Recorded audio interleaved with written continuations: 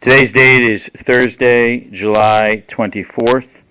This will be the recording of a proffer agreement of Ghislaine Maxwell from the Deputy Attorney General, DOJ, and the time is currently 9:16. Maxwell and counsel are arriving to the U.S. Attorney's Office, and we will commence the proffer shortly. I'm going to ask everybody to put their name on the record, of course. Good morning. My name is Assistant Special Agent in Charge Spencer Horn of FBI New York. Today we're doing a proffer of Ms. Maxwell. The date is July 24th, and the time is 10:12 a.m. This interview is being recorded. And my name is Todd Blanche. I'm the Deputy Attorney General. And before we start formally asking questions of Ms. Maxwell, I'm going to put on the record everybody that's in this room in addition to me. Starting with you, Diego. Diego Pastana, Associate Deputy Attorney General. And then you heard from Special Agent in Charge Horn. Mark Beard from the United States Marshal Service is here as well. And then David? Yes, this is David Oscar Marcus, and I'm counsel for Ghislaine Maxwell. My name is Thea Safian, and I'm counsel for Ghislaine Maxwell. My name is Melissa Madrigal, and I'm counsel for Ghislaine Maxwell. Go ahead. And I'm Ghislaine Maxwell. Good morning, Ms. Maxwell. How are you? Good morning, Mr. Blanche. Good. Okay, so before we started recording, we met for a few minutes. I introduced myself, and we chatted, and now I told you that we were going on the record. And before we start asking questions, I know that you've been given by your lawyer a copy of what's called a proffer agreement, and I just want to spend 2 minutes making sure that you understand what governs our conversation today. The most important part of this agreement is that this isn't a cooperation agreement, meaning that by you meeting with us today, we're really just meeting. I'm not promising to do anything. I'm not promising to ask Judge Nathan or any of the judges that's been assigned to your case to do anything. We're just talking, and so that's the most important part of this agreement. However, almost as important is the fact that what this agreement does for you is it gives you protection. So what it means is that the government cannot use what you say today against you, with some exceptions, which we'll talk about in a minute. But whatever you talk about today, you have what's called immunity. So that means that the words that you say today, we cannot use against you in a case in chief if we were ever to bring one. Okay? Thank you. There's exceptions to that. The most meaningful one of which is that if you say something today that's not true, that's a lie, we can bring a prosecution against you for what's called false statements. So I'm a federal officer. I have several officers here. The FBI is here, and if you lie to someone that's like me or like Special Agent Horn, it's a crime. So you have to be truthful. The other exception to this that doesn't necessarily apply directly to you, but if there ever was a retrial in your case, or if there ever was a criminal case, a future criminal case against you, and your lawyer or you said something different or took a position that's different than what you say today, we can then cross-examine you or a witness based upon what you say today. So it's a little bit nuanced, meaning I can't use what you say against you in our case in chief. However, if you were to testify, or if your lawyer called a witness to testify, and they said something that is totally different than what you say today, we could then cross-examine you or the witness and say, hey, do you remember when we met with Ms. Maxwell back in July of 2025? She told us, and then say what she said. Okay? I understand. Okay. Other than that, I know you didn't have a lot of time this morning to meet with Mr. Marcus, but did you have a chance to go over this briefly with him? I did. Okay. All right. So I've already signed it, as has Special Agent Horn, Okay. and Mr. Marcus signed it as well. So, you got a pen? Please sign it right where it says Okay. clients. Yep. And I will provide a copy of this to your lawyers so you Thank guys you. have it. Okay. Thank you. So, Ms. Maxwell, about a week and a half ago or 2 weeks ago, You see the light blinking on there? On the Sony.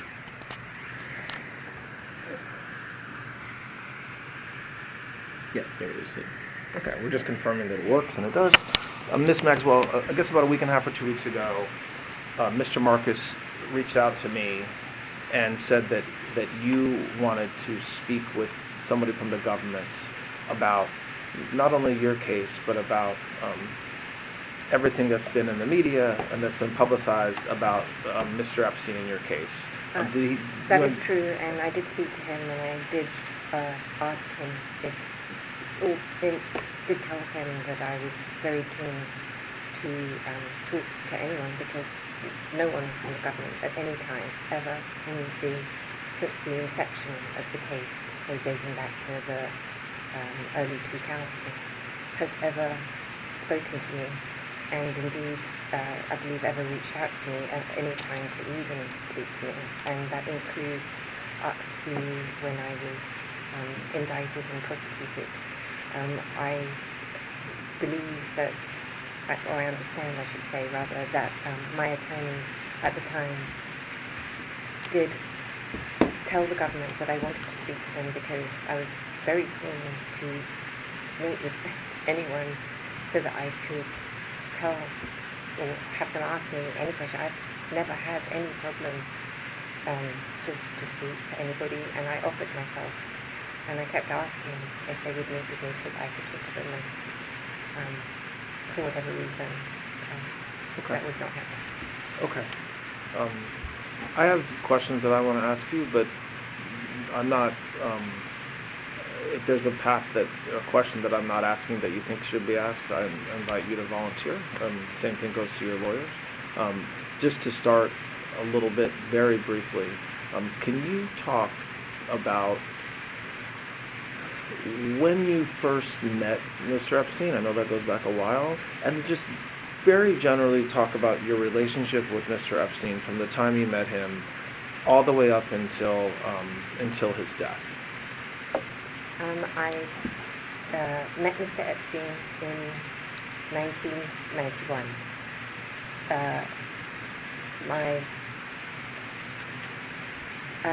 I'd never heard of him or met him before, and no one in my family had ever either. My father never knew him, and I'll explain why that is the case. Where did you meet him? I had a girlfriend who I'd moved to America briefly I'd moved to America in 1990. Okay. Moved, that's a good word. I'd come to visit America in 1990. I had been running my own company up until that time, which was a company called Maxwell's Corporate Gifts. And I had also been working for my father at the time. I've had multiple jobs with him. I was, in 1990, I was working with a new company of his, a new newspaper that he was launching called The European. And I was in charge of launching a magazine to go with the European. And I was traveling at that time from England to America because my father was looking to, he'd also bought Macmillan, the publishing house, and he had purchased the New York Daily News. And it's true to say that my father always wanted me to come back full-time and work for him, but that's a much longer story I don't think we need to go into at this time. So, but I was always working with him. Well, there was no escaping, as it were, to work for him. So in 1990, I had come over to New York to help look at some of that. He was having some advertising issues with the New York Daily News, and in fact, I may have met Donald Trump at that time because my father was friendly with him and liked him very much. And I think it should be said that he also very much liked Ivana, because she was also from Czechoslovakia, where my dad was from. So I don't remember if I did meet him or not in 1990 with my dad, but I knew that that's how I knew about then Mr. Trump. And this was before you met. This was before I met Mr. Mr. Epstein. Epstein? Yes. Okay. All right. So I was already going backwards and forwards in America, and then in April of 1991, I came to New York. I can't remember for what reason, what business reason, but there was a business reason, something to do with my dad at that time. And a girlfriend of mine, an American, told me, I'd broken up with I'd been engaged, getting with a very long-term boyfriend, and we'd broken up. And she said, well, I've got, as your girlfriends do, I've got a guy for you to meet. And I was like, who is it? And she goes, he's been dating my sister, you'll love him, he's looking for a wife. I'm edging towards 30. I don't need to tell you guys that's a very important moment for a girl, just to think about important things. Sure, I'd be happy to meet him. And so sometime in 1991, we're in 1991, I met him at his offices on Madison Avenue. And I think the most memorable thing I can think about that is he was wearing a tie, which he didn't often do, and it had a giant tomato ketchup stain on it. So I was like, wow, okay. And that was how we met. Was your meeting at his office for you to meet him just personally, or were you there for work-related reasons? No, well, I knew nothing about him. Okay. He just invited me to come and have tea at him. And I was like, tea, that's English, okay. But what was unusual was in his offices. So I went to his offices and we met. And I found him very engaging, and that was that. So that's how you meet him. So, and again, I don't want to spend a lot of time, on this particular issue, but what happened with your relationship over the years from the time you meet him in 1991 up until the time he passed away? Just give the highlights. Okay, the highlights. So I was looking for real estate for my dad to buy some, and Epstein told me that he was also looking to move from his apartment, and would I help him? And I said, sure, I'm looking already, so I could look for him. So that's how it started. And then in 1991, my father passed away, and I returned to New York after that, originally to come back and help with family businesses, which was Macmillan. And then the debacle of my father's passing hit the family, and we lost all our businesses, and my family thought that it would be best if I stayed in America because of the intensity of the press and the drama surrounding my father's death in England. So I stayed, and Epstein said, well, you can keep helping me, you can help me find a house, and you can decorate the house, and it gave me something to do. Were you in a romantic relationship with him at this point, or just friends? Just friends. And while we're just, with respect to your father, there have been multiple questions about whether he worked for any intelligence agency. Do you have any knowledge about that? I think, well, certainly my father had a background in intelligence because he was, I believe he did in the Second World War. He was a British intelligence officer. I think that my sort of belief is that once you've been an intelligence officer, you're kind of always, it doesn't mean that you're formally employed. So I don't think my dad in any formal sense was employed by any agency, but when you are a very significant businessman and politician as my father was. You meet with people over time and you, I guess, trade business or ideas. I think if that would fall under that definition, that's how I would think of it. Now, he certainly, I have no formal knowledge of anything specifically that he did in that thing, but if you're asking me if I thought that he did help people, the answer would be yes, I do. Did your father and Mr. Epstein have a business relationship over the years? I know we're maybe jumping around a little bit. They never met. So As far as you know, they never even met. no, I Or you can know they never met. I know they never met. Okay, well, how do you know they never met? Thank you.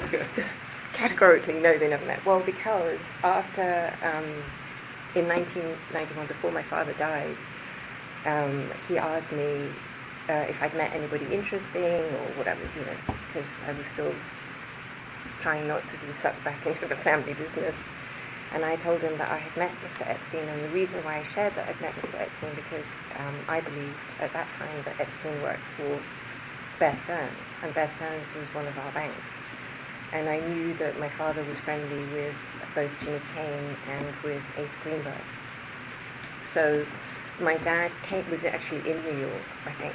If I don't think I had this conversation on the phone, but I honestly, we're talking 30 years ago, so I'm not sure. But if maybe I told him this verbatim because I know that what my dad did, whether I saw it or whether he did it and told me later, I don't remember. But he called both Jimmy Kane and Ace Greenberg to ask what sort of guy he was and was he even allowed to, because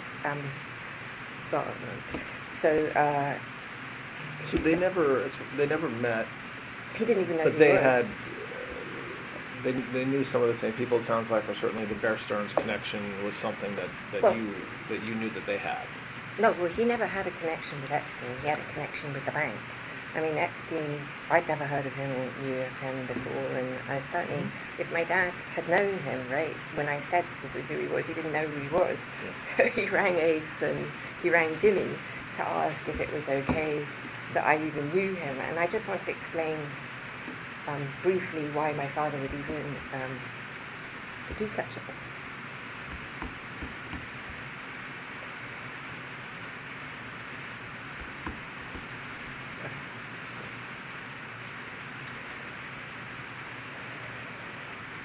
I've had some interesting things that have happened in my life, and one of them was to be found on an IRA kidnap and murder list.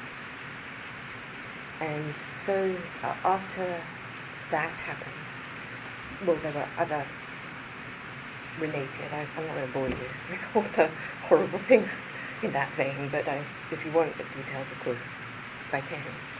But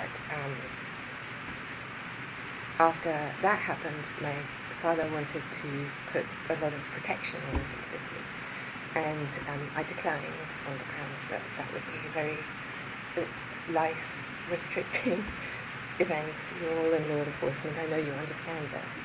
And so he had told me that, I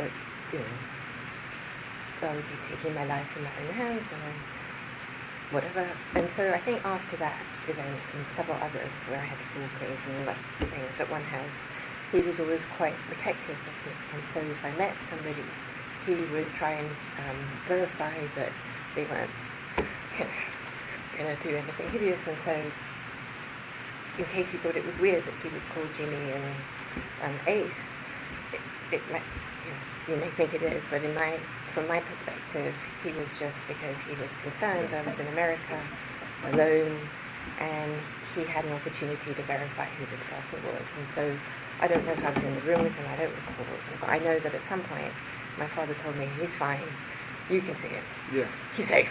Okay. Well, okay.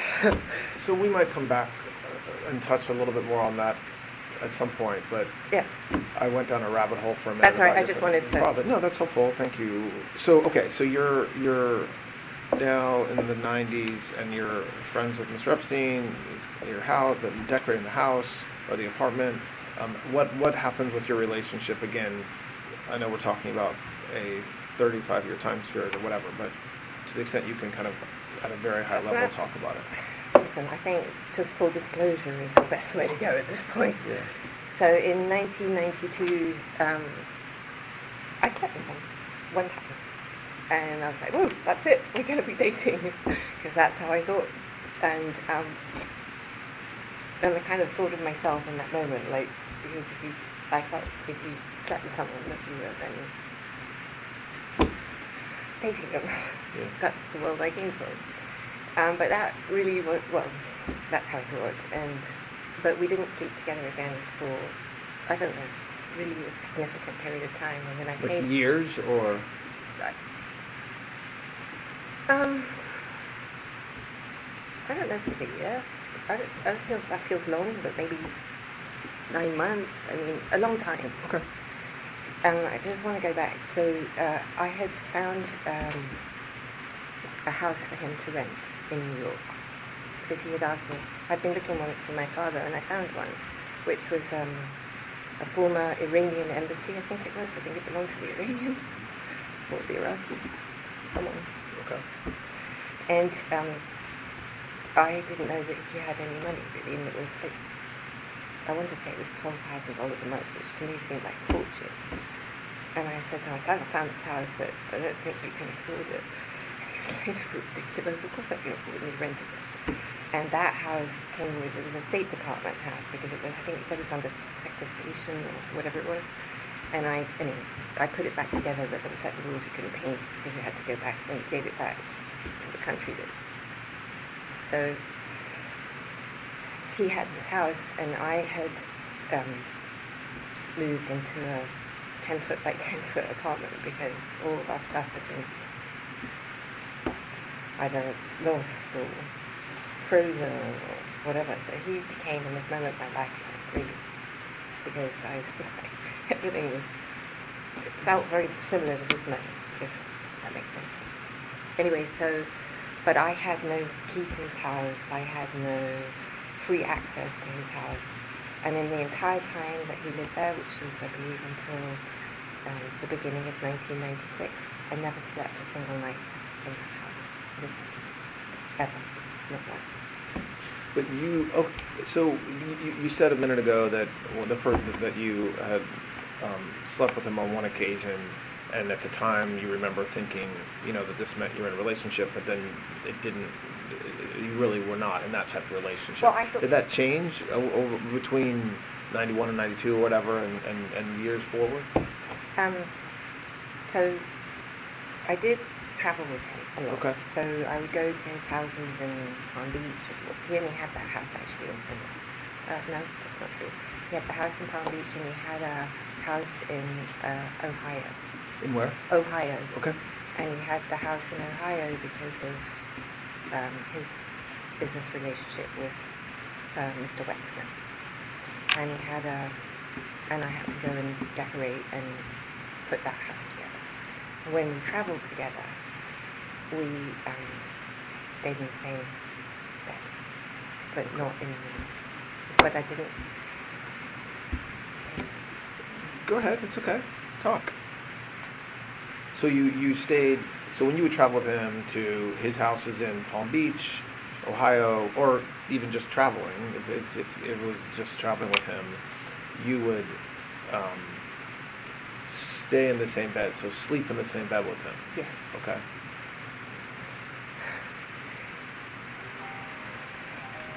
Epstein told me that he had a heart condition. Hey, what? Heart condition. Heart condition. Okay. Which meant that he didn't have intercourse a lot, which suited me fine, because I actually do have a medical condition which precludes me having a lot of intercourse. So what was your understanding of his heart condition and why that prevented him from having intercourse regularly? I don't know. I mean, he liked other forms of sexual activity. Well, let's come back. We're going to obviously spend a lot of time on the actual conduct he was accused of. So we'll come back to that. So pick up where you were talking about you traveling around with him.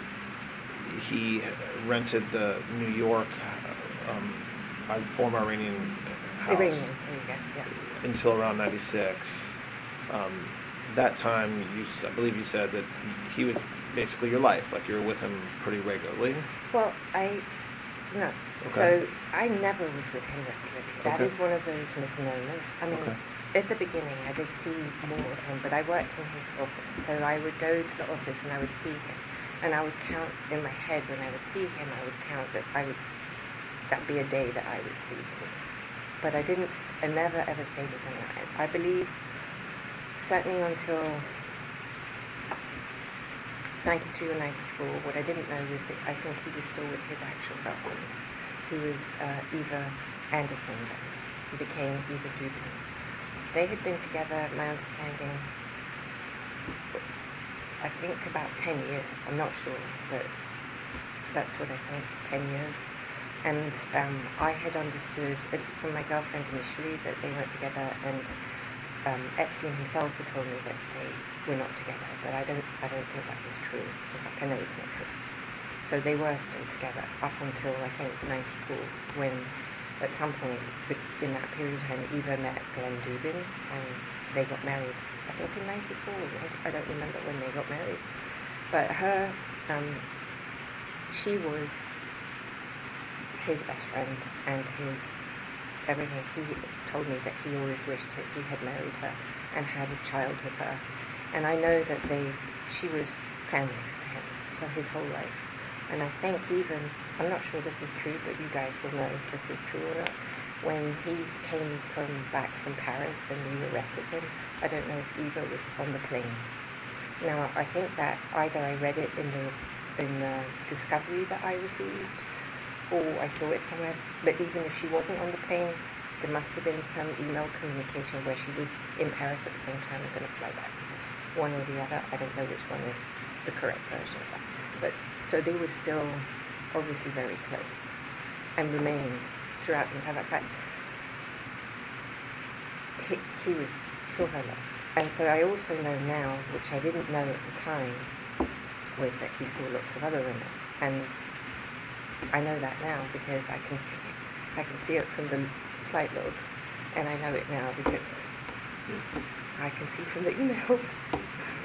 So you know from the case Yes, that not from, what happened. Yes, you I didn't know that along the way. Contemporaneously, I absolutely did not know. So okay, so just and we're going to spend time on everything you're talking about, but just to kind of close out big picture your relationship. So we're now in the late 90s. Continue on with, again, staying high level to the extent you can about your relationship with him. So my responsibilities increased with each acquisition that he got and each new project. So I believe the first thing that he purchased after was the ranch in New Mexico. Okay. And so what he had tasked me with up until that, and I think that was purchased in 94, if I'm right. So he had tasked me, one of the things that we did was visit, in my mind I say every state, but it wouldn't have been every state, but many states, to go look at real estate and property. And so I know we went to Montana, I know we went to Utah, and it was to go look at real estate. It was fun, to be honest. And then I arranged for us to go to New Mexico, and he just loved New Mexico. And then I don't remember how the ranch happened, I don't remember that now, it's lost. And then he ended up buying the ranch, and I think, if I'm right, it came from the king is who may have been the governor, and bought the ranch. And then I had to deal with that. And dealing with that was extensive. I mean, the way that I thought of myself, or the way that I think is the best way to explain how I view my role, was as a general manager. Because each property to me was like a hotel. So the ranch was very challenging, because not only that, but it had BLM land. So to maintain your BLM, you have to have cattle.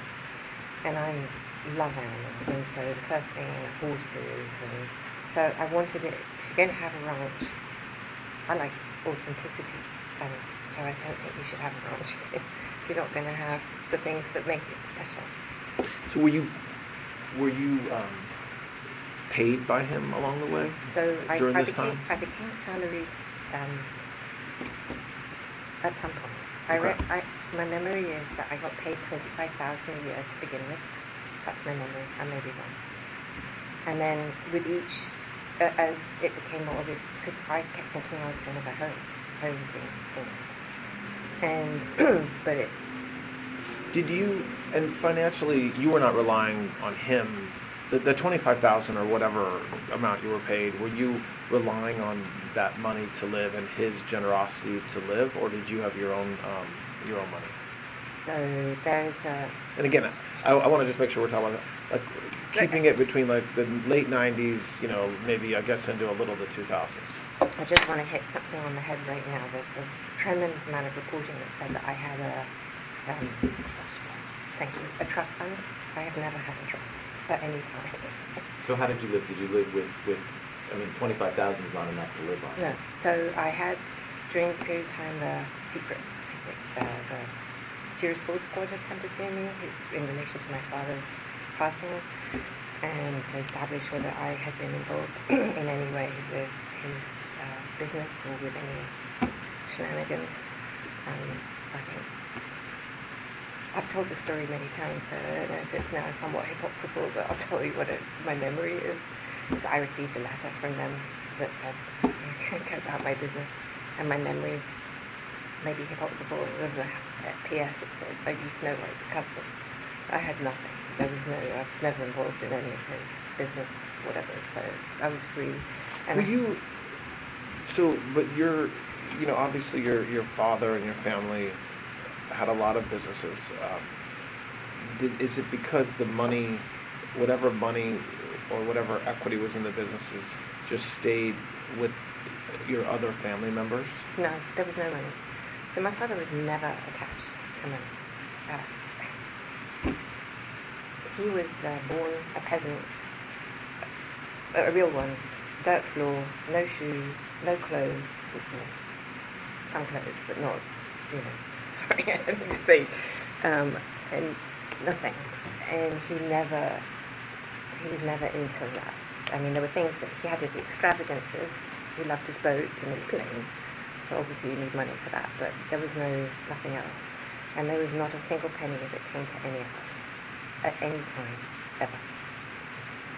Okay, so when you're talking about your life with Mr. Epstein in the 90s, you're very different financially. You're very different financially positioned than he is. Meaning, Absolutely. He's giving you money. He's paying for when you fly. He, I assume, Absolutely. pays for your flights. Yes. Okay. Okay. So I interrupted you when you were saying how you were functioning as general manager. You helped with the New Mexico ranch. So did your role with him continue like that for many years, or for how long? So I continued in 2000. Well, by 1999, our relationship had foundered. Why? Well, two reasons. We were never sleeping together again, so we stopped having sexual relations in 1999. Not full sex, sorry, just to be clear. Didn't mean that we didn't still share a bedroom sometimes or whatever. He had another girlfriend. He had what? Other girlfriends. I definitively knew that it was over after 9/11, actually, because we were both in New York. And I don't know, were you in New York? 9/11, I mean, 9/11's, and it was a scary time if you were in New York. You didn't know, I didn't know, nobody knew what was going on. And he was in 71st Street and I was in 65th Street, my house. And he wouldn't see me. at all. Asked me, his mum, who I'm very close to, was in hospital at Lenox Hill, just asked me to look after her. And then I knew, as anyone did at that time, if you're not going to be there for someone at 9/11, you're never going to be there. So for me, that was the line in the sand. And he had another English girlfriend, actually, from 2000. Are you, though, still on his, are you still being paid by him at this point? Yes. Okay, so go ahead. So what, at that point, when you say you realize kind of... it Well, was I mean, I'm talking over- about I had wanted to get married and have children. And Epstein had encouraged me to believe that would, I don't know about them, certainly by the late 90s I knew the marriage part was never going to happen. I had believed that maybe in 96, 97, 98 maybe, but then I realized it wasn't that. But I did think that we might have a child, which was what I had really wanted. I realized... So what happens between 2001 and then 2019 with your relationship with him? So, Give or take 2001. so we stopped having physicality. I Mhm. mean, that doesn't mean we weren't friends. I certainly did stay sometimes in his room. I mean, friends with benefits, if you will, just not sex. Okay. Sorry, just and I started dating. Okay. And I met someone that I fell very much in love with in 2003. His name was Ted Waite. Ted Waite, you may know as the founder of Gateway, the computers. And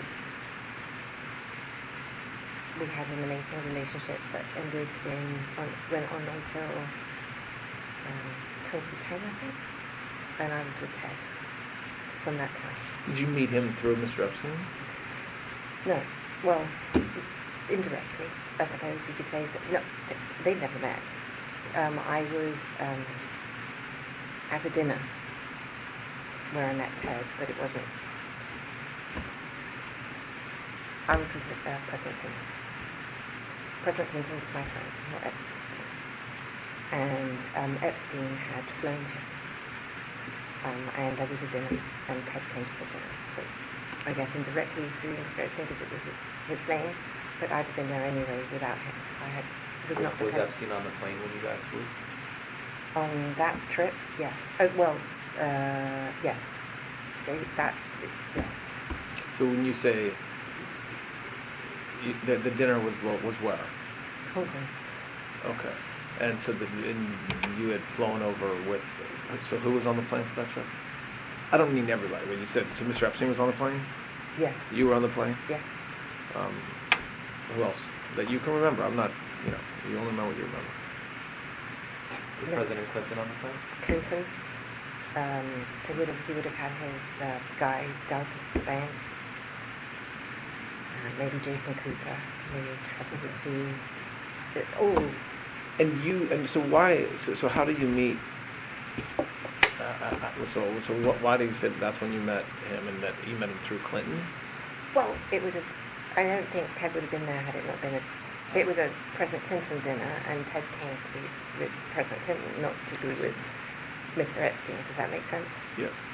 That's why I say that. Okay, so so in the time that you're dating, that you're with him to 2009, are you still working for Mr. Epstein during that time? It'd be true to say that Jeffrey tried very hard, Mr. Epstein tried very hard to keep me to working for him, because, I mean, this is a complex operation. I'm not talking about anything untoward, just the sheer size of the projects. I'm talking the construction projects, the houses, the staff. It's a really significant job. And I ran all the properties, the staff in the property, the management of the properties, and all the construction. And we're talking tens of millions of dollars. I can't remember what the budget was for the construction on any given year. it's gone. But these are very significant projects, and so that was what I did, and I managed the budgets. Well, I didn't manage the budgets, I oversaw the budget, so I would just make sure that if you said you bought a air conditioning plant, I saw an air conditioning plant, and I could call the island manager, did you receive the carrier, whatever, you know. When did Mr. Epstein purchase the island? I want to say 96 or 97, something like that. Okay, so we're going to come back and spend more time on the money with respect to Mr. Epstein and his wealth, but just so we can finish this. So in 2009, you end your relationship with Ted? 2009, 2010. Okay. I can't remember if it was 10. Okay. I don't know. So in that time period, what happens next as far as your relationship with Mr. Epstein? I don't have one with him. You don't have one with him, like, you don't see him, or it's just a different relationship? I did see, I maybe saw him once or twice, or maybe even 3 times. I certainly went to his house once, for sure. Maybe twice. But I was not seeing him. The only time that I was in touch with him was when the things happened, like things, I mean, in the press that affected me, or when the CVRA case was filed and there was all that rubbish that went out, because I needed information. Because I didn't know anything about what was happening, and I needed his help. To understand, well, it doesn't make it sound right. Rephrase that. I don't mean his help. I meant to have answers so that I had an ability to defend myself. That's what I'm talking about. I'm not talking So anything. when does that relationship change? So you're working. You talked about when the physical relationship stopped, and then you're still working for him or with him, managing his properties and serving as like a general manager. You then start your own relationship with another individual, with Ted, from 2003 till 2009 or 10. At what point in that whole period is there like more of a break where you're no longer acting as his general manager? I wanted to have a full break when I started dating Ted, and he was clever. I suppose it would be true to say that I sort of viewed Mr. Epstein at that point as sort of family, if you will, like someone I could rely on, and I should have had more confidence in myself. I can see that now, but at the time, given everything that had happened in my life, I thought that it would, and I saw how he was with other people like Eva, who seemed to be very comfortable staying there. I thought this would be, and he always said I was like family, so he worked hard to maintain a relationship with me. He was generous with me. He let me use the plane, for instance, which was very generous. He would check in with my mum. Things that were meaningful to me in that time. And then, it may still not have worked, but that his mother, Paula, had been in a very serious car crash, and she had become sort of like a surrogate mother for me, sort of because my mum wasn't there. I could look after her the way that I would have.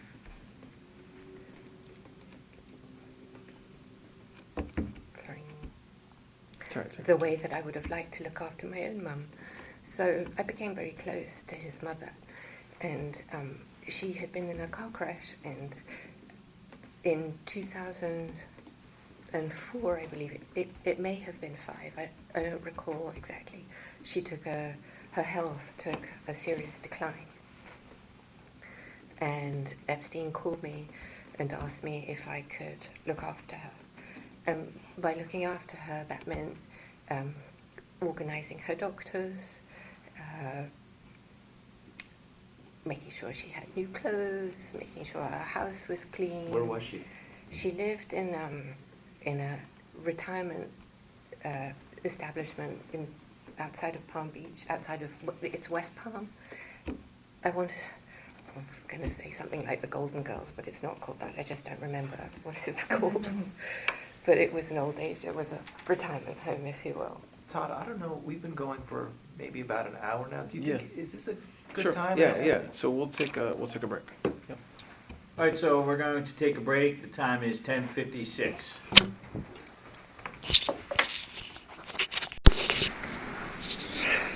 We're continuing the Proffer interview with Miss Maxwell. The time is 11:07 a.m. on Thursday, July 24th. All right. So, just picking up where we just stopped. So you have basically a break. Well, not a break. That's the wrong word. But your relationship with Mr. Maxwell, professional and other, changes in 2003-4. Yeah, I mean, over the time that I stay with Ted, the more time I'm with Ted, the more distance I have with him.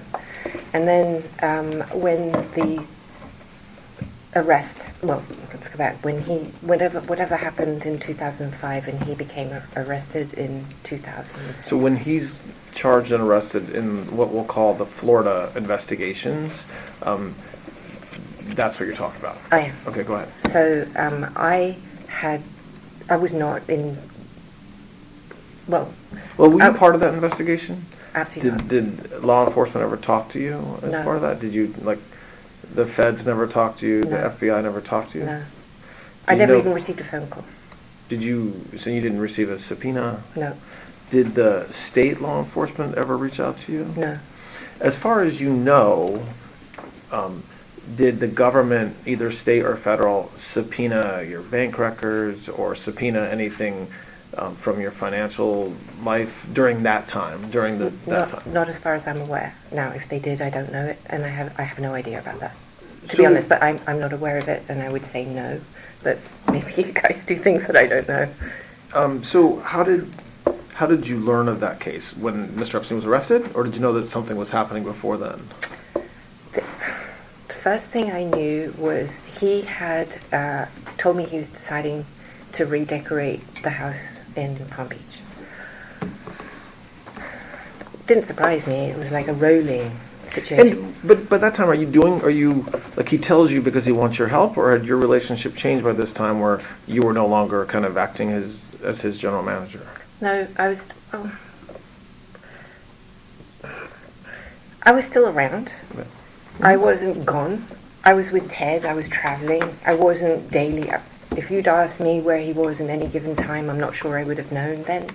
I mean, it was. I felt like I suppose the relationship moved into sort of like a long-term friend, family. Like I felt he had with Eva, if I'm honest. Yeah. Okay. So he says to you he's going to redecorate the Palm Beach house. He asked me specifically which decorator he thinks he should use, because I had a lot of contacts with decorators, and he was not very good with people. He was useless at maintaining relationships with people who worked for him. I'm not. So, anyway, so I can't be 100% sure because it's been a long time, but I think I recommended Mark Zeff at that time. Who? Mark Zeff, Okay. I believe. And I don't know why. I don't remember. That's all lost to time. But anyway, at some point, I think his mother had died now. I can't remember the timing of all of that either. Okay. But I ended up in Palm Beach, and he had asked me to come and look at the swatches or whatever he was doing, because they had laid it all out over the house and various things, and I think he'd asked for my opinion. That's my memory of this.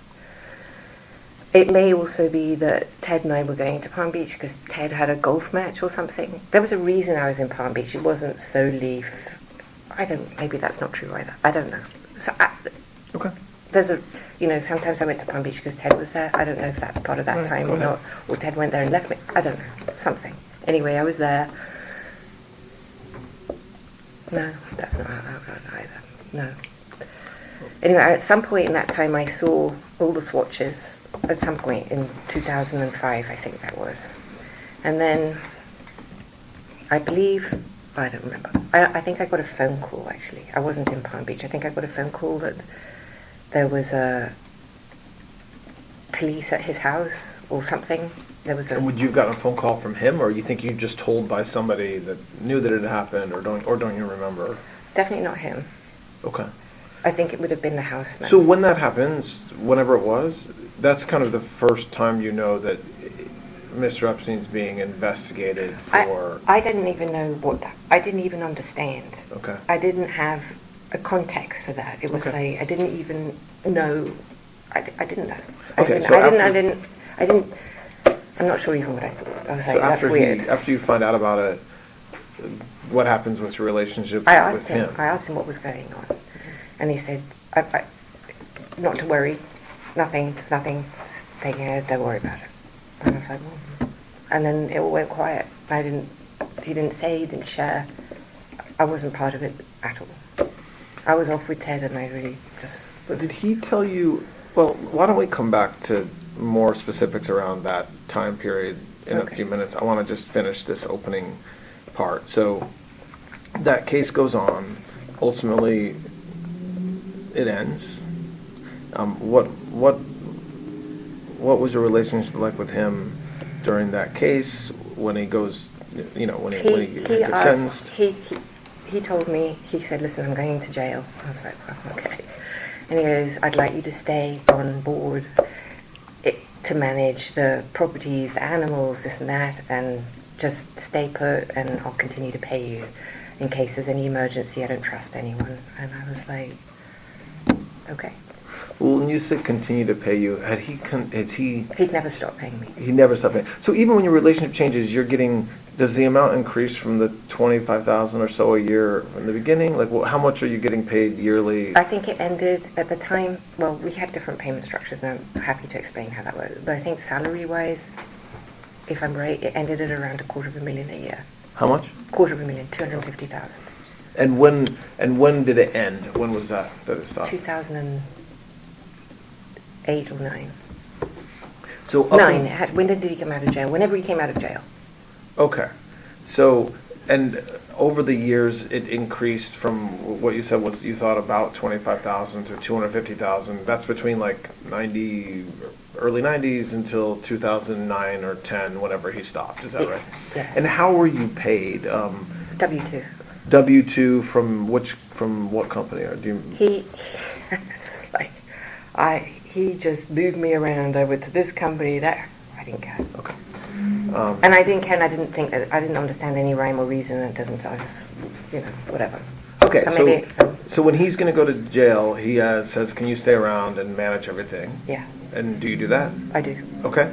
And then we'll come back to that. I will part. not manage everything. No, I mean there are other people at this point. My specific role then was very, very diminished. Okay. I reviewed the bill structure that came from the constructions that was storming the island. Okay. And wherever else I was going, Paris at this point, because I speak French, I'm fluent in French. And also my relationship with the French decorator was critical to him. In the French component part of that aspect was really vital, and so you'd have had to find someone who was, and the Spanish, trilingual. You would have had to find someone who was trilingual and that he trusted. Did you? To not steal from him. Did you?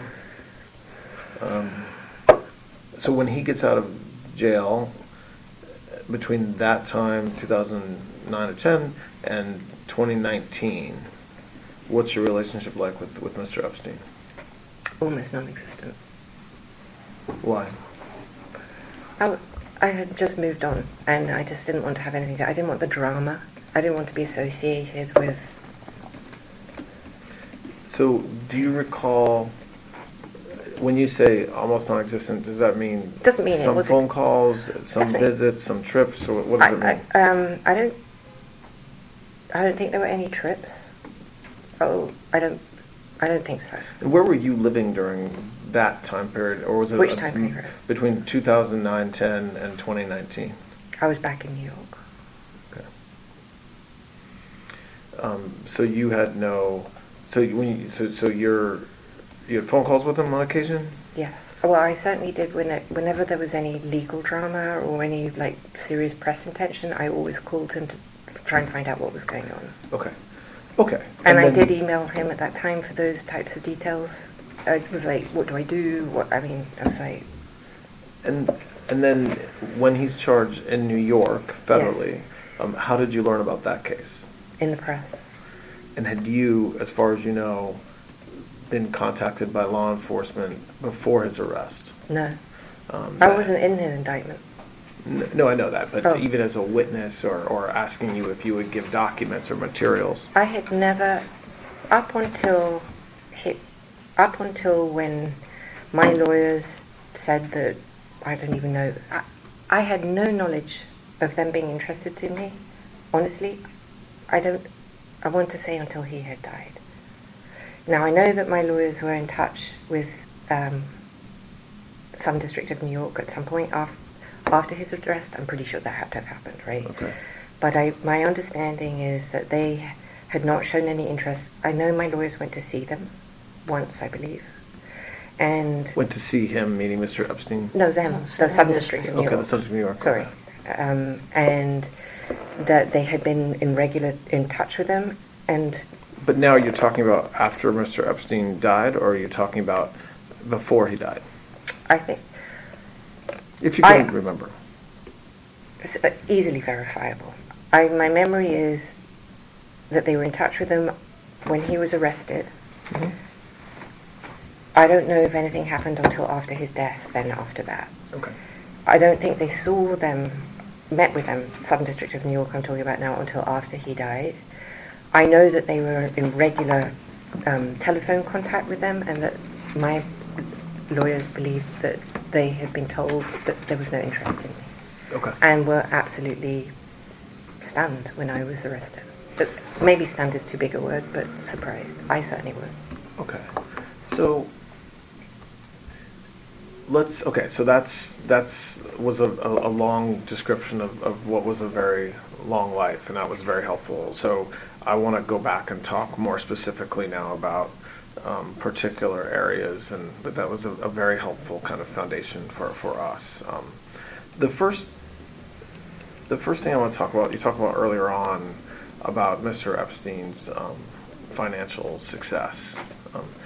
Do you know how when you first meet him at some point, you say, I got this place for you to rent, you can't afford it, and he laughs at you and says, yes, I can. What did you learn about his wealth and how he was, and how he accumulated his money? I can tell you what he told me. Yes. So I know that he was hired from working at a private school whose name eludes me at this point. Dalton. Dalton. He was working at Dalton as a math teacher. And he met, I think it was Ace, I'm not sure. He met someone from Bear who hired him because he was very good at math. And I believe that he then worked on creating a trading of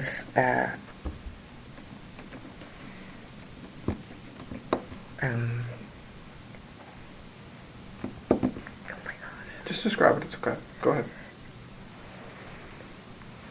he came up with some new type of trading system. Not a system so much, but as a vehicle, a trading vehicle. Okay.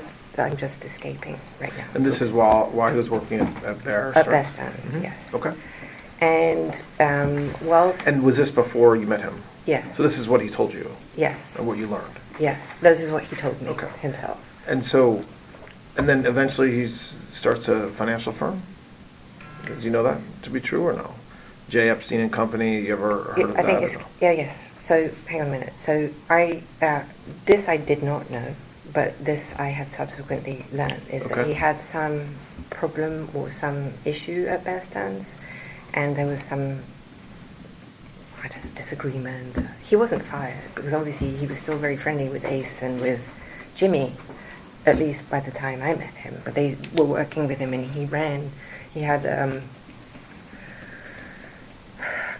money at Bear Stearns. So his money, his client's money. Well, I'll come to that. But he told me himself that he started a business where he looked for stolen money. So if somebody, let's see,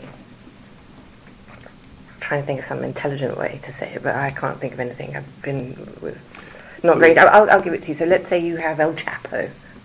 God, I don't know where he comes from, but anyway, we've got El Chapo, and El Chapo's laundering money, or he's working with the Sinaloa cartel, and he steals money from the Sinaloa cartel, and he moves it to wherever. So he's got stolen money from the Sinaloa, goes to it. This didn't happen. I'm just just coming up with something in my head.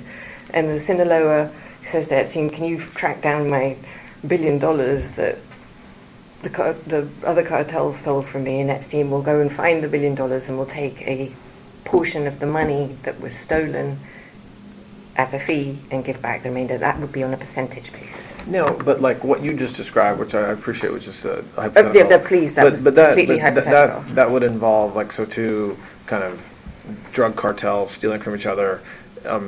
Practically speaking, he was more of a businessman.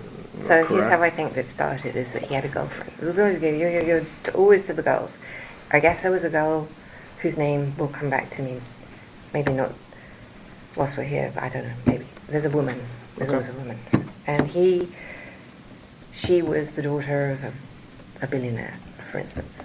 And that billionaire, whatever his name was, had some money stolen.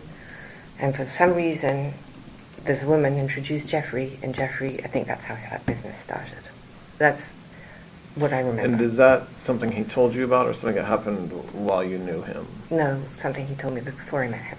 And so when you meet him, and once you're part of his life in the early to mid-90s, what is he doing to make money that you see? Does he have clients? Does he have rich clients? Does he have famous clients? And how, and what, if he does have clients, what service is he providing them? He does have, well, obviously there's the one very famous client that everybody talks about, which is Les Wexner. And that was a very important client to him. And I think it's probably helpful to describe what I know to be true about what he managed for Les.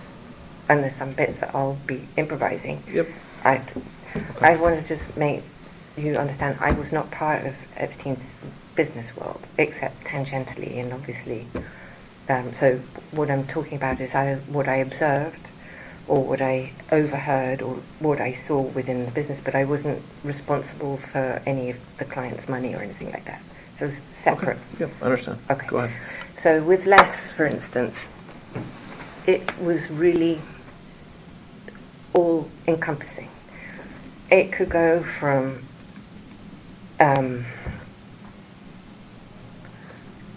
the structure of the business. So he structured or restructured the limited. I know that. And I'll come back to that because I also travelled with him and Les. And I was in business meetings with them on the plane when they were there. So I could observe and I could hear some of this. And whilst I'm not necessarily terribly business sophisticated, I'm sophisticated enough to be able to at least have some knowledge of what was happening. All right, so then he restructured the business. He restructured his entire personal finances, and would also handle all of the investment strategy. I don't know if it was 100%. Mr. Wexner, you're saying? Sorry, yes. This is all Wexner I'm talking about now. So let's say you had $1 billion to invest. So you would, in people's normal investment portfolios, you'd have, some T-bonds and this and that. But Epstein's strategies would be much more sophisticated than that. And so just staying with Mr. Wexner,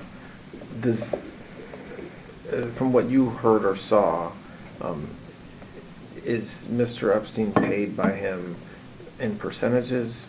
Like, so there would be a deal and he would be paid, or did you understand it to be like a flat fee? Was he a business partner? Like, how did you understand him to be paid?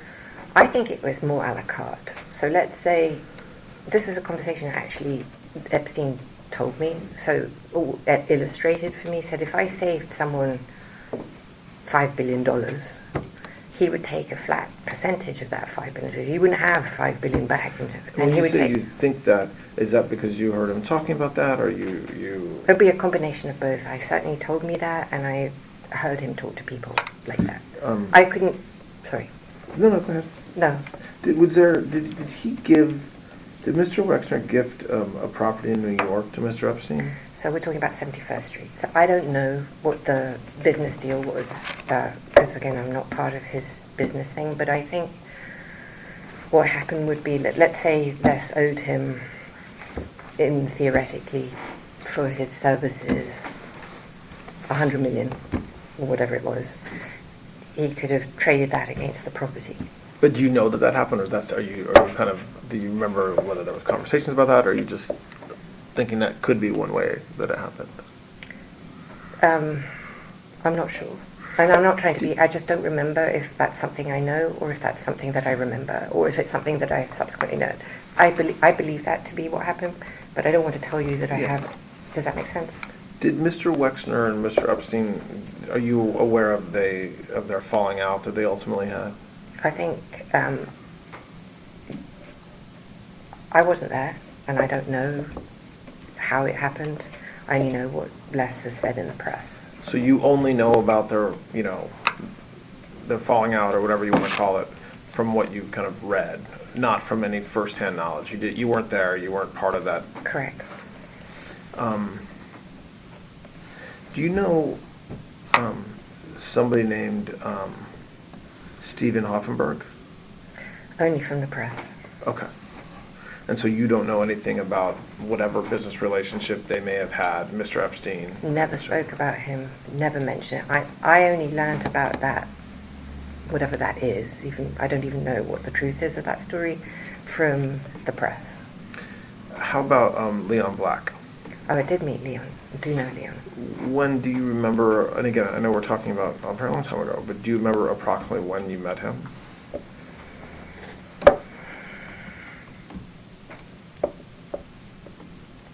I could have met Leon, not really. So I might have met him, nothing to do, because Leon Black is very good friends with other friends of mine. I would have met him, when I say socially, I might have met him. How Leon and Epstein became really good friends, I'm not sure. But not through you, as far as you recall? Not through me, as far as I know, no. In fact, I'm sure that's not through me. Do you know what kind of work Mr. Epstein was doing for Mr. Black over the years?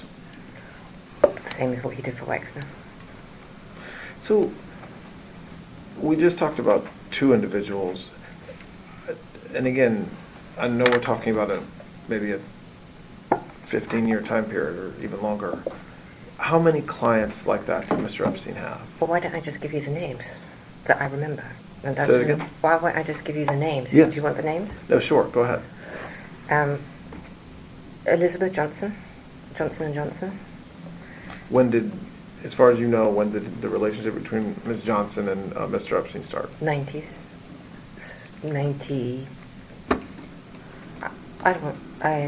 95, 96. So during the time period? Yes, we're talking 90s. We're talking when I was there, when I was around. How did their relationship start?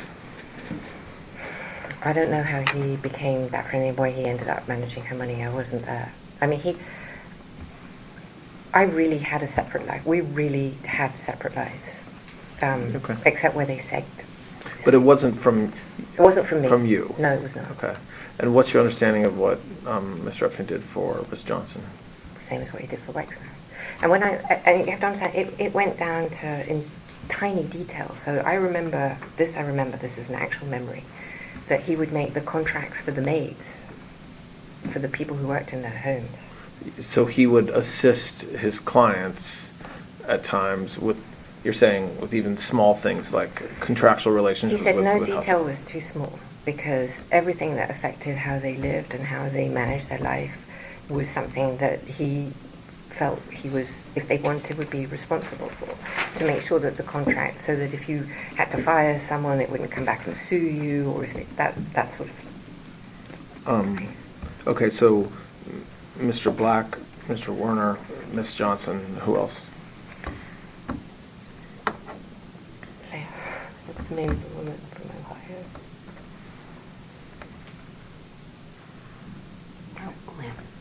There's someone named Jess Staley? Yeah, I do know Jess. Who's that? He was at Morgan Stanley and at Barclays. What do you know whether he and Mr. Epstein had a relationship? Well, not a physical one.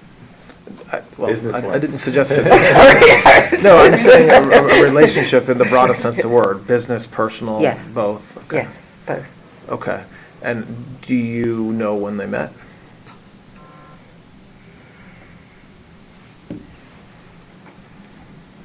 No, I don't know when they met. Um, But you can time it. Well, I don't know that you can. No, I don't know. so, but what was the nature of their relationship as far as you know? I think they were friends, and I think that they were business partners. Well, partners, too strong a word, but they did business together. So, did you, again, I want to stay focused on the time when you were the most involved in his life. So, The 90s. the early 90s through And early the 2000s. beginning of the 2000s, yes. Did you, so we talked about 4 people? So There's more. Were there more? Oh, Okay. yes, there were more. There was a lady whose name I just can't... Can I get my book? Maybe I wrote them down. Sure.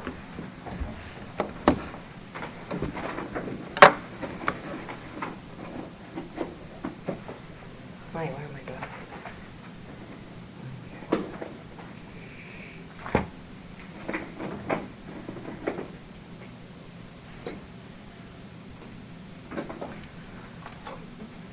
Epstein wouldn't really let me meet his clients. What book are you, what is that?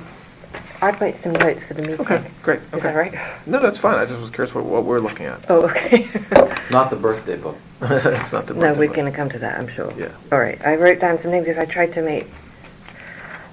I just want you to understand my memory's not as good as it was because when I was in Brooklyn, I was in the SHU for almost 2 years, and I was on suicide watch for almost 2 years, which meant that they woke me up every 15 minutes for the entire time, and it really did affect my ability to...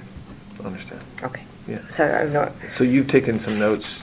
I in just made some anticipation. names Yeah, okay. in advance so go of ahead. it. So, And you're happy to look at them before. no, go ahead. Okay. Well, funny you should say. First 2 names. 1 is Wexner, 2 is Staley, 3 is Leon Black. Okay. Glenn Dubin was a Okay. client. Who's that? Eva Dubin's husband. Okay. What was there? I mean, if you can, do you know when that relationship started?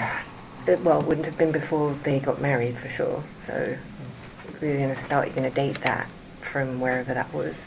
And then Epstein was heavily involved with Highbridge Capital and the financing or selling of Highbridge to JP Morgan.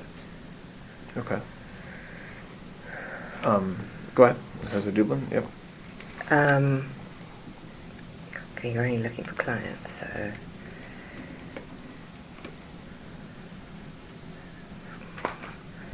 All right, there's a woman, there's a woman in Ohio. I just can't think of her name, but I tried to remember it yesterday and I can't. So this is a good thing, like, as you think of things, write it down, and if they have any other names, they'll ask you, but Right. Yeah, don't force it out. So you'll have time to think about this, especially today, this afternoon, overnight, because we'll Right. probably meet tomorrow. But you can find them. I mean, if you basically find a billionaire, female, So there's a woman in Ohio who's wealthy. well, that you can worked with. identify her yourself because she had the largest Klein painting. It was huge, so you can find her because it'll be in the Okay. museum. So that's her. And so that was one of Mr. Epstein's clients. She was Yes. one of Mr. Epstein's clients as Yes. well. Okay. Who else? Well, I think that there was other people that he would like assist. I know that he helped Lynn Forrester, who became Linda Rothschild. She'll deny it, and she has, but she can't. And when you say help, the same Well, help in business or what help? No, I have no idea what he did for her. I know he helped her financially. Her husband was the controller of New York. So, but I don't. Again, I'm not inside this business, but he would have his. This notion that he blackmailed men, we don't really have to go there. That he wasn't a businessman and that everything he did was a fraud or a funk or whatever. I don't believe that to be true. Why? Sorry. Why do you? So you say you don't believe it to be true, but show me why you think that. Okay. Just from I know you've been talking about it, that he was very conscientious. He was very good at math. He paid a lot of attention to his clients. But yes, you're right. There's allegations of blackmail, or also that there was some level of fraud involved in what he did, and you don't believe it. Why do you say that? Well, let me rephrase that. If there was fraud, I never saw it. What I saw, or what I felt when I ran that office. I was responsible for the staff. People worked. There were lawyers, there were accountants. I never heard him, I never felt anything, I don't know, icky. Did you ever see him blackmail Never. a client? Did No. you ever see him blackmail a friend or an acquaintance? Never. Well, so I think when folks talk about blackmail, and we can talk about, that. We can talk about that now. There are a lot of allegations about him, which we should talk about, and we can do that now, and the fact that he abused young women. Yes. Full stop, okay? Which means the way that I'm defining abuse, as has been widely reported, is that he would cause young women in high school to be recruited to come to his house and give them massages, and as part of that, he would sexually abuse them. Okay, Yes. so I want to talk about that. But as it relates to blackmail, the question is whether you're aware of any time that any of the individuals we're talking about, and we'll talk about others, received massages from women who were under 18 or may have been under 18, and that whether there was any sexual assaults or sexual contact between any of these people and those masseuses, which would have allowed then Mr. Epstein potentially to blackmail them and say, you have to continue to work with me, or you have to give me money, or else I'm going to tell the world that you did this. Right. I think this is a really good place to start with how this story began. Okay. So, let's assume that premise is correct, that he was doing that and he was going to tell everybody, going to say, you had inappropriate relations with an underage girl. If you don't have video or photographic evidence, I'm not sure that even the FBI would take that, well, maybe today, but certainly not back then, would take that seriously. So you have to have something to say, hey, look, I've got this video of you doing terrible things, and you need to. So I built those houses, many of them. I decorated those houses. I put the electricians in for the wiring. I never wired nor saw a single house that had any type of inappropriate, let's say, video surveillance, and I'll define that for you. Inappropriate surveillance would mean in a bathroom, in a bedroom, in any private area of a home. In a room where there were massages given. Inappropriate. I would define appropriate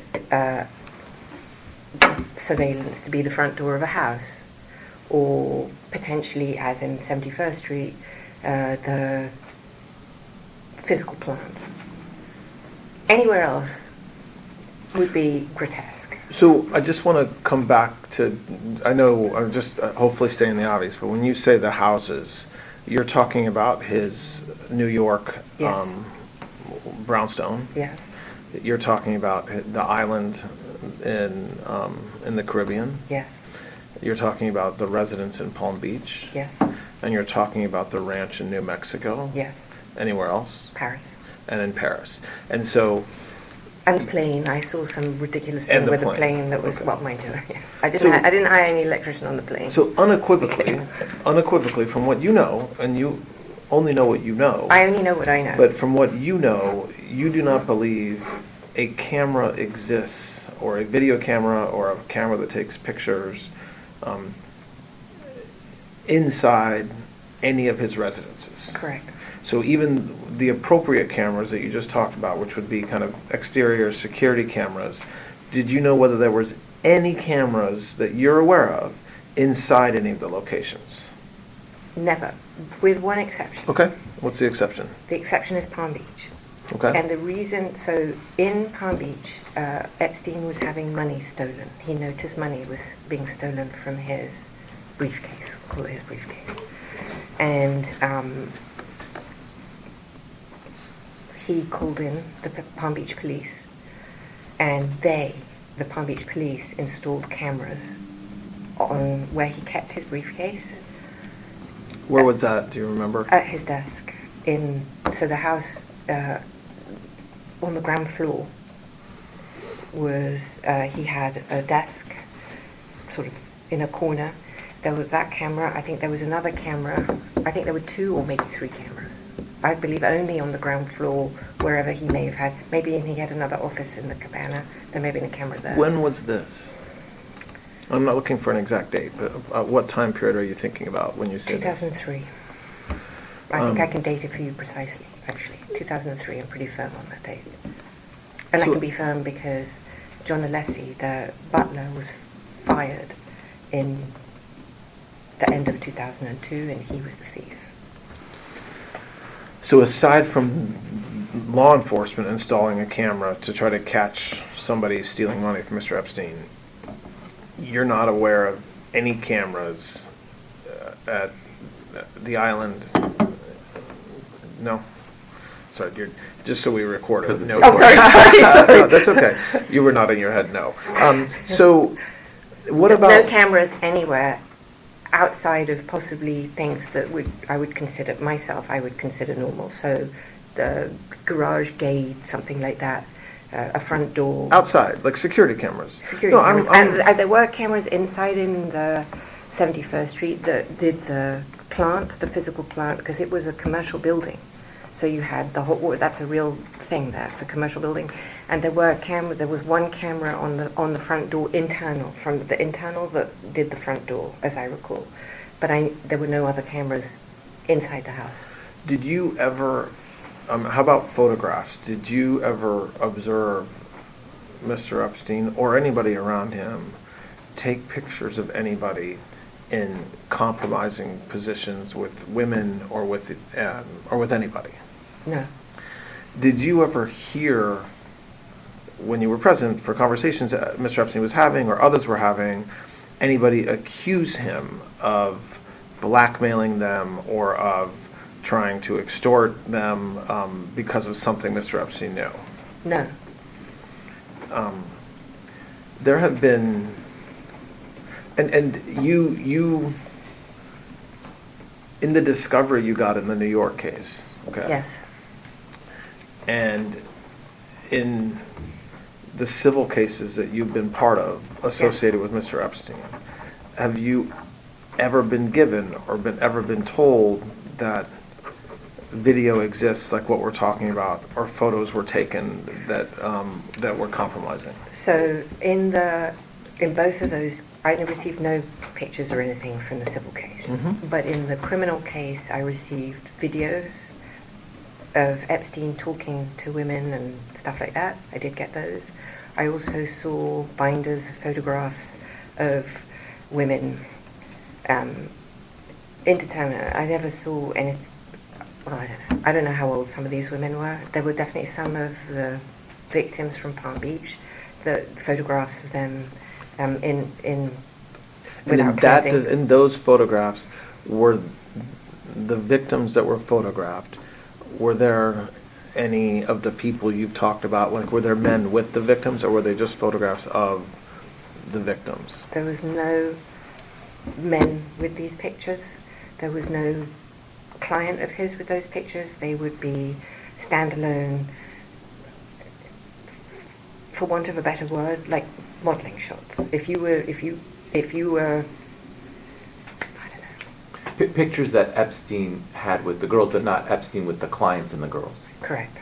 Did you, I understand you said you got those in the discovery.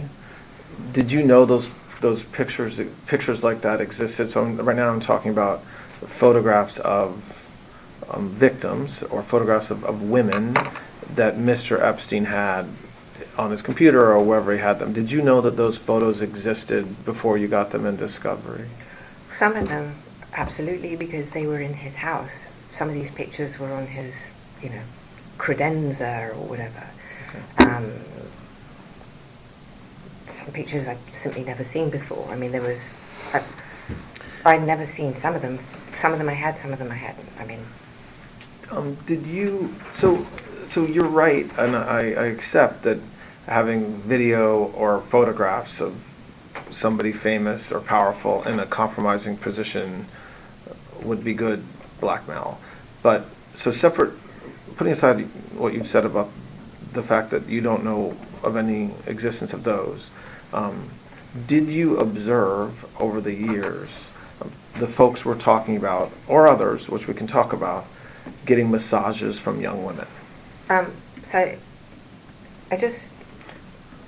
I think it's really helpful to understand a few things that has been missed in this whole mishigas.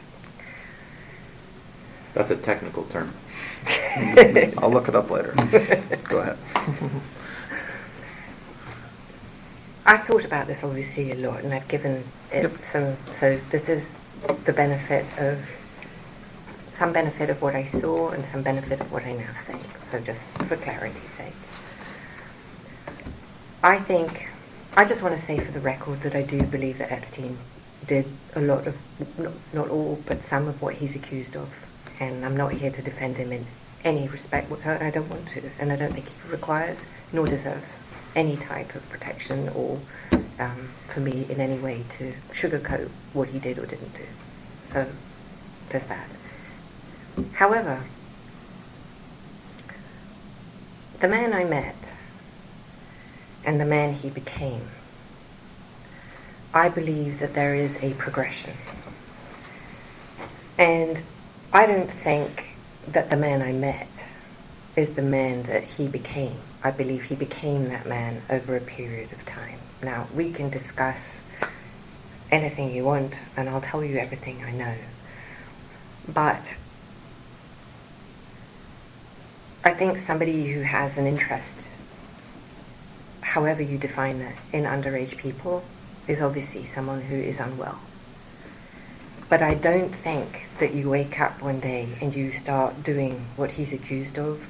I think this is something that you develop or you progress to. I think. Because Glenn, before you get into all that, let's answer the top Right, line question right. and then get into it. Okay, the top line question is... Did you ever see any of these people with underage No, women?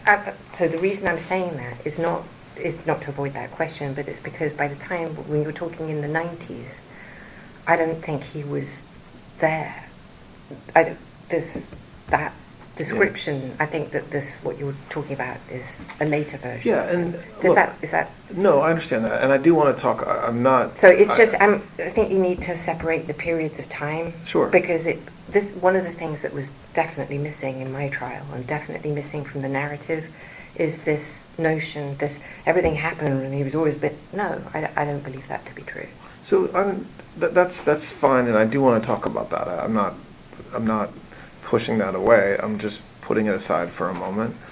What Mr. Epstein did, and frankly what you did or are accused of doing, is one thing that we'll talk about. But what I want to understand is whether one of the ways that Mr. Epstein befriended his clients or took care of them, or some would say blackmailed them, was by encouraging them to interact with women, underage or not. So I think in the 90s he may have encouraged them, but these were people who were in their 20s or 30s. So he would have a masseuse, right? And he did, male and female, by the way, in the 90s. It's never been discussed. Both in yoga and everything, there were men as well as women. And so if he would travel, and I can show them to you, I highlighted them on the flight record so you could see that there really were men that were also there. He would say, would you like to do yoga with Tito, or would you like a massage with this one? But they would be in their late 20s and professional masseuses. So I think there's a distinction. And I want to talk about actual individuals here, and I understand the distinction between somebody who's an adult and someone who's underage. But even with somebody who's an adult, did you know Mr. Epstein to encourage folks to do that, whether it's a client or somebody else? I certainly witnessed him. So if you were staying with him and you had a massage, that he would often travel with a masseuse. He would say, "Hey, would you like a massage?" And he did do that, yes. But would you or him or anybody else follow up with the masseuse afterwards to find out if there was any inappropriate sexual contact? I never did, no. So meaning, and then coming back to the blackmail issue, Oh, I there's see. nothing wrong Sorry. with getting a massage, of course not. Especially, you know, especially if somebody's obviously an adult masseuse. I'm not quibbling with that.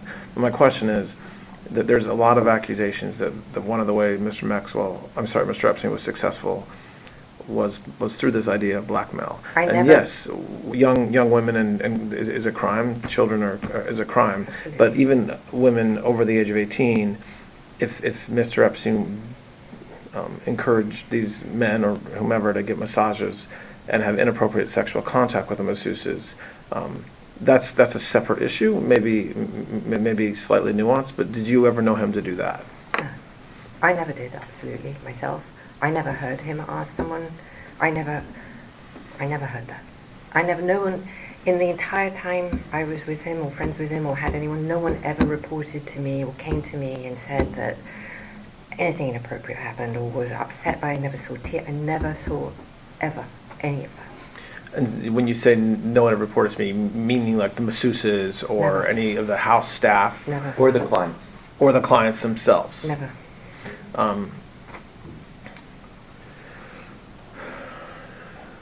Okay. So let's, again, I want to stay, and coming back now to what you were talking about a moment ago with Mr. Epstein's kind of progression or getting worse. So just staying within the 90s, what role did you have, or what did you observe, which are two different issues but both important, with respect to recruiting masseuses to come to either, I guess, Palm Beach or to travel or eventually New Mexico? What role did you have in that? He asked me to find masseuses for him. Say it again? He asked me if I could find him Okay. masseuses. Like as part of, like you said, you were his general manager, so as part of all your duties, that was one of them. And I did do that. So the first person I believe that I introduced him to as a masseuse was somebody called. She was, I don't know, late 20s, professional masseuse. Was this something that happened early on in your relationship, or, and again, I know we're talking about the 90s, but are we talking about early 90s, or is this later on? So in terms of massage, I've had a lot of injuries. I do a lot of dangerous sports and have had multiple serious accidents and walk without any lameness because of physical therapy and massage. That to me is it's medicinal for me. So Epstein, whatever his massage situation, whatever, he loved massage. And if I met somebody who I thought was a good masseuse or masseur, I introduced them. And because I got them and he asked me if I did, and I said yes. And I'm pretty sure that would have, well, I can't remember. 93, 92, early, Okay. from the beginning. So go ahead. So then what happens over the next, like, there's a ton of writing and a ton of, I guess, testimony as well, but also public reporting about how the recruiting was a very aggressive effort that you were a part of, that he was a part of, and others, to try to find more and more masseuses. What is that true, and what role did you have in that? That is partially true. Okay. So it is true that I found masseuses, and he became more insistent. He like knew all the time. He got bored, so he would be bored with a masseuse, and he would say, "Find me a new masseuse." I am the entire opposite. If I find someone that I like, I stay with them. I'm like, I don't want new. He would drive for new, so that is true. And in my effort to find them, I would go to massage spas, like legitimate spas. We're not talking, funky ones that people have. So, and if I got a massage from somebody in a spa that I liked, I asked them if they would do home visits. If they said yes, I would ask them to come to the house, and he would see if he liked them or not. But these were people who worked in spas. I never ever checked their age, and I never checked their credentials. I never asked for a certificate. What, But just to be clear, you never thought anybody was under 18? I never crossed. Okay. I never. No, that was never my. That was never a drive. what did you know at the time about him, Mr. Epstein, requiring masseuses to be naked or requiring masseuses to either perform sexual favors for Mr. Epstein or to be there if Mr. Epstein masturbated or things like that? And again, I'm asking you about a 15-year period or whatever, 10-year period. So I appreciate it's a very broad question. So answer it in a way that, addresses what you've been charged with doing, but also what's been said about you. Okay, so the 90s, I don't think that I ever thought, that never would cross my mind. I'm not sure that I thought about that in those contexts at all until his arrest and those papers came out. But I believe the subject of the question that you're asking me, I believe started in the 2000s. In the 2000 time period. Yes, 2000. Why do you think, 2000. like, what in your mind makes you think that that's the time that it started? I think because in December of 2001 he met, and I think was responsible for that in its entirety. And the reason I believe that, so she was a self-confessed, having been sexually abused as a young girl, and was trained, her words I'm quoting now, not mine, in all the arts of whatever that is, a sex program, by a man called Ron Eppinger, who was her pimp from when she was 14, I believe, or 15, I don't know. And in her book describes him training her to be what every man wants in all its manners, fellatio and everything else. I believe that then what happened was that he met her, and she came as a masseuse to his house in December of 2001 is when I think it started. Now, what their relationship was and what happened with them in that early period of time, I cannot say.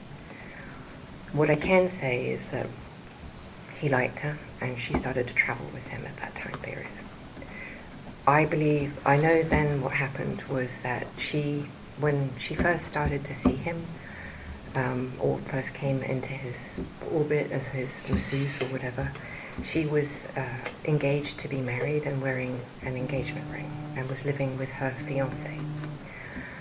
She broke up after a few months with her fiancé and took up with the local drug dealer.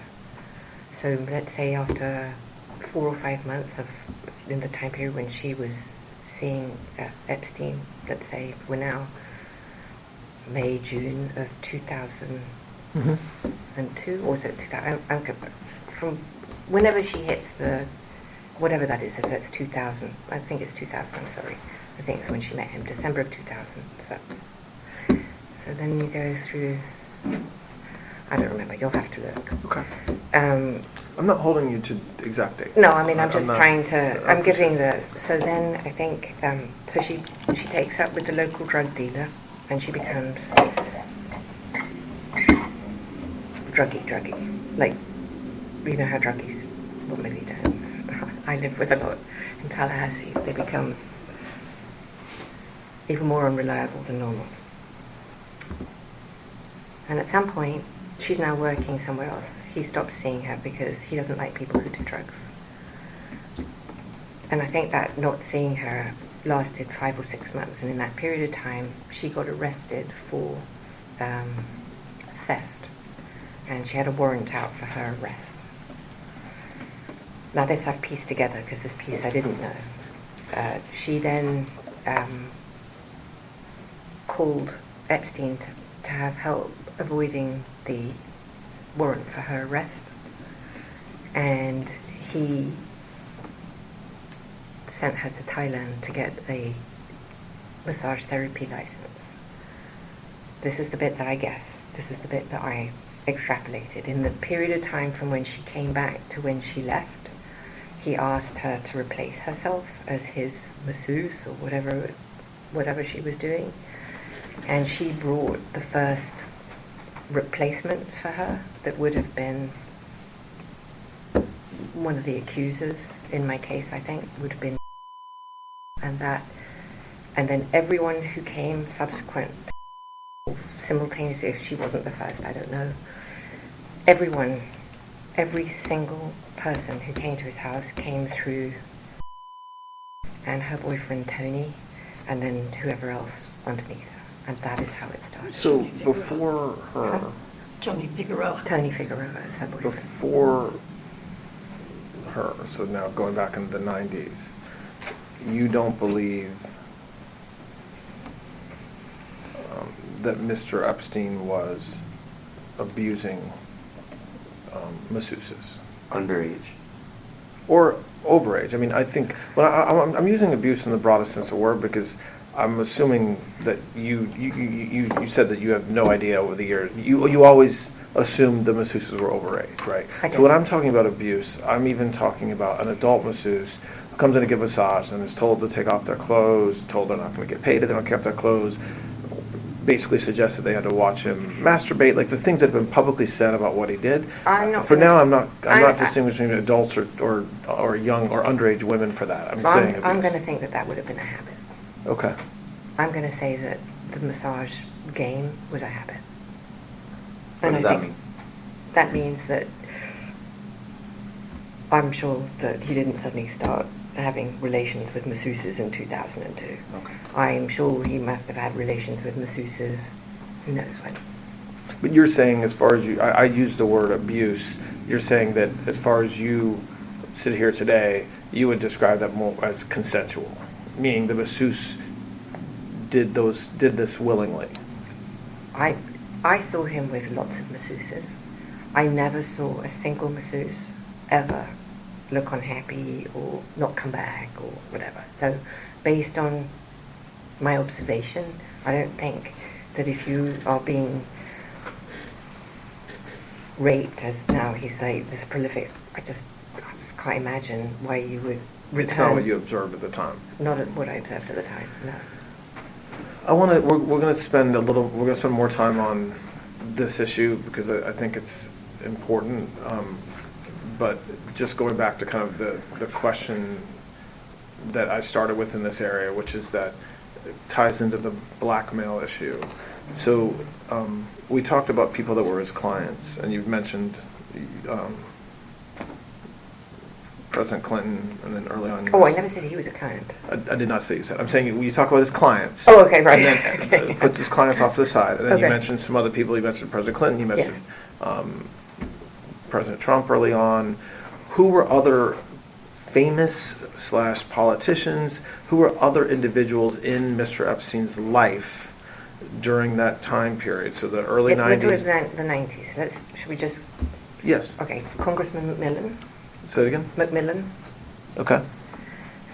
Henry Rozovsky, who was the provost of Harvard. Hang on, today. Sure. You're looking at your notes. Yes. Go ahead. Go ahead. Joe Pagano, Jerry Goldsmith, Joe Roberts, Kenny Lipper, Dan Abramson, I don't know if in the 90s, Tom Pritzker, Ace, Jimmy Kane, Lou Ranieri. I mean, there were... What about the royal family? No, he didn't know them in the 90s. What about what about Prince Andrew? Didn't know him in the 90s. When? Oh, well, is that right? I wasn't there. I do not know. So I don't want you to worry about exact dates. You're not positive about that, but you don't have a specific recollection of that being in the 90s. No. Okay. I can date it for you, I think. But I can't give you... That's okay. Okay. That's fine. So with respect to and we'll take a break in a minute to get some food. But just with respect to Mr.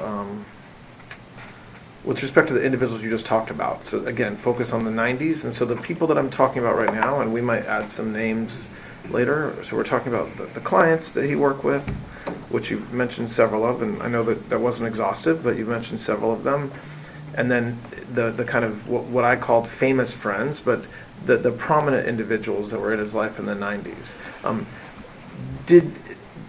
Does any stick out in your mind as having received massages? All of them. Henry Rosowski received a massage. And why does that stick out in your memory? Because I saw him in a bathrobe at 71st Street, and he had received a massage, he told me. And do you know whether there was any, whether the masseuse was naked during that massage? I wouldn't have any idea. Do you know whether I doubt it. He was like in his 80s. Say it again? I doubt it. He was like in his 80s. Okay, so, but do you know, notwithstanding his age? Minsky. Sorry. Say it again? Minsky was another person. Do you know whether, for example, President Clinton ever received a massage? I don't believe he did. And what makes you say you don't believe he did? Well, because I don't, so that's a good question. The time that Epstein and President Clinton spent together, the only times, I believe, well, obviously they traveled. There was that, they went on the plane 26 times or whatever. That would be one journey. So they spent time on the plane together, and I don't believe there was ever a massage on the plane. So that would have been the only time that I think that President Clinton could have even received a massage, and he didn't, because I was there. And you mentioned that early, in the very beginning of the conversation, you mentioned President Trump in the early 90s. Yes. What did you observe as far as President Trump and his relationship with you or Mr. Epstein? Well, I just want to say for my relationship with President Trump, relationship's a big word, but I just want to say that I met him, or I believe I may have, because of my father in the 90s. Yep. Okay. So my father liked him very much, and he really liked his wife as well, because they were both Czechoslovakian. And as far as I'm concerned, President Trump was always very cordial and very kind to me, and I just want to say that I admire his extraordinary achievement in becoming the president now, and I like him, and I've always liked him. So that is the sum and substance of my entire relationship with him. What about Mr. Epstein's relationship with him? I don't know how they met, and I don't know how they became friends. I certainly saw them together, and I remember the few times I observed them together that they were friendly. I mean, Was they that seemed in friendly. social settings or was that in private settings? I believe I only ever saw them in social settings. I don't recall any private settings. Have you ever been to Mar-a-Lago in Palm Beach? I have. And what time period are you thinking about when you say yes? I don't remember when the president purchased Mar-a-Lago, so from whenever it turned into a club, I went there, and I loved going there. Did you go there alone or with Mr. Epstein? Mostly alone. Do you know Only whether- times I went there was for an event, maybe once or twice. And do you know whether Mr. Epstein ever went there? I believe he did, but again, we really were, he didn't take me with him all the time, so he would go and, oh, right. Well, he did from time to time, but he would go alone. I think he would maybe go himself to the spa. I certainly did. Did you ever observe President Trump receive a massage? Never. Did you ever observe, you said that you were, I mean, have you seen there's photographs, public photographs of Mr. Epstein and President Trump together? Yes. And there's photographs of, I think you're in some of the photographs Yes. as well. Those all appear to be social settings. Yes. That's my memory. There were social settings. I don't know Epstein's, if he had, whatever the nature of the president's friendship, if you will, or however you want to define that with Epstein, I was never witness. I think they were friendly, like people are in social settings. I don't think they were close friends, or I certainly never witnessed the president in any of, I don't recall ever seeing him in his house, for instance. I actually never saw the president in any type of massage setting. I never witnessed the president in any inappropriate setting in any way. The president was never inappropriate with anybody. In the times that I was with him, he was a gentleman in all respects.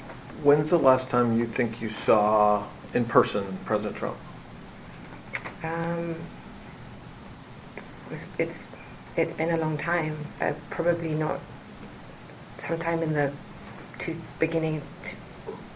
mid 2000s maybe, and it would only have been a social setting, as far as I recall.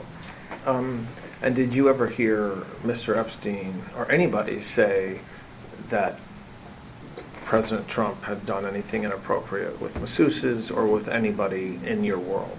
Absolutely never. And, in any context. Do you know whether masseuses from Mar-a-Lago spa ended up giving massages to private massages to Mr. Epstein? And I'm not asking for what you may have read, but from at the time, from your personal knowledge, do you know whether that's true? I don't recall. Is it possible? Yes, but I don't remember that. So I don't recall that, but it's possible. Do you have recollection of you ever recruiting a masseuse from Mar-a-Lago spa to go give a private massage to Mr. Epstein? I've never recruited a masseuse from Mar-a-Lago for that, as far as I remember. I can't ever recollect doing that. Okay, so what I think we should do now, it's about 12:15. We'll take a break, and we will come back in a little bit. Okay. Okay.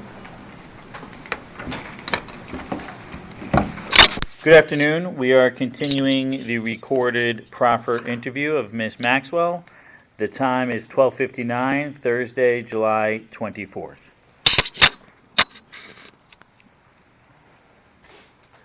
Okay, so just continuing, we're talking about Ms. Maxwell. Still focused on the 90s time period, with understanding that could spill over into the early 2000s, but still that part of your life with Mr. Epstein. There's been public reporting about conduct by Mr. Epstein and others at Little St. James. Yes. So can you talk about the frequency with which you went there, and address some of those, some of the reporting, namely around young masseuses or young women who would be present, and what you observed relating to them, and then I'll ask questions around that. So, if I'm right, he purchased the island in 1996, and he was friendly with the owners.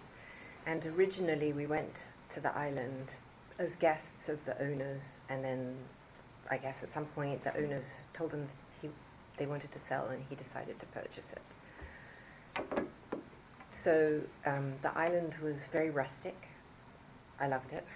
Of course, I have completely different ideas.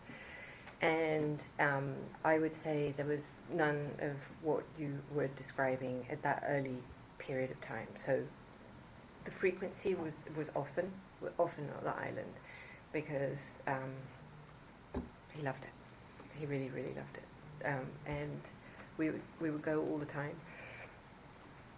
Mostly, all the early phase was based on improvements that could be made on the island, always going with new architects, new designers, new construction people. I'd say the first 2 years, almost every trip, not everyone, but almost every trip contained an individual who would be brought on board to have an opinion as to how to I don't want to use the word improve the island, because I don't think you could improve it, but to, I can't think what the word would be, to, what's the word I'm looking for? To develop it, sorry, that's the word I'm looking for. Develop the island, that's the word I'm looking for. So there were trips, constant trips with that in mind. And I would say now, if we're moving to the late 90s, 96, 97, I definitely witnessed a progression in Mr. Epstein's behavior, and a modification, if you will, where in the past, in the early 90s, I don't remember traveling so much with other people, or there'd be a masseuse or a yoga person, but now he started to travel with always a masseuse, whereas in the past it wasn't always a masseuse or always an instructor. There was now starting to be always an individual or a friend or whatever. There's always maybe the word would be entourage. But these were always people in their 20s, late 20s, early 30s, as my memory sees it, as I observed that time. And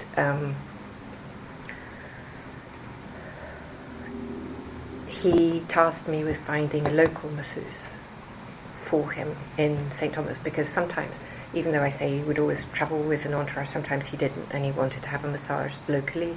So I visited the spas that were local in St. Thomas and in St. John.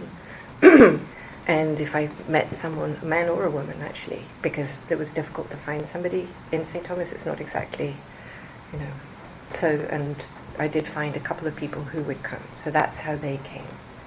Because also it was a schlep, so if you had somebody who came, it would be, you'd have to,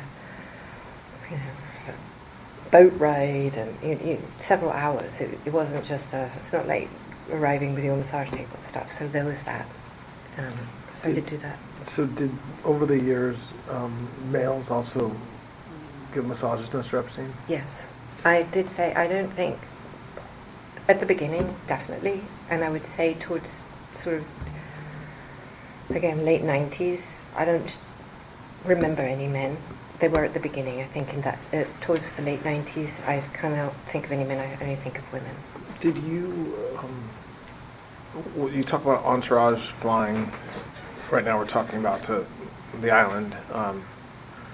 Did you observe any sexual, I was going to say misconduct, but any sex at all whatsoever on the plane? Never on the plane, no. Was there a part of the plane that was closed off from others where Mr. Epstein could go and get a massage or Yeah. whatever? Okay, so that's a good question. So there were two planes. So you had there was a Gulfstream, and that's open plan. So anything, there was a sofa that turned into a bed, and he did sleep on that. And then, but in the Boeing, which he flew on a lot, there was his area could be closed off with a door, and behind that door there was a bedroom and an office. So if that door was shut, you wouldn't see it. But but you never observed Mr. Epstein engaging in sex or getting a massage with somebody where the masseuse was not clothed on the plane? I can't say that.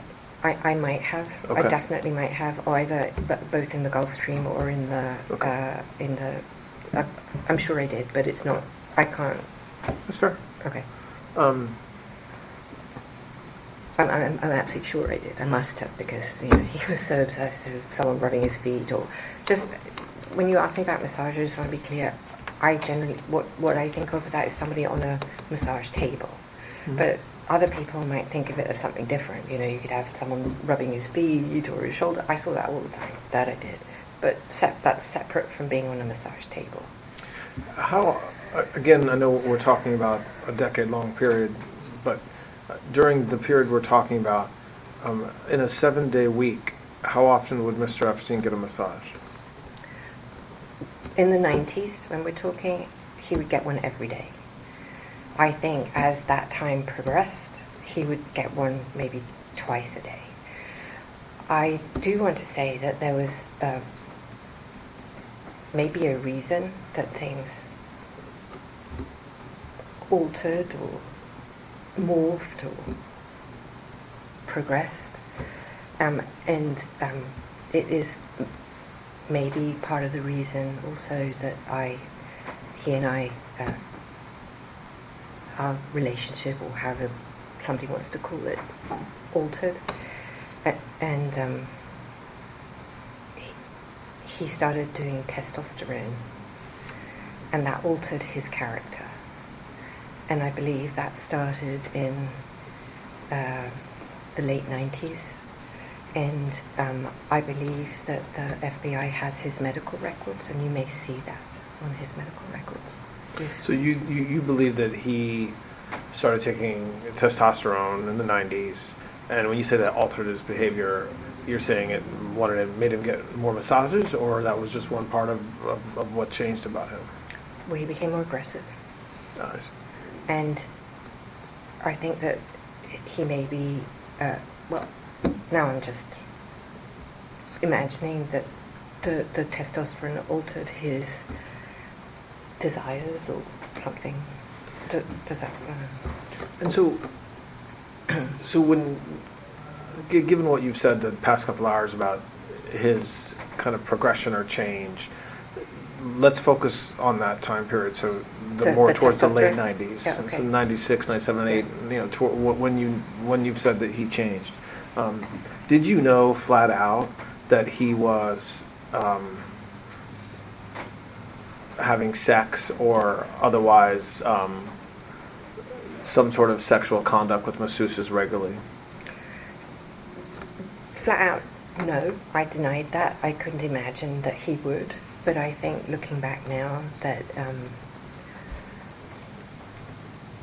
I did not. But I started to suspect that he was not faithful. It seems ludicrous, but that's what I thought. But if he's flying from Palm Beach to St. Thomas, or if he's flying all over the country to New Mexico or to New York, or even in Palm Beach, and there's young women, putting aside whether they're under the age of 18 or in their 20s, every day at the house, multiple masseuses, multiple massages on some days, you're interacting with the masseuses constantly, or maybe that's not right. That's let not me right. let me take back what I just said. Ignore that part. But you understand that he's getting massages every day, sometimes multiple times a day. By the late 90s, it's all women. Presumably, they're some of them are new, but they're also repeat masseuses. What did you? I mean, you had to know at that point that there was something going on beyond just he really needed to get massaged. Very fair question. There's two things. The first is the person that he saw the most at that period of time was in her 40s. Mm-hmm.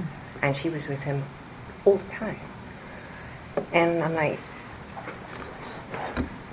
married as well. Yeah. And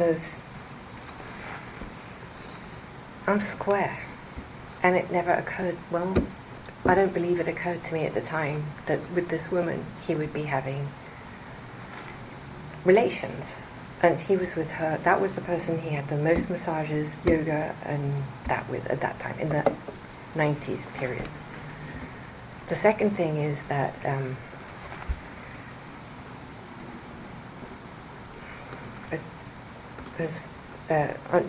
he told me he had difficulty having an erection.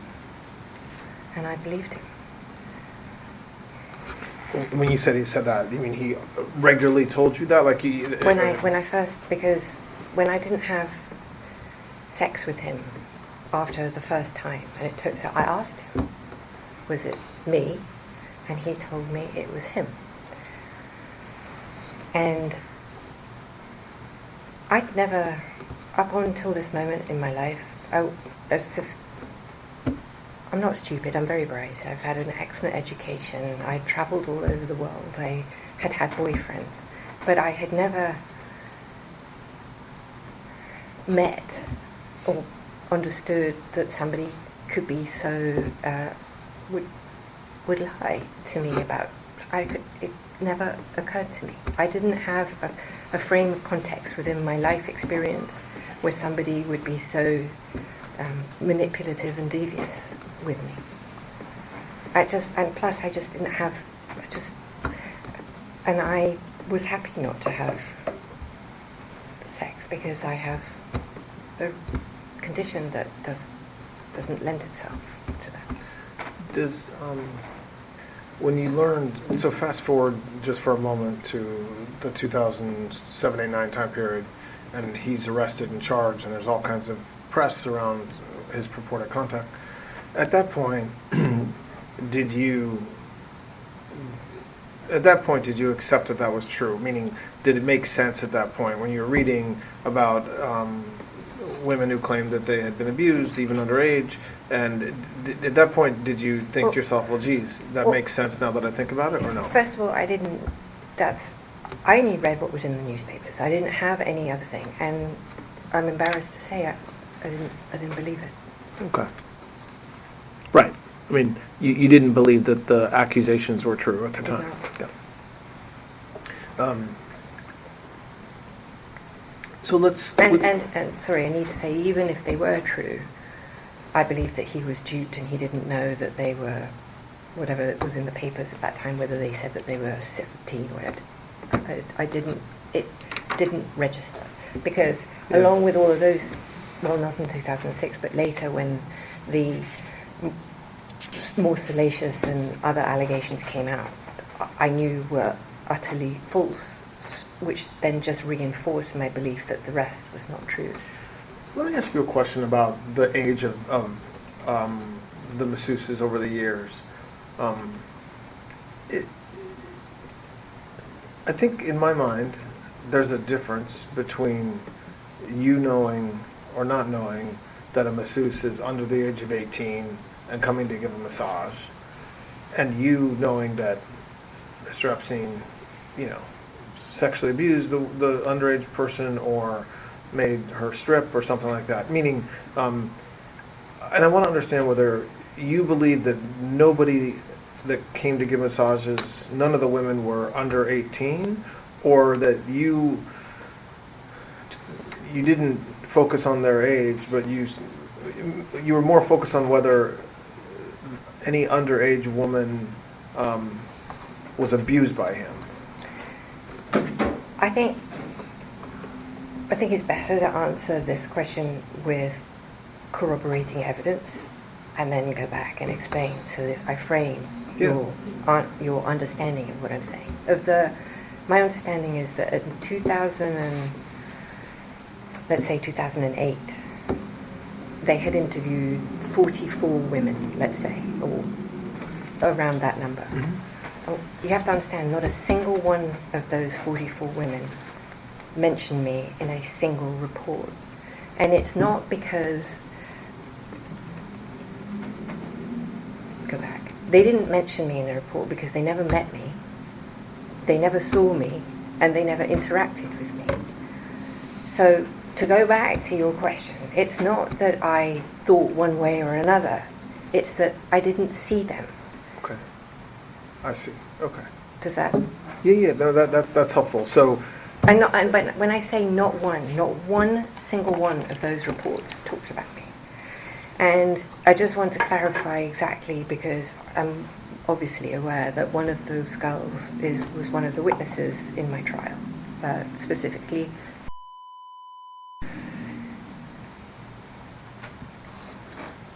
To use her own testimony so that you don't have to hear my point of view, it's better if it comes from her own words, and that way there's no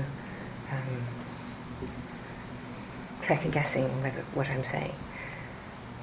Herself said that recruited her, brought her, and trained her. Those are own words. Where was I going with this? That you didn't know. I mean, I assume. Oh yeah, sorry. Sorry. Yes, That's okay. trying to remember words. It's okay. I really do have some slow cognition issues. So she she testifies that it was that recruited her and trained her and not you. So then in her first FBI meeting, she reports seeing a woman with short dark hair at the house, which then is used as evidence that that person was myself. But the maid lady who helped keep the house, John Alessi's wife, and with an accent, I believe she says. John Alessi's wife had short dark hair and an accent. I'm sorry, but I find, and you can ask yourselves this, I mean, I've obviously modified my accent. I've been in America a long time, but I'm British. I've been brought up with a very strong British accent. And I don't believe there's American on planet Earth that doesn't recognize this to be British or Australian, maybe, if you really don't know. But it's not some random accent. Now, the Hispanic, maybe, okay. That was John's wife that she saw, not me. And I'd like to point out further how you potentially through her own words, she identified. Why don't we Okay. stop there and let them ask the next Sorry. question? Yeah, So- you're good. Okay. And look, I want to try to, I think probably tomorrow I want to talk more about kind of the evidence against you and how to address that. So Okay, sorry. No, don't apologize. That's helpful, but I don't want you to be burdened. I want you to just tell the truth the best you can. So I don't want you to be burdened by what people said at trial or what the press says about you. I So- just thought it was illustrative when you asked me And the it was. question, It because was. it doesn't, I absolutely have no memory at any, now, I'm leaving separate to this, obviously, so that's a separate story. I'm not going to pretend, well, We'll come get to that. her. Yes, Go ahead. But Yeah. in the terms of the scheme or whatever, however you want to determine what you're calling that, I have no memory, no active anything of having seen anybody that resembles a young a child, let's call it what it is, at that house giving him a massage. At all. It's not even like I did this. It's an at all. And 44 people didn't see me or talk about me either, including. Did and when you say that house, Oh, sorry, I- Palm Beach. yeah, no, I understand what you mean, but does the same memory or lack thereof apply to on planes in New Mexico, in New York, and Well, in, with some other important caveats. On that, Bajorlin Jane in my trial was clearly underage, clearly a child.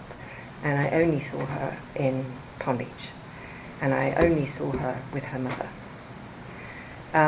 The other person who's clearly also not an adult or even close, I believe, I don't remember her now, but that would be the only two, or three, whatever that is. so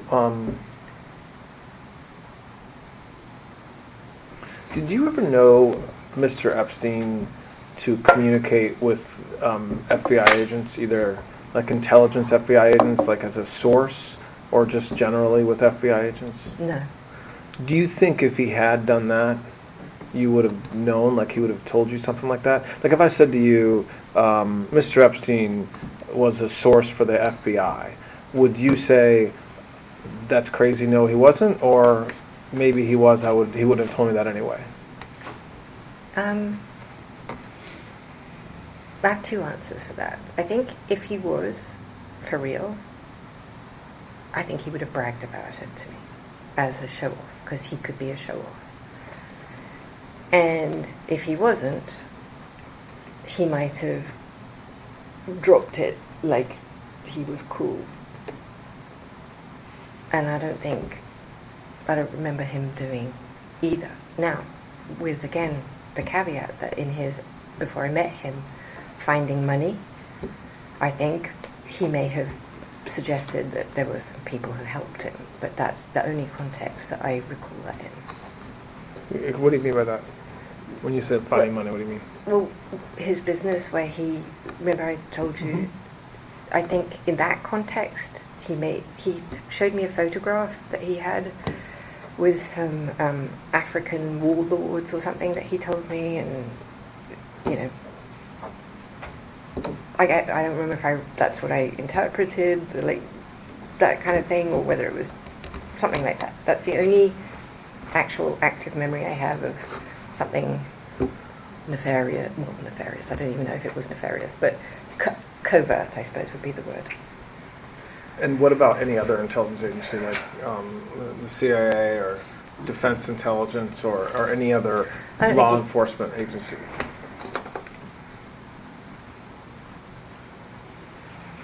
Okay. I don't think so. I think that I don't remember anything like that. I just don't think he had the wherewithal, and I think that whole aspect of that is. Can I use a bad word? Yes. Yes. Bullshit. Okay. And what do you think is bullshit? Meaning, what do you mean? Would you have known if he was? Would he have been bragging to you? Would he have been saying these things? I think he was, because I think. Well, sorry. I think that. I think one of the reasons why he liked me was because of my family connections, and why he liked other people was because they were cool or whatever. And I think that certainly early when I met him, he would have tried to impress me, or tried to show off, if you will, like he was that guy, And he wasn't that guy. And so, and I think that he would have tried to bullshit me, and he didn't. So I think it's. He may have tried to bullshit me, but no, I couldn't. Right. Sorry. So I want to just shift for a few minutes to talk about post 2000 to kind of when your relationship changed over the years with him. Did there come a time when Mr. Epstein did meet members of the royal family? Yes. When was that? So I need to go back, because I think I may have misspoke. Okay. Well, I didn't misspeak, but I Yeah, go read ahead. something that I Of had course. forgotten. Yeah.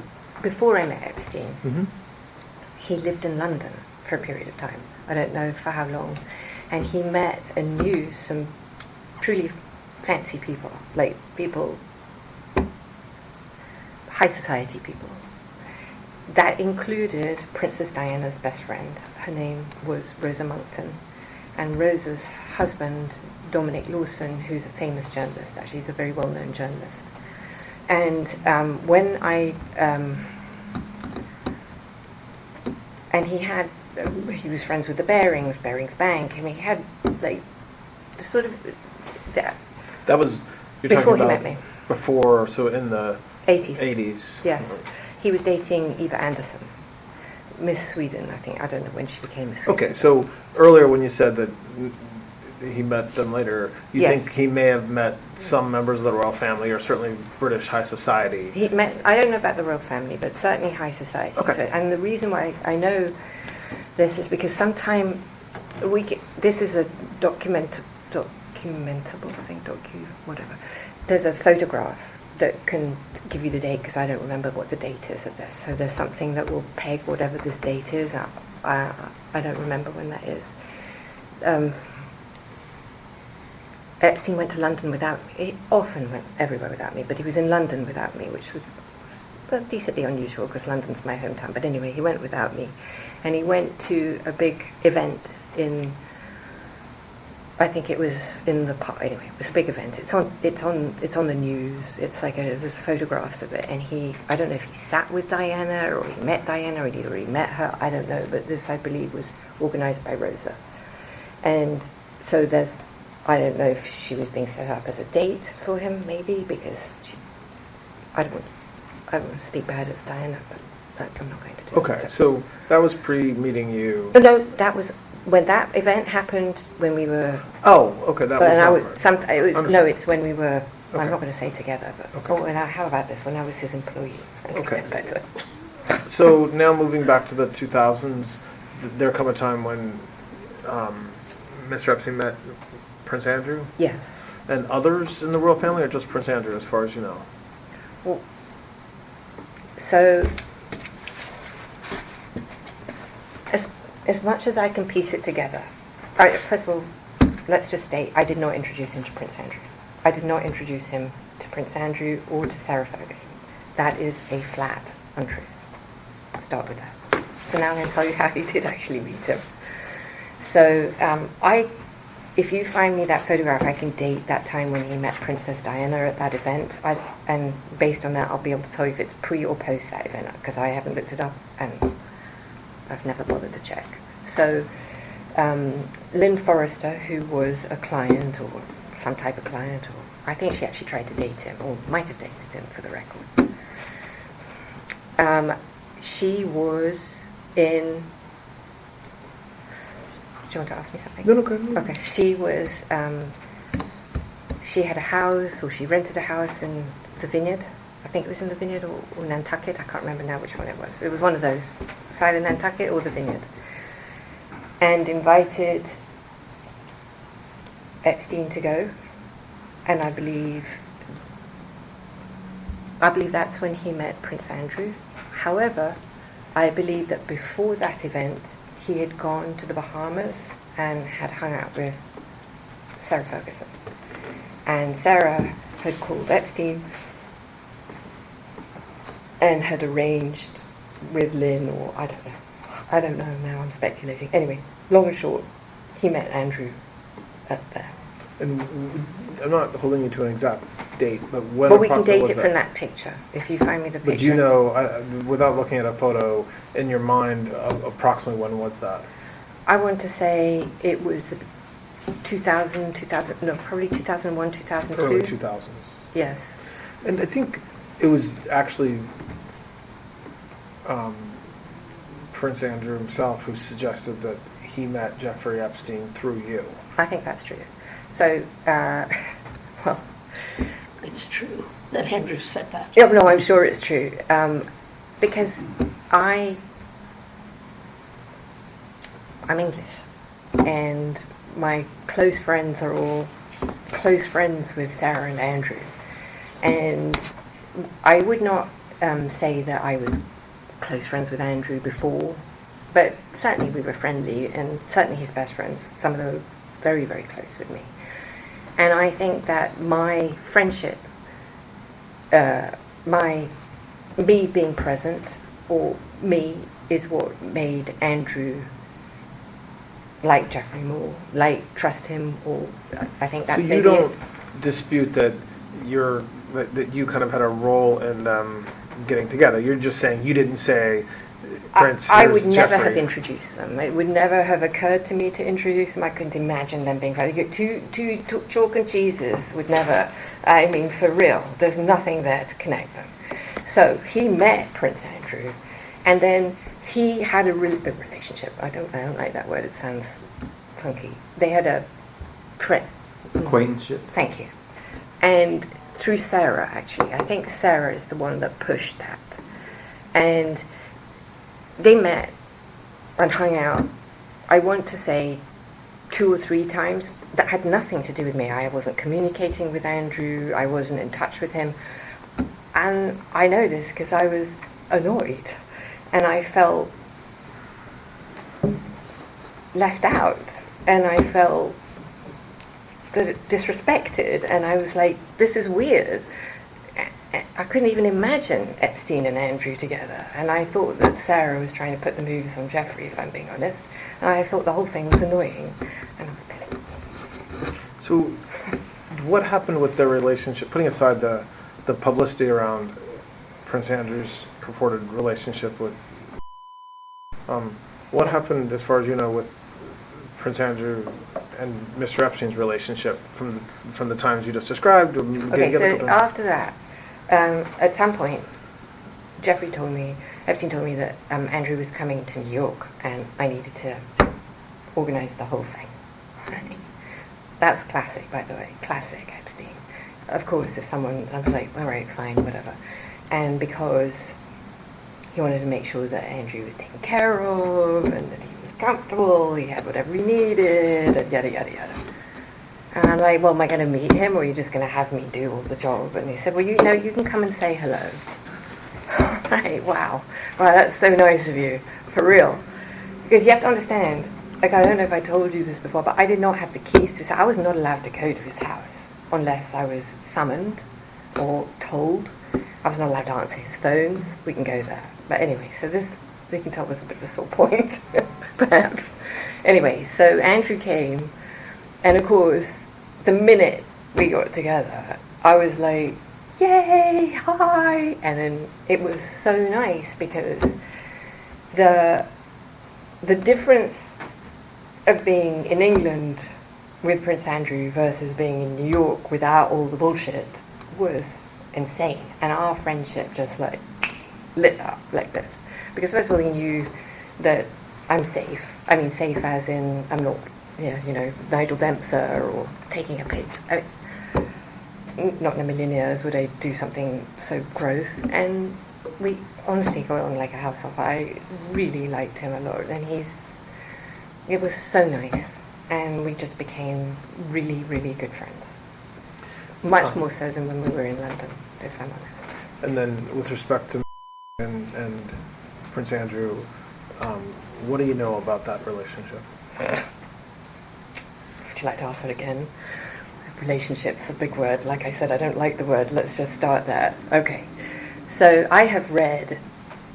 I just want to piece together. Well, but don't say before you say what you read, because that's one of the problems is that we're all kind of all right. What we're I all know. informed by all the publicity and information around what everybody else has said. But what do you think?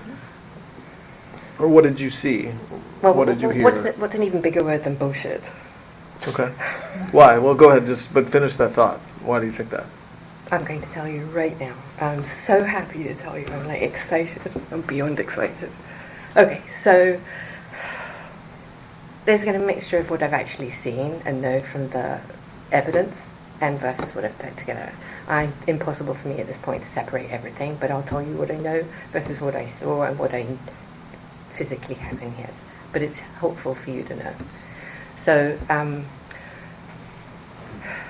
the allegation, I have to go with the allegation. The allegation was that at my house in London in March, whatever that was, 2001, I believe, we went to London especially so that could have a relationship with Prince Andrew, and she was paid a vast amount of money for that purpose. Okay.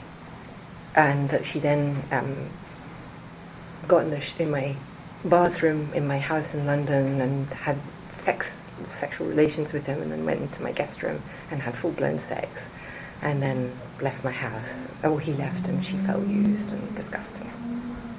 And a photograph was taken of them just before all these events took place in my study. That is what is the story. Oh, and then after that, she met him several other times, but we'll come to that. This is where it will allegedly started. And they went to tramp. Oh, right. We went to a nightclub that night. Oh, we went to dinner, right? We went to dinner and then to tramp. Okay, so the first thing about that weekend, that specific weekend, was that it's my mum's 80th birthday and I was in the country. And I have some corroborating evidence for that and a lot of testimonial that you can check. So that takes care of the reason why one of the reasons why her story doesn't hold water. The second reason why, so by the way, when I say that, my mum turned 80th that actual weekend. It was her birthday, it's on March the 11th. And the reason why I went to London, and I presume, but I don't remember, is why when we were, so the whole trip started because of Alberto Pinto, who is the decorator for the island and for New York as well.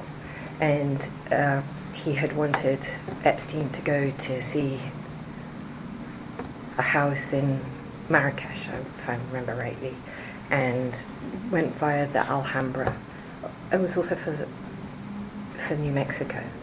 So there's architectural pieces that complained, and that was the basis of that trip. And I suspect now that that trip was planned all around the fact that I was going to be in London no matter what for my mum's 80th birthday at my brother's house in the country, which is approximately an hour outside of London, an hour and a half outside of London, at my brother's home. And we all congregated on the Saturday for her birthday celebration on the Sunday, and then we left. So that's that. The second reason why, probably maybe even the more important reason than my mum's birthday, that I think it's absolute rubbish, is that Prince Andrew, the idea of him doing anything of that nature in my house that's the size of this room is so mind-blowingly not conceivable to me as the man, or what. I just can't. I can't even. No. Is there any way that it could have happened? No. Okay. Describe the physical plan. Oh, the physical. So, my house was tiny. I think it's 900 square feet in total. Well, maybe that. Is that right? Maybe 9. It is on 3 floors, however. So you're talking about it's a jewel. It used to be a stable for a horse. It was the stables for the big houses. It was the little poor man's home behind the rich man's home. It's a jewel. Was a gorgeous little place, but it is the size of a nut. If you make a noise, let's say you did a little burp or something, you'd hear it. It just, where she says that they had relations in a bathroom, first of all, the bath is an old Victorian bath. I'm quite small. It's tight for me. I put my brother in there to see what would happen, and it looks like a blivet, which is a sausage in a very tight skin. So her description of whatever the 2 people were doing in the tub, that would work. The bathroom itself is so small you can't lie flat on the floor, so it couldn't happen on the floor because you physically can't. This bathroom is too small to even be on the floor. And then the kicker of all kickers is that because the bathroom was so small, I decorated it to try and make it look huge, which meant that I put mirrors the whole way around it. And what was so fun about being in there is that if you stood in the bathroom, you saw like 100 of you, like you do if you were in a fun house. Yeah, well, Alice in Wonderland, or one of those things that you would see yourself going stretching everything. And it's the image. If you said you were, let's say the telling the truth, she could say she was having sex with 5,000 generations of the royal family because that's how far back you could see yourself. There is no way in God's green earth, if that had taken place, that this is something that you would miss, because you couldn't miss it. If you were standing there now, you'd see the whole of the FBI, the whole of the Department of Justice standing behind you. It's like, no. Did you Also explain where the tap was in the bathtub. Oh, well, it's an old Victor. Had a tap. So if you were in, God forbid, if you were in the tub, this was the tub. My tap would be here. I think. No. So you think it's kind of logistically and physically not something that could have. Well, there's that, and there's just Andrew would. He's so.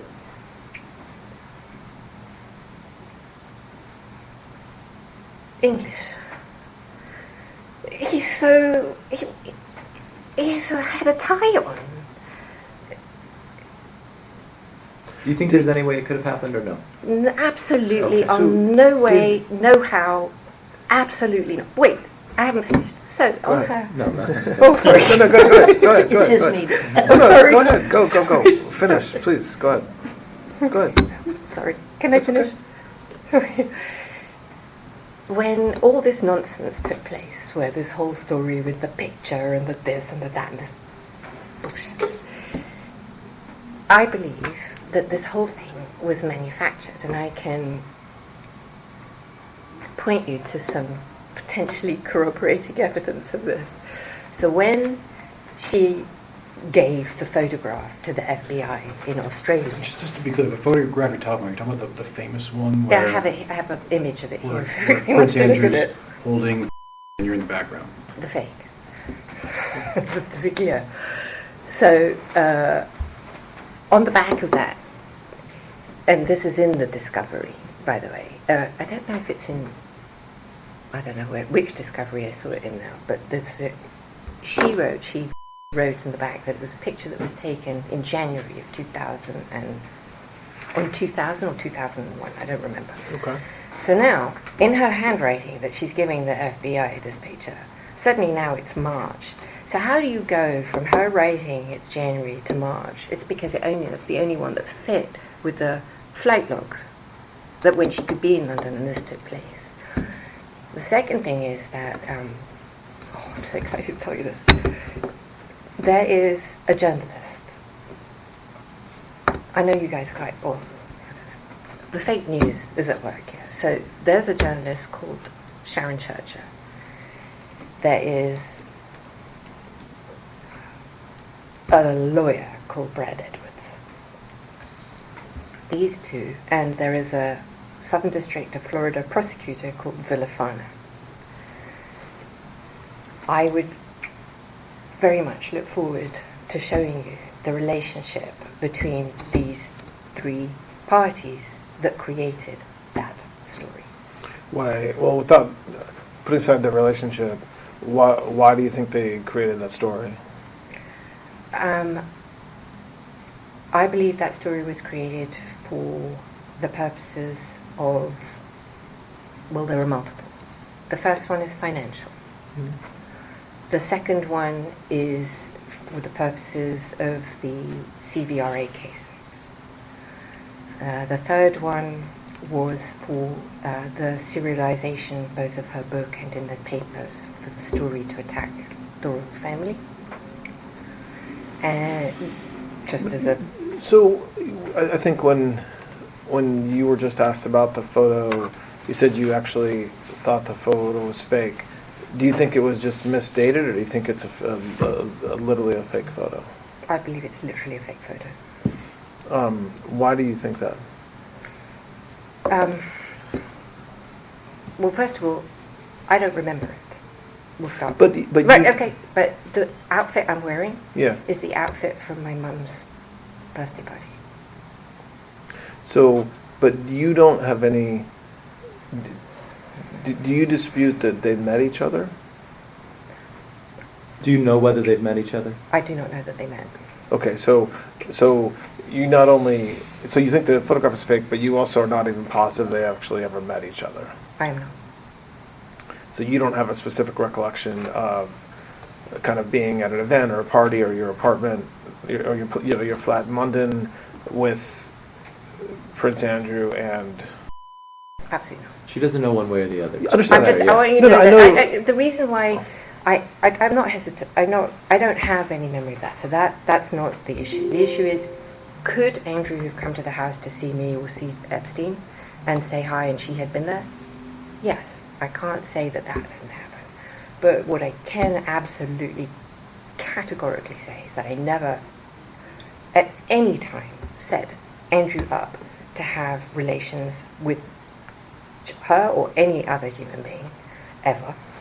And I can categorically state that her characterization of whatever may or may not have happened could physically would just know.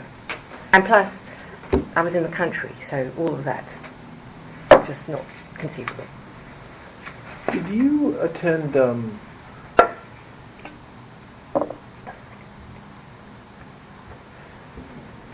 Did you attend social parties over... And again, I really now am focused on 2000 plus, so not the early years, where Mr. Epstein would host a party or be a big part of the hosting of the party, and some of, or many of the young women who were masseuses would be invited to the party as guests or as entertainment? I certainly went to his house when he would have people who would be there that were, I call them, the way I would think of it and I would characterize it were his entourage. That's how I thought about it. And that certainly was in the later 2000s, yes. Did you attend any weddings of famous people with Mr. Epstein? Again, I'm mostly focused on post 2000, but if there's something that comes to mind in the 90s, that's fine as well. A wedding? Weddings. With Epstein? I don't think I ever went to a wedding with Epstein.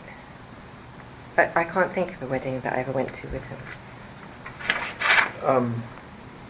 Do you know, so you don't remember, you didn't attend President Clinton's daughter's wedding? I did. Chelsea Clinton's? I But that wasn't with Mr. Epstein? No, it was with Ted Waite, my boyfriend. Say it again? With Ted Waite, my boyfriend. Okay. Do you know whether Mr. Epstein was at that wedding? He was not. And how did you have a relationship? Well, why did you get invited to that wedding? Because Ted and Clinton were very close. And why? How were you close to them? Like, what was the reason you were close to them? I met President Clinton. Well, first of all, I went to the White House with Epstein once for, I think it was for a historical, like one of those benefits. And I met the president then, but like 1,000 other people shook his hand. Then after that, I had a good friend of mine that was known to be the mayor of Miami Beach, Philip Levine. And Philip and the president were very good friends. And Philip and I were very good friends, and so I actually was introduced to the president post his coming out of the White House and became friendly with him because of Philip Levine. Because of what? Philip Levine. There's some names that have been publicly associated with Mr. Epstein that I just want to ask you if you know about. Piers Morgan. Is friendly with who? With Mr. Epstein. I have no idea. Never. I doubt it. Yeah, there's no trick question. I'm not okay. I'm not suggesting that I know the answer to it. I'm genuinely just asking. Well, I would be astonished. I can't imagine they'd have anything in common either. How about? Were you friends with Piers Morgan? I've met him. I met him at an event in Manhattan. I can't remember what. More recently, so probably in 2012, 30 something in that, and we had a very nice conversation.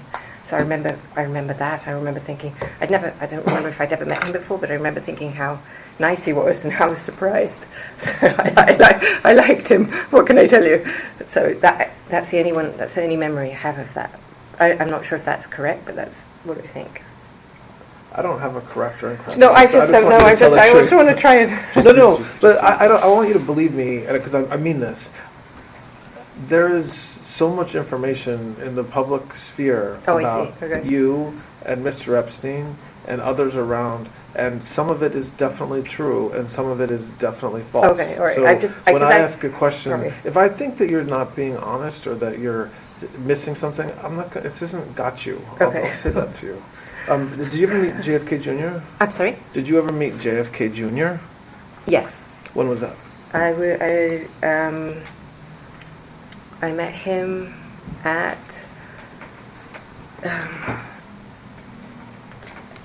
Andrew Cuomo's wedding? No. Kerry's wedding. Kerry's wedding. Who did Kerry marry? Andrew Cuomo. Yes. Sorry.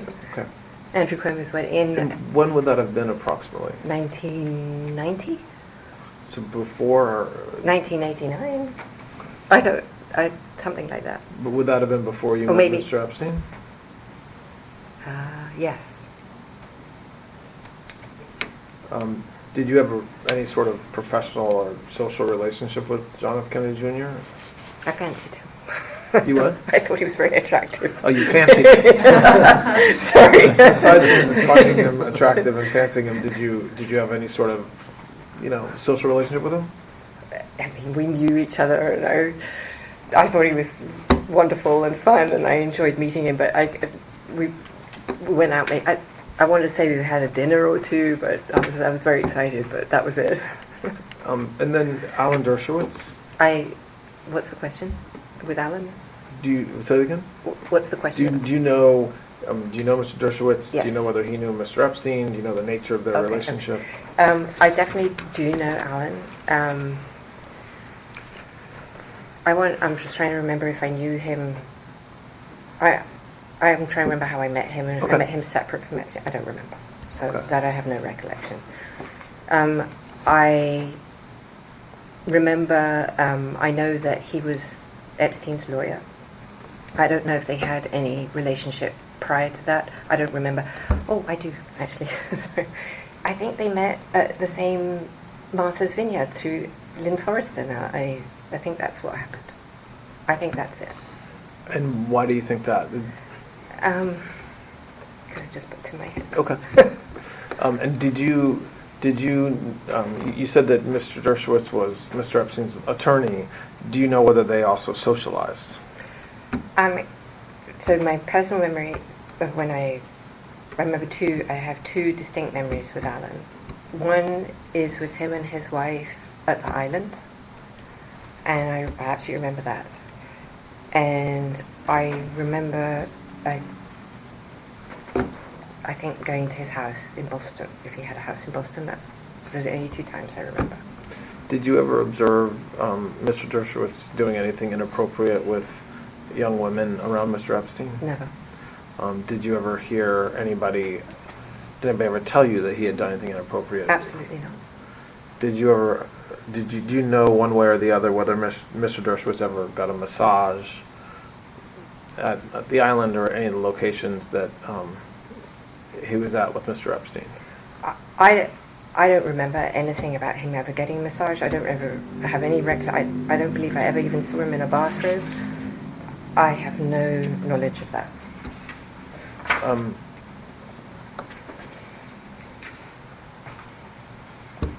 I'm jumping around a little bit.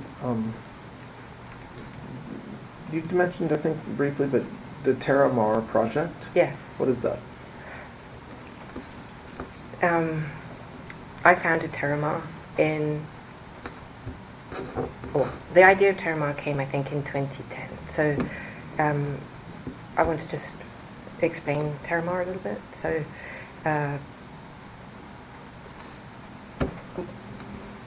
Ted and I bought a boat. Well, Ted bought the boat. And the basis of the boat was to do explorations and sea exploratory stuff. This really started because I have had since I was a child a love of the ocean and everything aquatic, and I've always been I'm nervous about the state of the ocean. When Ted and I, we worked with National Geographic, and we did exploratory work, and the most exciting, we did many exciting things, but one of the most fabulous ones that we did was we looked for Amelia Earhart twice. I did 2 expeditions to look for Amelia Earhart as an example of an exploration that we did.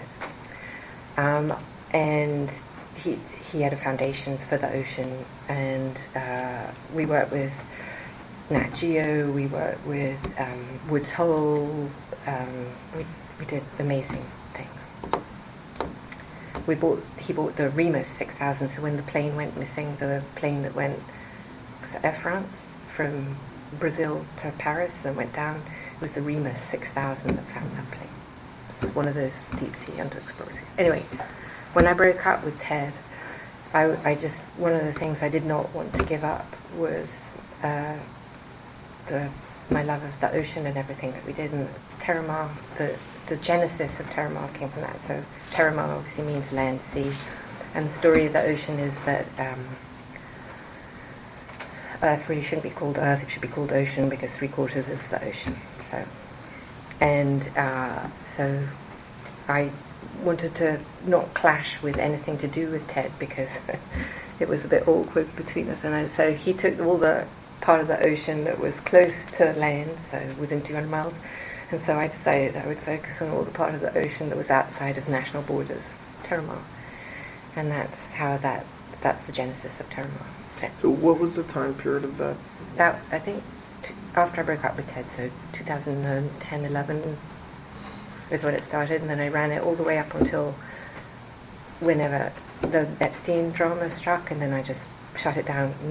I shut it down because I didn't want what was happening to hurt the Smithsonian or Nat Geo or I just couldn't let everything be hurt by what was happening to me.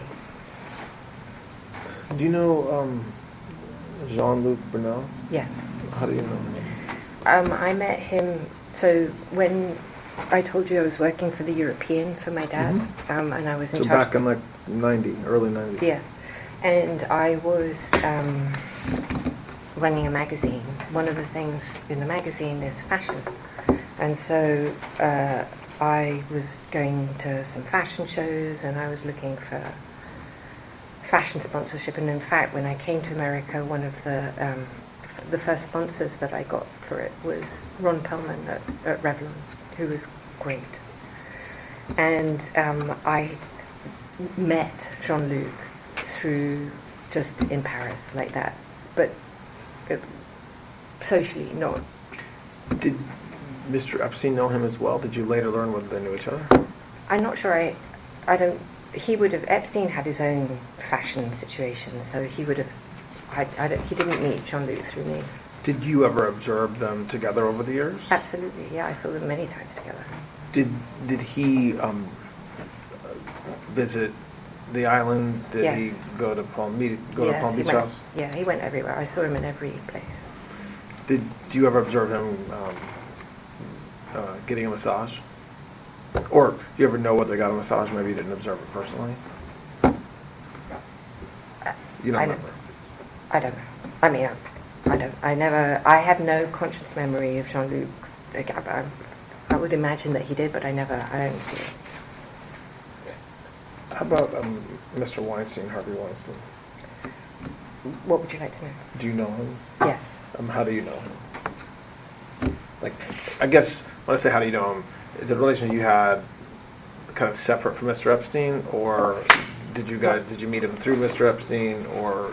I wouldn't. both? First of all, I wouldn't say I had any type of relationship with Harvey Weinstein. Okay. In any context. Socially, I would meet him because I would go to events that Harvey would be at, and also his wife was English back then, Georgina. And friendly also would be a big word, more of acquaintance, so we would see each other, and I would go to Miramax events. But there was a couple of people who worked for Harvey who I was friendly with. His primary producer, whose name is Meryl Poster, who I was friendly with, and yeah. So, Do you know whether Mr. Epstein had his own relationship with Mr. Weinstein? he did. Did they socialize together at the island or in Palm Beach or New Mexico? I never saw Harvey at any of Epstein's houses, so socialized. I don't know that they were friends. I mean, I can't see them together either. I mean, literally. But I know that they certainly do that. I would imagine, and in fact, I think I have a memory, but I can't, that when Harvey was trying to raise money for whatever his business was called, I can't remember what his business was called. Maybe he went there because Epstein was good at raising money. I just don't know. But I never saw them. I don't recall seeing Harvey in any of the properties.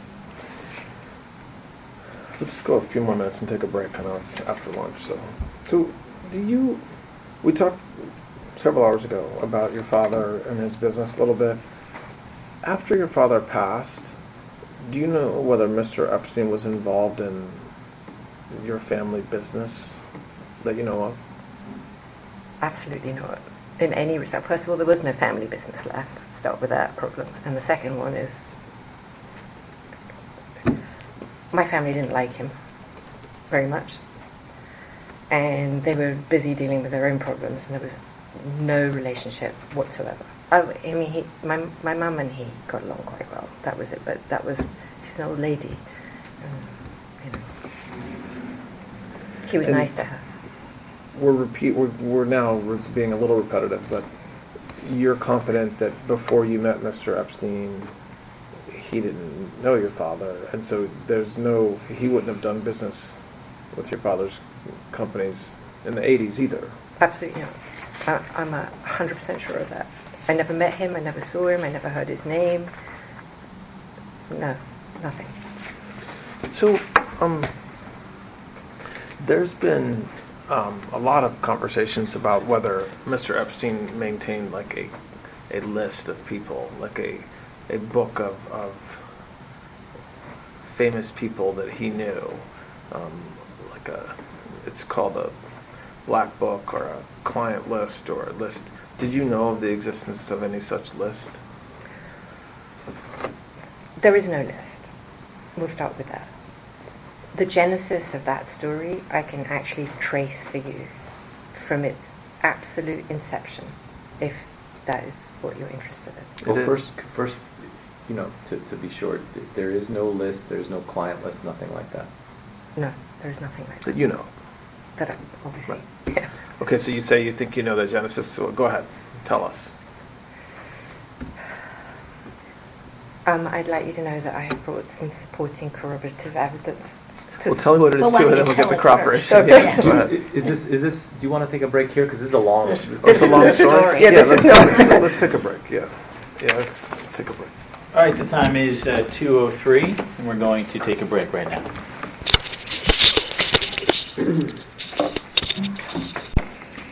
All right, we're resuming the recorded proffer of Miss Maxwell.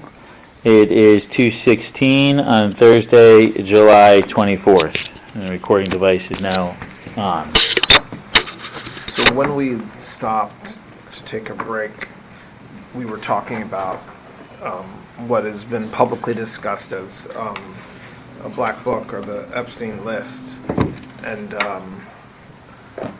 that's where we are. So you said you think you might know, or that you're aware of kind of the origin of this narrative. Right.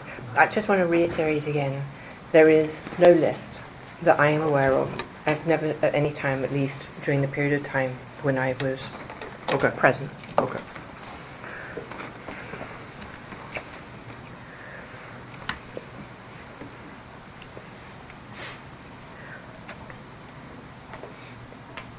The origin of this story, I believe, begins,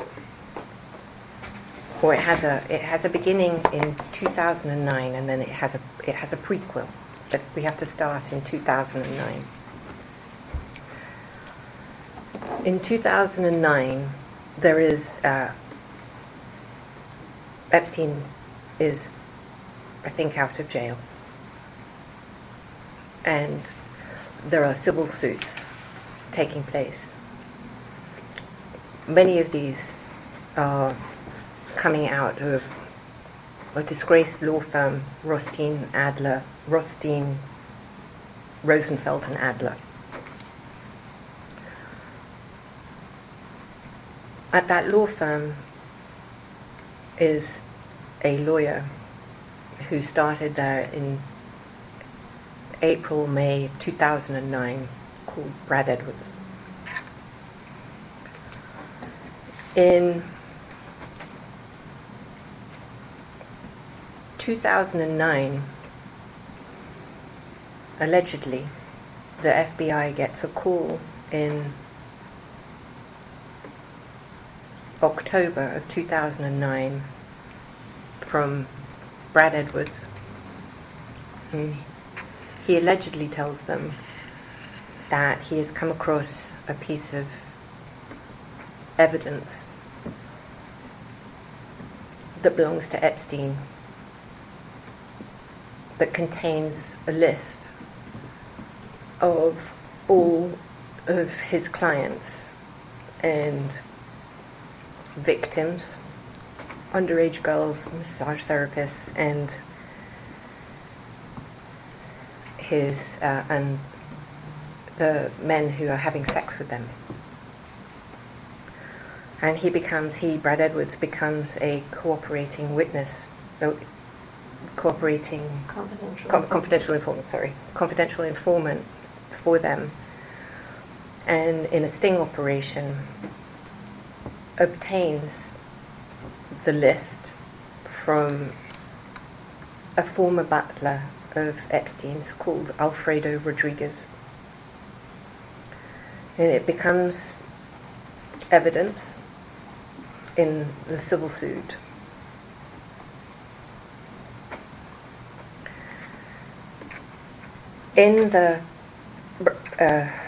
Alfredo Rodriguez is subsequently prosecuted for having an AK-47 or something weird, some guns or something, and goes to trial, and there's a criminal complaint that the FBI produce, and in that criminal complaint it says that Brad Edwards became aware of the list, but we'll call it the list for the purposes of this, after Alfredo Rodriguez's 2 depositions that are held in Epstein's civil suit. It's in the FBI's affidavit that the evidence was collected, and Brad Edwards became aware of it after the 2nd deposition. It's in the criminal complaint.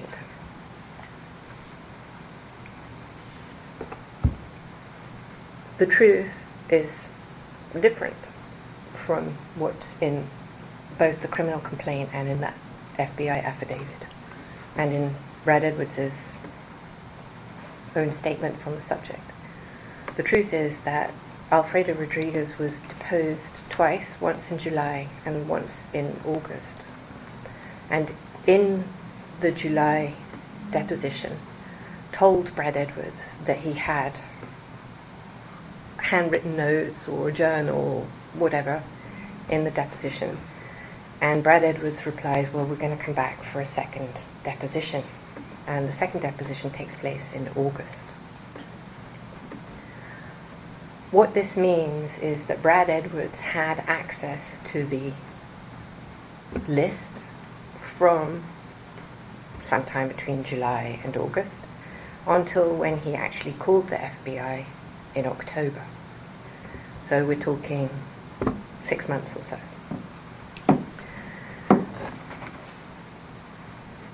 Rothstein's firm was raided a few days after the list went into the FBI's hands, and subsequently Rothstein himself was prosecuted for RICO and I believe went to jail for 50 years. As part of that RICO case, he admitted to, on the record, and was, I don't know whether he was prosecuted for creating fake settlements and fake evidence in Epstein's case.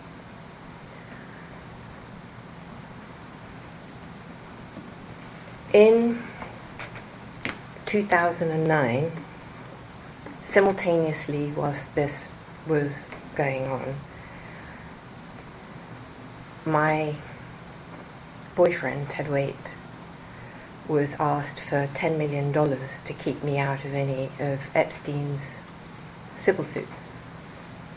Up until then, I had not been in any of Epstein's civil suits. In fact, I wasn't even sure, save for the first time I was mentioned was by, I was basically nowhere. And then Ted was called for this $10 million and had been shown, his people had been shown evidence that included the list, the flight logs, and various other pieces of evidence. Now we're going to the prequel part of this story, so then it can tie to how this starts. In 2007, Epstein signs the non-prosecution agreement. He then fights the prosecution agreement or debates it through the DOJ or whatever happened there, and goes to the court in 2008 when it's accepted or whatever that is. Villafana was the lead prosecutor, in that case, and she, I think, was not happy with the outcome, and utilized at that time Brad Edwards to file the CVRA case. Now, what I have managed to understand from this is within the OPR itself there is evidence. There it says that Brad Edwards was the only lawyer that she was allowed to talk to, so I just want to preface that. the reason why I know that she went behind Acosta's back and everything else to do this is because Brad Edwards, in a podcast, made the revelation. What he says is that he'd never heard of the CVRA case before, and Villafana called him and told him to file it. The sole purpose of the CVRA was to overturn the non-prosecution agreement. So what I believe is that Villafana worked with Brad Edwards, who she had also been, he was the lawyer that she had selected as a pro bono lawyer for some of the victims. And he was also working for Rothstein's firm that was under RICO investigation for that entire time, creating fake evidence in Epstein's case. And she had just filed hidden, secret, using Edwards to overturn the NPA by filing this CVRA case. That sole purpose was to overturn it. And so when he approached her with the list, this was part of the effort to utilize and find new evidence to support the overturning either of the NPA and or of a new case against Epstein. Because Brad Edwards, or I don't know if it was Brad Edwards, because Rothstein's firm asked my then boyfriend for $10 million to kick me out of suits that I had no knowledge of at that time whatsoever, I now know that the base of this story was a blackmail of a billionaire, because Ted Waite was a multi-billionaire. He had everything. He was way, way more wealthy than Epstein, if anyone cares. And that is the reason why Ted and I broke up. What was the basis of it? So, and that list was created, so then the masseuses that were on that list, I had never heard of some of them. I not even from the civil suits that had come up since I've seen it. And this is me now knowing what's in the list today. And I believe that, Alfredo Rodriguez, so there's a metamorphosis of this list. So the original statement that Brad Edwards makes that's in the documents contemporaneously is that it's pieces of paper that Alfredo has. It then morphs into something that Alfredo took, a book that Alfredo took from Epstein's computer, but there's no computer, I know, certainly not in 2005 when this was allegedly taken, that came out as a book. And then it morphed into, at the civil time of my civil cases, into a book that was taken from my computer. And then it morphed into the Southern District of New York as a combination list of mine and Epstein's. That is a metamorphosis through documents that you can trace. So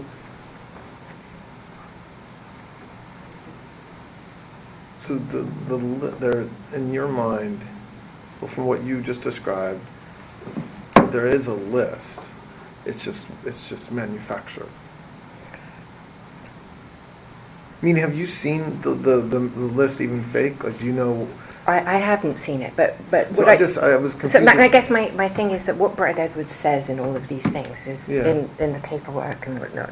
And then, so all this story is basically controlled by 5 people. There's 4 alleged victims that speak about the list and the blackmail and the men and the sex and whatnot. And the lawyers, and now the prosecutors, sorry, the Southern District of New York for sure. But no one else. None of these stories carry from any of the 44 alleged original victims. They never ever say that they were farmed out to anybody. But the list itself? Yes. Where is it? There is no list, but Brad Edwards said So that that's he what I was a little created bit the confused list. about. Sorry, he created a list. So in that book that Alfredo Rodriguez produced that became evidence, Exhibit 52 in my trial, it has markings all over it, circles and dots and whatnot. Mm-hmm. And Brad Edwards says that he got Alfredo Rodriguez to mark up the book of all the people who were involved. It includes Alan Dershowitz, for the record, who's marked. I don't remember what it does with Donald Trump. I don't know. You'd have to look. I don't have it. But I believe. So what he did, he marked up. I don't know who. Somebody marked up that book of names, and I think all the names of the people that they went for were originally selected between two sources. One was this alleged book of names, and one was also from the telephone logs that were collected from the house in Palm Beach. And just to finish it off, there is a note. I have some papers for you if you wanted them, where Brad Edwards says that he has a list of 25 men that he got money off. So, okay, so the list that everybody, the black book, the list, what you're saying is that your Exhibit 52 from your trial, which is like more of an address book or Rolodex type thing, that Mr. Rodriguez, Alfredo Rodriguez, your understanding is that somewhere along the way he went through and kind of marked that list to say... I don't know where that book actually comes from. Okay. I don't know what that book is.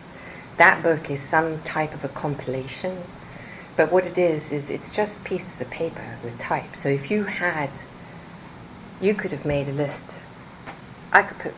Oh, I wouldn't be so rude, but you're referring to something that's been public for a long... I mean, if we're thinking about the same thing, you're talking about you're right, it's like a bunch of different types of paper or whatever. I only have a copy of it, but with big parts of it redacted publicly because it has people's addresses and yes, whatnot that's what on I'm it. talking about. Okay. So Yeah. Oh, perfect. Yes. So you will find... We're looking at Exhibit 52 now. Okay, so you're looking at Exhibit 52. So the one they produced, the Southern District of New York actually produced a book for me to see it as evidence, the actual thing it was. And it has marks, it has tabs, it has things, it has names I've never seen. It had like that list of that list was basically the names that they choose to produce at trial. Now, in Rothstein Adler's firm, I also have some documents where Rothstein, his original scheme at Rothstein Adler was to place prostitutes. He had a bar, a dancey bar, where he had girls, and I believe he would use them and put them as fake secretaries in people's offices, and then she might touch him or he might touch her or something, and boom, he got $25,000 for that. And those girls, now I'm not saying that those are the girls that came in Epstein's case necessarily, but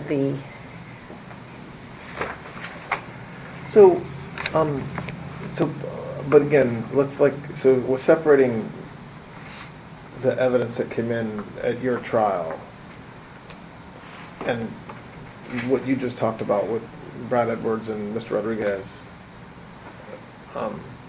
During the time that you were with Mr. Epstein, and even in the 2000s when you were around less frequently, you never observed or you never saw any sort of list or black book or a list of individuals who linked to certain masseuses or Absolutely anything no. like that? Absolutely no. There is no list. There is no... I'm not aware of any blackmail. I never heard that. I never saw it, and I never imagined it. So while we're on this topic, just again, I know we're jumping around and we've been going at it for a while, so I apologize. But there's recently been reports about a birthday book that you assembled for Mr. Epstein, I think for his 50th birthday in 2003. That's true. What do you know about that? So,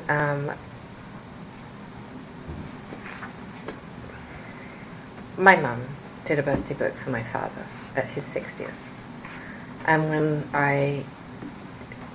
Epstein would talk about his 50th, he said, I don't know what I'm going to do. And I said, well, that's a nice thing. So my mum did this book for my dad. And he said, I love that idea. said, can you help coordinate it? And he organised, he called a lot of the people himself. I coordinated the putting together of the book, and in some instances I called people to ask them to contribute. What was in the book? Like, what was the ask of the people you called? It's his 50th birthday. Say anything you want on a piece of paper. Okay. I mean, nothing more than that. Right. I mean, it was an obvious question, but you basically, his folks were invited to send something to you to celebrate his birthday. Yes, to say happy birthday with like have a wonderful day or something else. There was no ask, but I wasn't responsible for everybody in that book, and there were people that he would ask himself to contribute. And do you remember specific names of individuals who did send letters or who did contribute? It's been so long. I want to tell you that I don't remember. I honestly don't remember. The article talks about several names, but including the focus of the article, which is on Donald Trump. Do you remember President Trump submitting a letter or a card or a note? I don't. Do you think the articles, well, do you remember seeing that book or any portion of the letters in your discovery in New York? Yes. Okay, what do you remember seeing? I remember there were some portions of that book, but what surprised me was how few there were, because I thought if you had those, where are the rest? There was none of Mr. Trump. In your discovery? In my discovery, sorry. President Trump, there was nothing from President Trump. And do you remember, but separate and apart from your discovery, do you remember one way or the other whether President Trump submitted a letter for his 50th birthday? I do not remember. And the article that references the letter talks about like either a picture of a naked woman or something like that. Do you have any recollection of that? I do not. Wait, no, I don't. Do you remember? So what do you remember seeing from your discovery around the book? Like you said, portions of it or some of the pictures? What do you remember? I remember there were maybe. So I just want to say about the discovery that I had about, maybe this is an exaggeration, I'm not sure, but in my mind it's about close to 5 million pages, 5 million documents. It was a lot. And of that giant document dump that I received, I was only maybe as much as 30 to 35% I was never able to access. And this is documented at the court. And so I cannot say that I saw everything because I didn't. Yeah, okay. I just want you to know that. And I think that was by design. But you do remember... I do remember some pages. Seeing some pages of the book. Yes. Okay. Do you remember which pages you saw? Like from who had written those letters, or no? I really don't remember. Okay. I'm sorry. It's okay. Did you or so the same questions we've asked about some other individuals? Did you meet Bill Gates over the years? Yes. Because of your relationship with Mr. Epstein, or separate?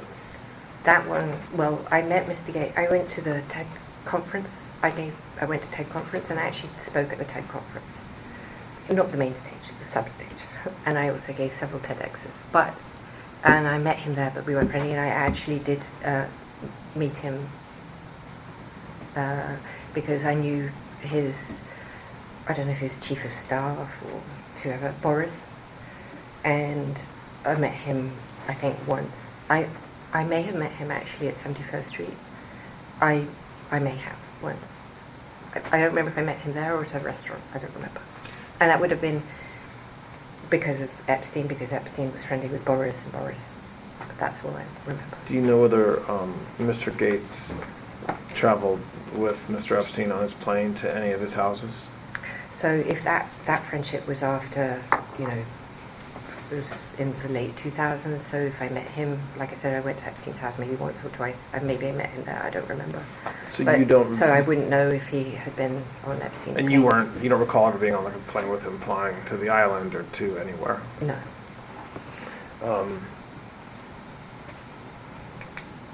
Do you know somebody named Reid Hoffman? I do. Who's that? Read Silicon Valley guy. Is what? Silicon Valley. And how do you know him? Through my friends in San Francisco. I used to have a very close friend who was in San Francisco who's part of that whole... I have several actually, or had. So is that a relationship you have kind of separate and apart from Mr. Epstein? Oh, separate.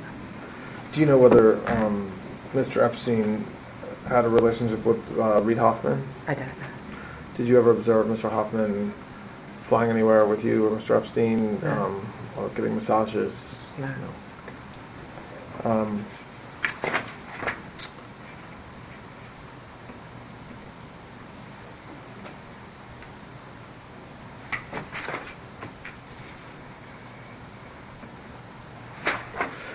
So there's a list of multiple masseuses that is floating around. I think you had in your discovery. I think you were just talking about that.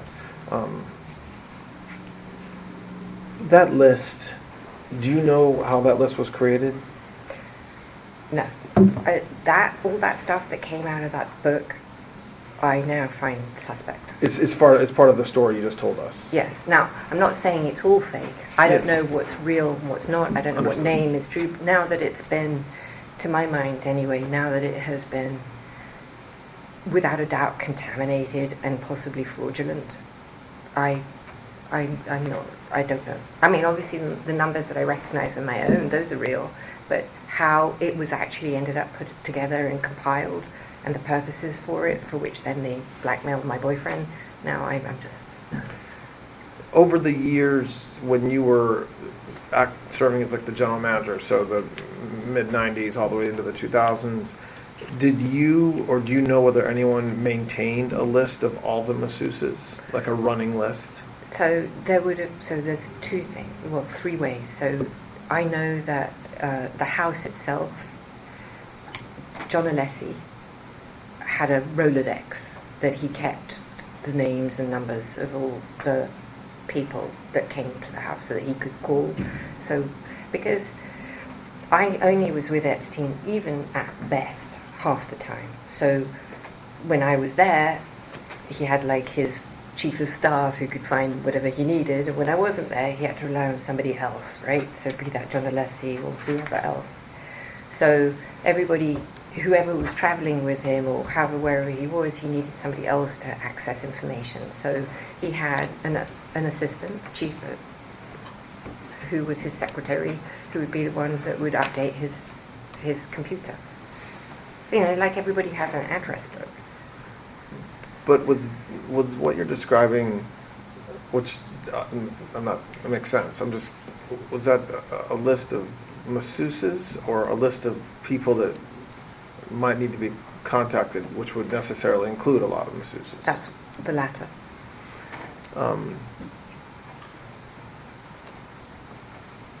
And did you update that? Like, were you one of the people that would add names to it? Like, if a masseuse came and leaves and Mr. Epstein says yes, she was good, would you be part? Like, how was the list kind of maintained, or who maintained it? Typically, no, because there would be an assistant who would do that. Plus, Epstein would not allow me to answer the telephone ever. So, or maintain or keep any of his messages either in the office or at the house. So typically that wouldn't be, because I wouldn't be the one. Could I say to you I never did it? No, of course not, because that just seems ludicrous. But as a rule of thumb, the answer would be no. During the 2007-8-9 the investigation out of the Southern District of Florida, so you said that you weren't contacted by law enforcement. I was not. After Mr. Epstein was charged, did you have conversations with him about the investigation? He never talked to me about it. Did you, I mean, I can't, let's put it this way. If he did, I have no recollection of it. I mean, I'm sure he must have said, this is all whatever he said, or it's nothing, or whatever. I mean, I just don't have any memory. I mean, I was with Ted. I was like gone. I mean, plus, I just didn't want to know either, I suppose. So you don't know firsthand why the U.S. Attorney in Florida made the deal that he did? Meaning you weren't part of that discussion along the way. Like Mr. Epstein didn't say, "I'm getting a good deal," or, you know, something's happening with the case that's very good. You to the extent you know anything about it, it's just from what you've heard or read from others, not from Mr. Epstein. Is that right? He never talked about the non-prosecution directly with me, no. But he did. But it's still enforceable as to her. I mean, he never said, "Hey, are you happy with this deal?" like that. But I understood. He never enjoined me to the MPA, but I understand that he included me specifically, and I'll tell you why. Well, it's okay. You don't need to get into that. No, yeah, I don't want to talk about the legal, Yeah.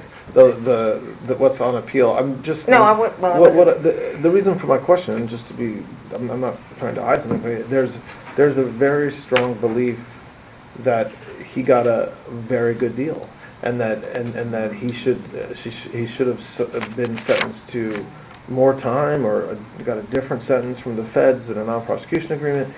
And I'm not asking you to opine on that, but I'm wondering whether he ever talked to you about that, but it sounds like he didn't. That he got a good deal? No.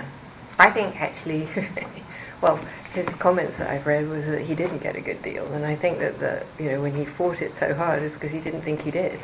When he was serving his sentence, were you around during that time, like when he was allowed to leave during the day or travel during the day? I never called him. I never saw him, and I never went to the jail. So I'm going to ask you questions that you shouldn't read into them. I just want to know whether they resonate with you.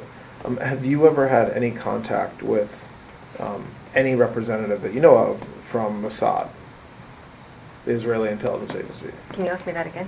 Have you ever had any contact with an individual that you understand to be from Mossad, an Israeli intelligence agency? Well, not deliberately. Pardon me? Not deliberately. Okay. And did you know, we talked about this a little bit earlier, but just to put a finer point on it, did you ever know that were you ever told, do you ever think that Mr. Epstein was getting any money from any intelligence agency, including Mossad? Well, I don't believe so, but I wouldn't know. I mean, I would be very surprised if he did. I don't think so. No. We've talked about a lot of names, and I'm sure there's some that we haven't covered. Are there any foreign nationals? So right now we've talked about some British, the royal family a little bit, and maybe high society folks in Britain. Were there any international businessmen or politicians that had a very close relationship or a close relationship with Mr. Epstein that we haven't already talked about? Off the top of my head, I can think of Ehud Barak.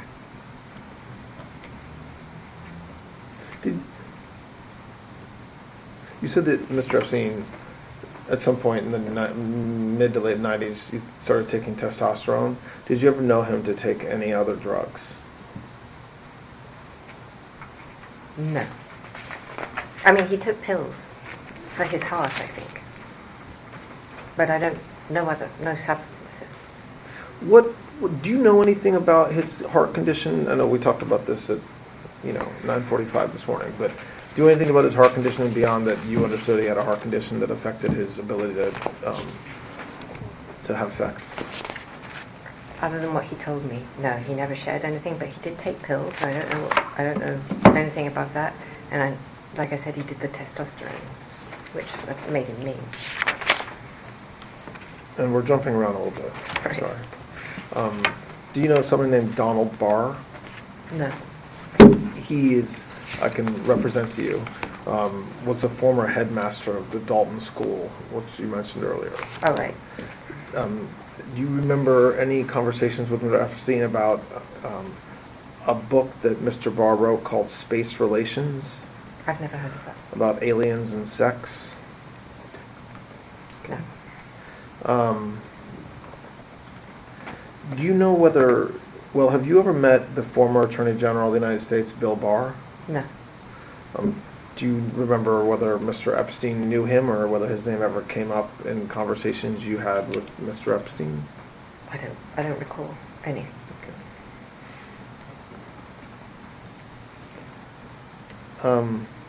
Did you have a relationship, or no? I'm using relationship, and I appreciate you don't like that word.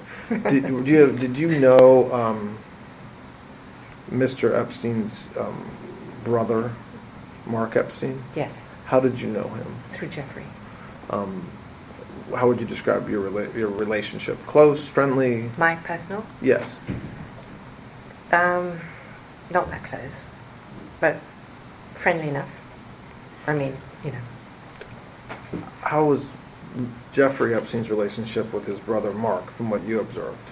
I mean, they were brotherly, but I think that I don't know. There had periods when they were closer, and then when they weren't. I think sometimes Epstein found his brother irritating.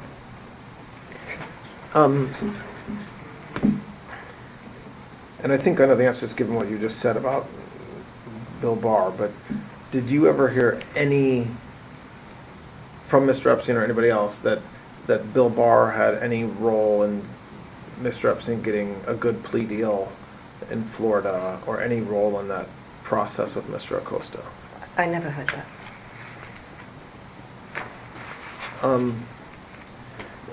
I think you said this in an interview, but if I'm wrong, forgive me. Do you have a view of Mr. Epstein, of whether he committed suicide or whether something else happened? Can we take a Wanna break? take a break? Right there? Yeah, sure. Yeah, we can take a break. Yeah, sure.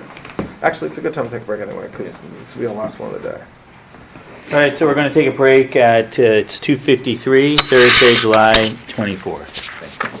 We are continuing with the recorded proffer of Ms. Maxwell.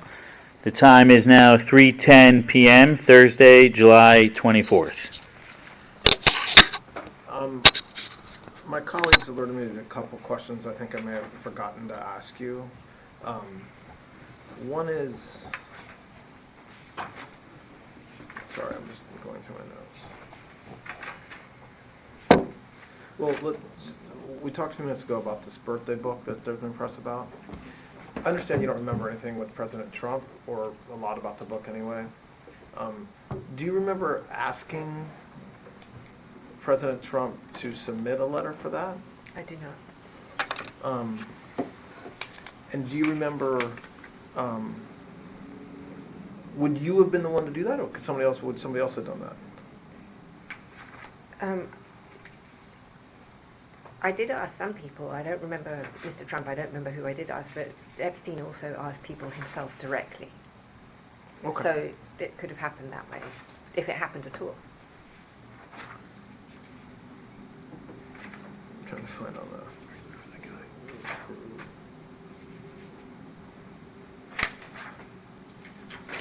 Where is it? You mentioned Ehud Barak. Yes. What was his involvement? This would have been in the later 2000s, so I do not know how they met, but I do know that they, I don't know if friendly would be the right word, I don't know that, but I know that they saw each other, and only because my father, you know, anything that touches Israel or the state of Israel, I'm always interested in, because my father loved Israel, and so I pay attention to it, and we have ties to, you know, to Israel. When you said it was later, though, Ties meaning friends and family relations. was the prominent, was Mr. Barak, or Prince Barak, Do you know what the nature of his relationship was with Mr. Epstein? I don't. Do you know, were you ever with them together? I think I have a memory of meeting Ehud, but I don't know if he was with Epstein or, I don't remember. I just know that I did see him, and I'm struggling to remember the context around it. But I'm sure it happened, but it must have been very brief, because I don't have any serious memory of it, any deep memory of it. And maybe this is obvious. And maybe it comes also because I've read it in the press, that maybe something that brought it to my memory. So that's also, I think the press has been very contaminating. So it's hard sometimes to separate those stories from your memory, sometimes. Do you know a British gymnast by the name of Heather Mann? Yes. Did she? I didn't know she was a gymnast. Oh, okay. I'm reading something that says she was a gymnast, but Okay. Please don't assume that that's correct. Okay. Based Okay. upon my words. Okay. Did she ever travel with you and/or Mr. Epstein? I think, yeah, she did actually. I think that she might have been one of Mr. Epstein's girlfriends at some point. What? Again, I know we're talking about time periods that are vast. What time period would that have been? Like after you, since 2000?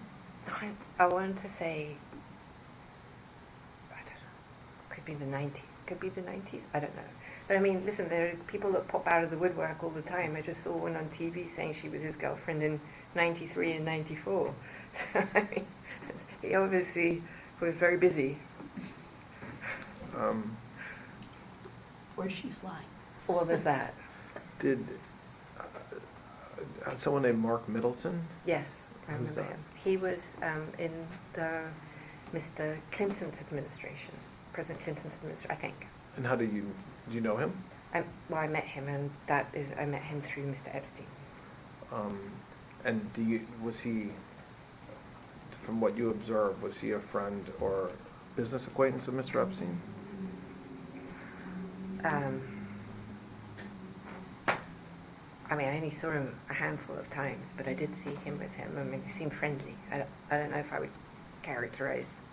I mean, having seen him briefly, I don't know how to characterize that. Do you know whether he flew on airplanes with Mr. Epstein? Did he visit the island? Do you know anything about that or their relationship as it relates to that? I don't have any recollection of seeing Mark Middleton at the island. How about former U.S. Senator George Mitchell? Yeah, I do remember George. What do you remember about him? I travelled with him. We went to the most memorable day. I went to. Well, I was friendly with his wife. Start with that, with Heather. And Heather was in New York, so I hung out with her a few times. We had dinners, and I was just friendly, I would say. Separately from her husband. Was friends with Heather. I met Heather through her husband, but we became friends. You became friends with Heather. Yes. Was Mr. Epstein friends with Mr. Mitchell? Yes. Did they travel together besides New York? Did they travel to the island or to New Mexico? I don't remember George ever at the island, but the most memorable trip I do recall with Senator was to Italy. Was to where? To Italy. Ah, okay. We went to Rome. As the four of you? So Heather and Mr. Mitchell and you and Mr. Epstein? That's my recollection. And what were you there for? Well, the most memorable aspect of that trip is we went to the Vatican. And it was extraordinary. And the most extraordinary thing was going to the archives and holding Henry VIII's document to the Pope, asking for his divorce. Do you know the former president of Colombia, Andres Pastrana? Yes. How do you know him? I met Andres Pastrana in a pub in Dublin. And did he travel with Mr. Epstein that you know? I don't know if I don't know if he was ever on the plane. I don't think he ever came to the island. But I went 2 places with Andres Pastrana. One was to Colombia, when Epstein came to that, and the other was to Cuba, and Epstein was there, and Pastrana was, I think, was there. And what were the purposes of traveling to Colombia then Cuba?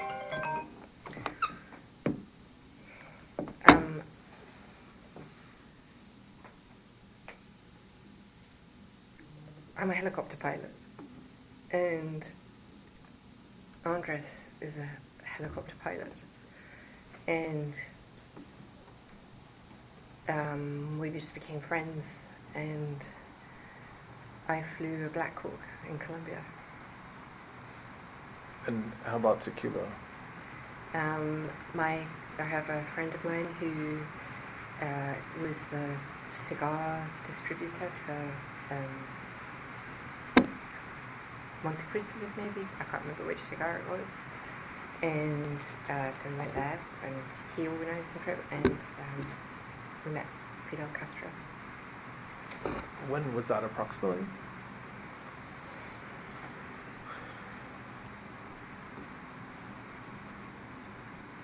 Had to be 2002, 2003. Okay. Something like that, I think. There's some more names that we might talk about tomorrow with the same type of questions. But as far as a catch-all, there's been a tremendous amount of public information about all kinds of names, including some of the folks we talked about today, and their relationship with Mr. Epstein and or you. For any of the folks that we've talked about today, did you observe them doing anything improper with Mr. Epstein, whether with masseuses or with women or girls who were traveling, or at the residences that they were at, or at the parties that they were at? I did not ever at any time see that. And for any of the names we've talked about today, and then tomorrow we'll talk about some more, but for today, do you recall having any conversations with anybody else where they reported to you that they had seen something that one of these individuals had done, whether someone else that works with Mr. Epstein or somebody that observed something? If anybody had ever reported anything, first of all, the answer to that is no. And also, I just want to be clear that had anybody ever reported anything illegal or disgusting like that, I would have immediately done something. And I never heard it, I never saw it, and no one ever complained to me, or tears, nothing like that. Okay. All right, so we took a break when we were talking about Mr. Epstein and his death. Oh, bless you. That's okay, take your time.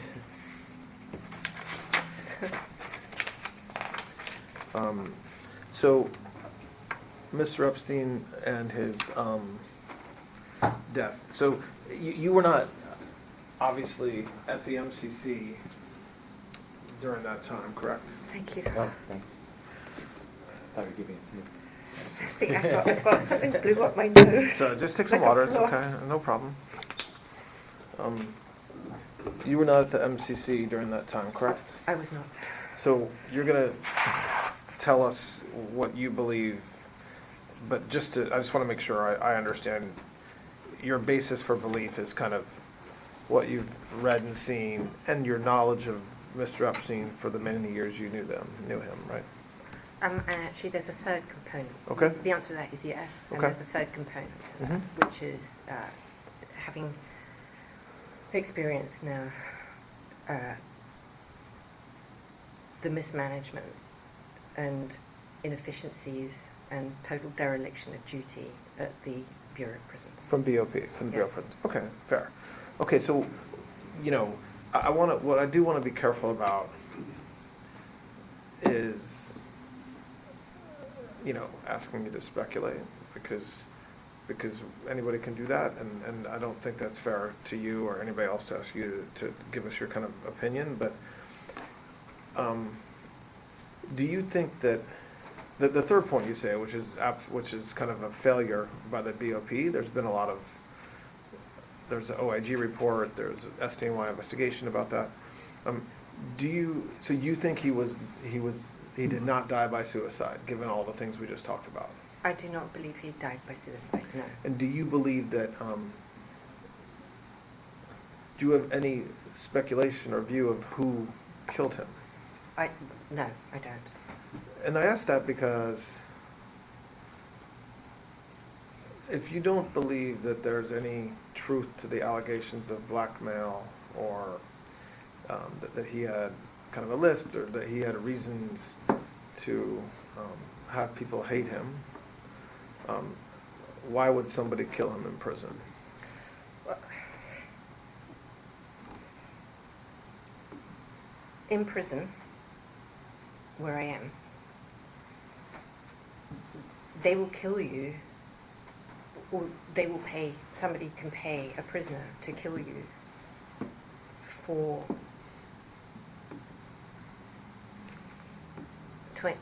$25 worth of commissary is about the going rate for a hit with a lock today. So that goes to the third reason, which is kind of the mismanagement or Yes. the shortfallings or shortcomings of the Bureau of Prisons. Yes. Which is a little bit different than my question is, which is, do you think there's somebody on the outside of prison, so putting aside what could happen on the inside, on the outside of prison, who wanted him dead so badly that he would have, or she would have, caused him to be killed on the inside? I think I don't see that. I think, is it possible? Of course it's possible, but I don't know of any reason why, and I don't believe in the blackmail or in any of this. I don't think Epstein had a hit on like that.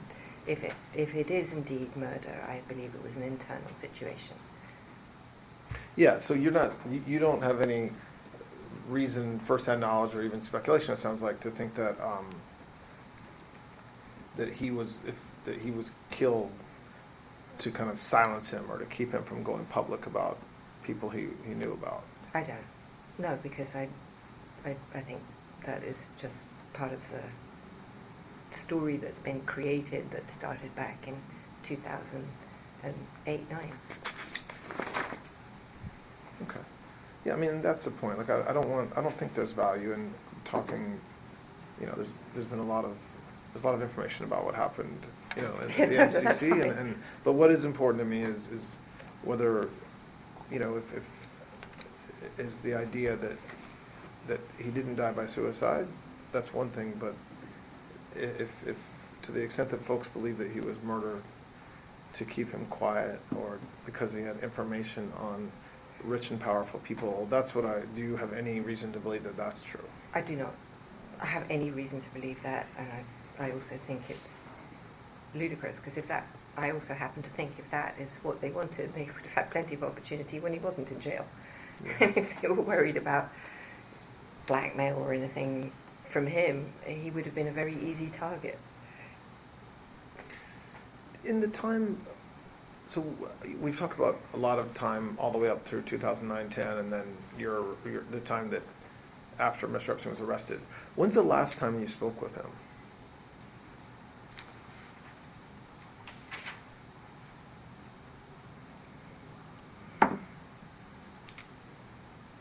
Maybe 2016, 2017, maybe 2016.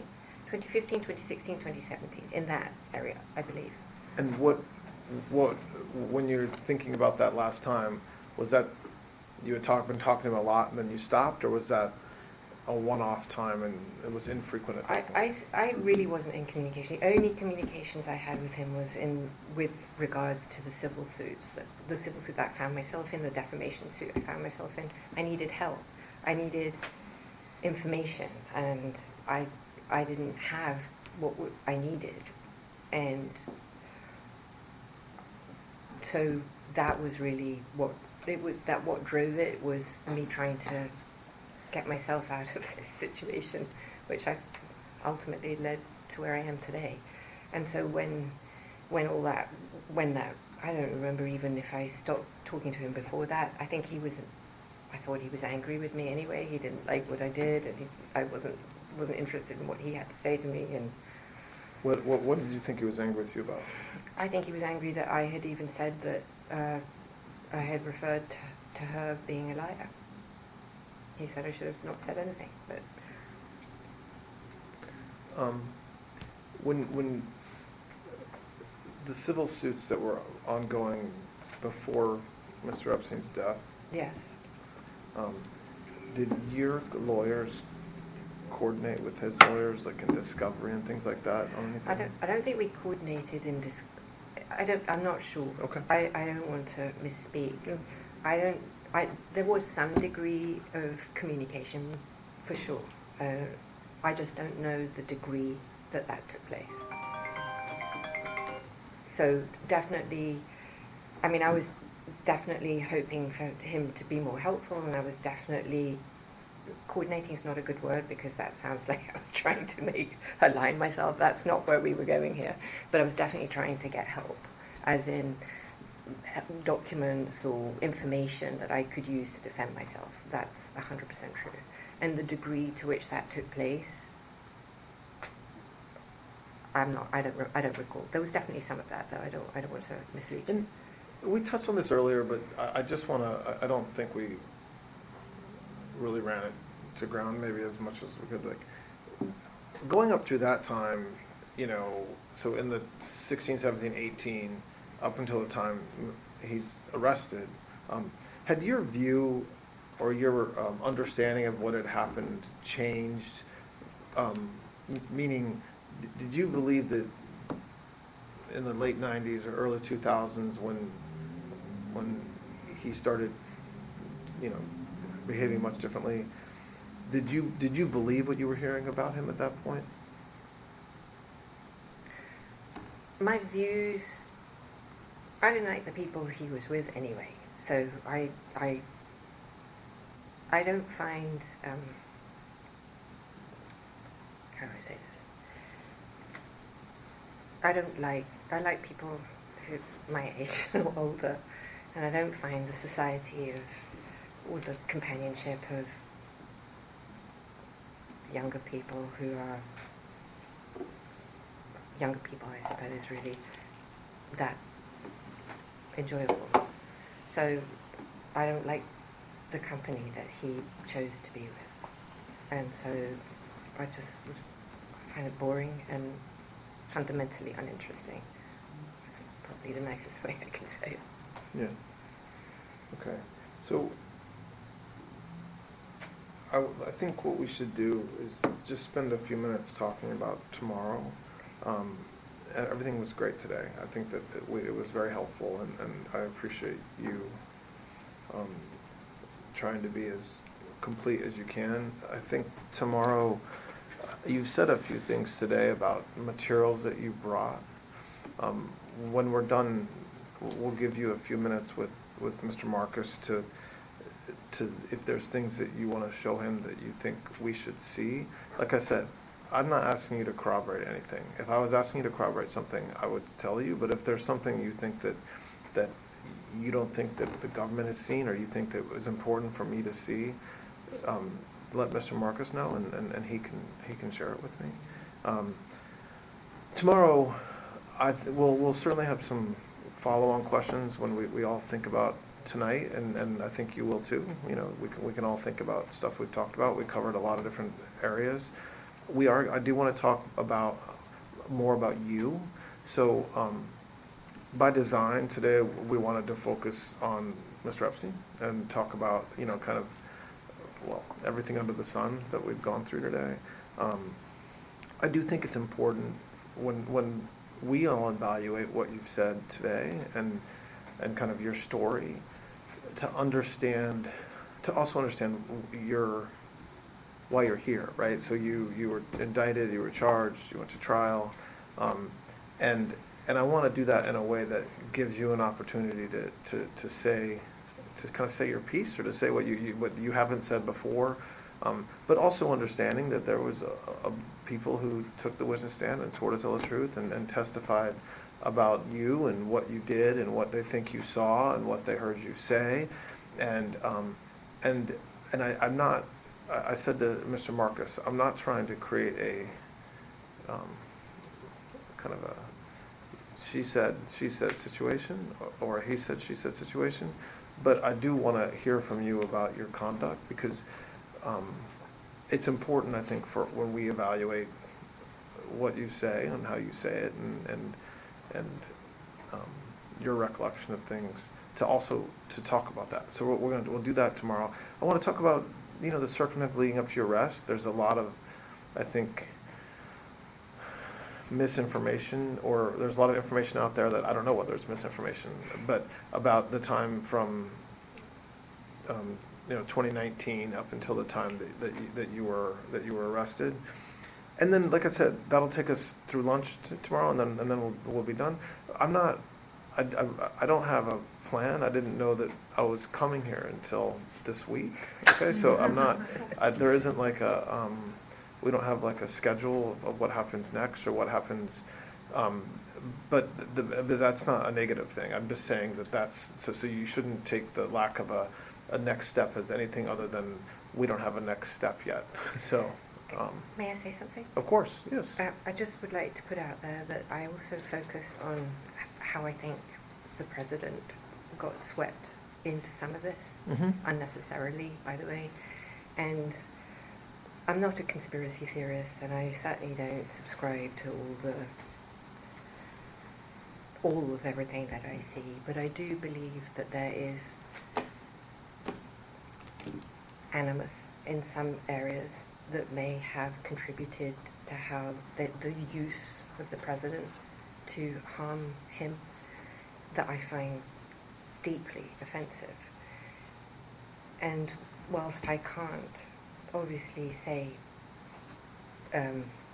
definitively that is what it is, I would like to show you what I see so that you can evaluate it and do with that as you see fit, if it needs to be addressed. I've seen it. It struck me, and I would like to give it to you for what it's worth. Okay. Does that seem something that I can... That's fine. Yeah, of course. I don't like that. Yeah, okay. That's fine. That's great. Okay, so why don't we stop for today?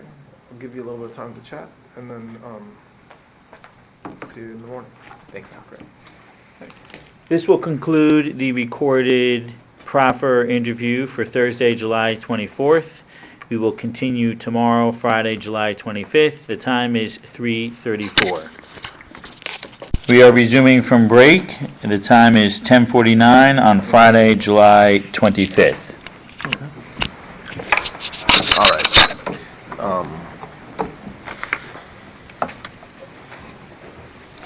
So we've talked around this issue, but talked about it a little bit. I want to spend the next hour or so, or however long it takes. I want to focus kind of exclusively on Epstein and like his criminal conduct with respect to women.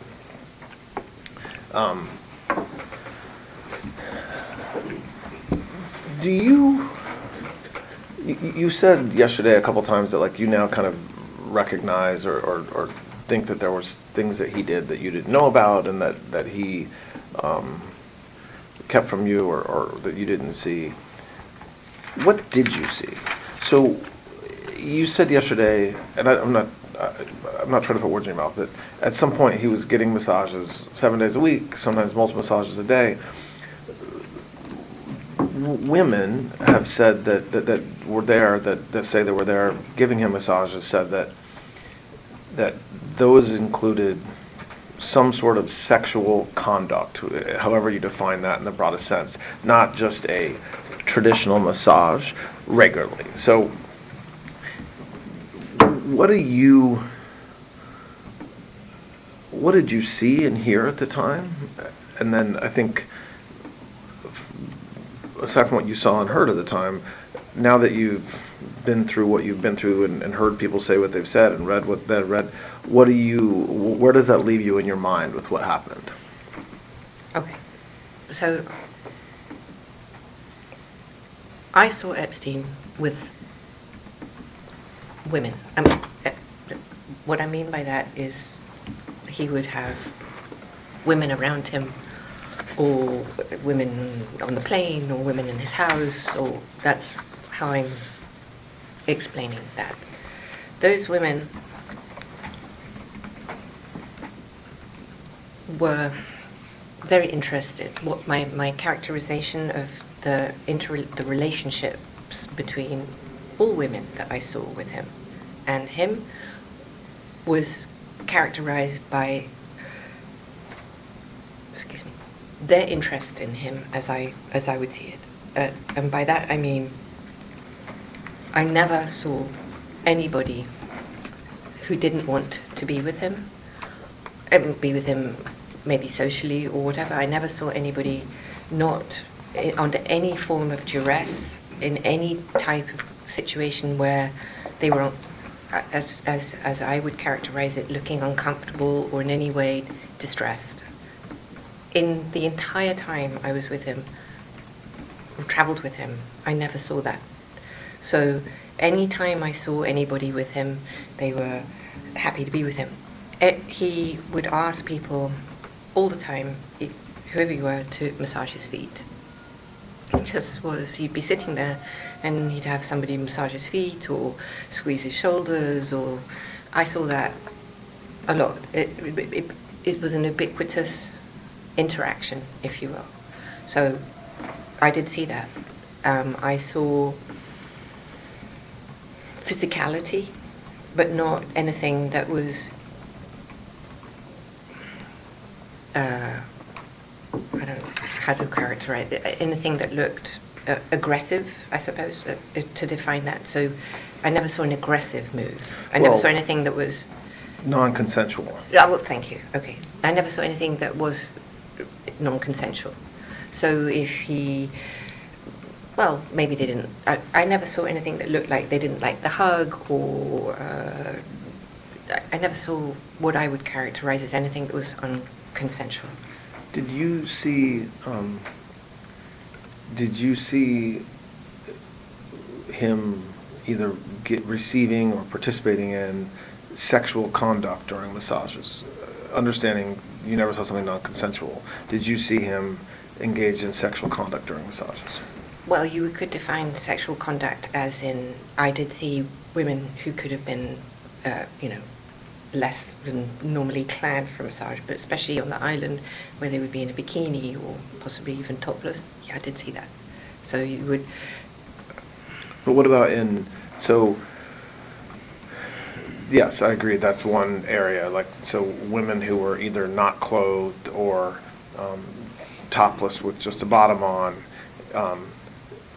But beyond that, did you see as part of that him touching them? And again, I'm not talking about consent or not consent or age or, I'm saying there's multiple, dozens and dozens of women who have said that they engaged in sexual contact, and I agree there's a broad range of how that can be defined, but defining it in the broadest of terms. I saw him being physical with women. I did see that, but nothing that was not consensual. And to address the issue of the large number of women who today say that he was not consensual or coercive with them, I'm not sure. In my mind, I sort of have to characterize the two distinct areas. There's one where is the women who are not of age. Therefore, anything with them is immediately unconsensual. Correct. So let's start, and I want to define anyone who's under age versus anybody who's over age, because I do think that there's a very significant differential between the two. Well, so does the law. Yeah. Yes. Okay. So Yeah. I don't mean that. I agree with you. Yes, okay. I agree with you. Yeah. Okay. So I want to deal with the thing which is really why we're here. I mean, not that I'm not going to deal with the other, but I just want to make a distinction with underage situation, because there's nothing about that that's right. I never saw anything with anybody who was, certainly to be categorical from my trial. Let's deal with that, because that's something that I can say. I never saw that with them at all, and I would say that as described anyway in my trial did not happen as described. I'm not saying that Mr. Epstein did not do those things. I'm not, as casting those, I'm not going to say, I don't feel comfortable saying that today given what I now know to be true. So I'm not here to defend him. But what I can say is that I did not participate in that activity. And So let's divide this into two areas. Maybe there's more, but we'll start with two areas.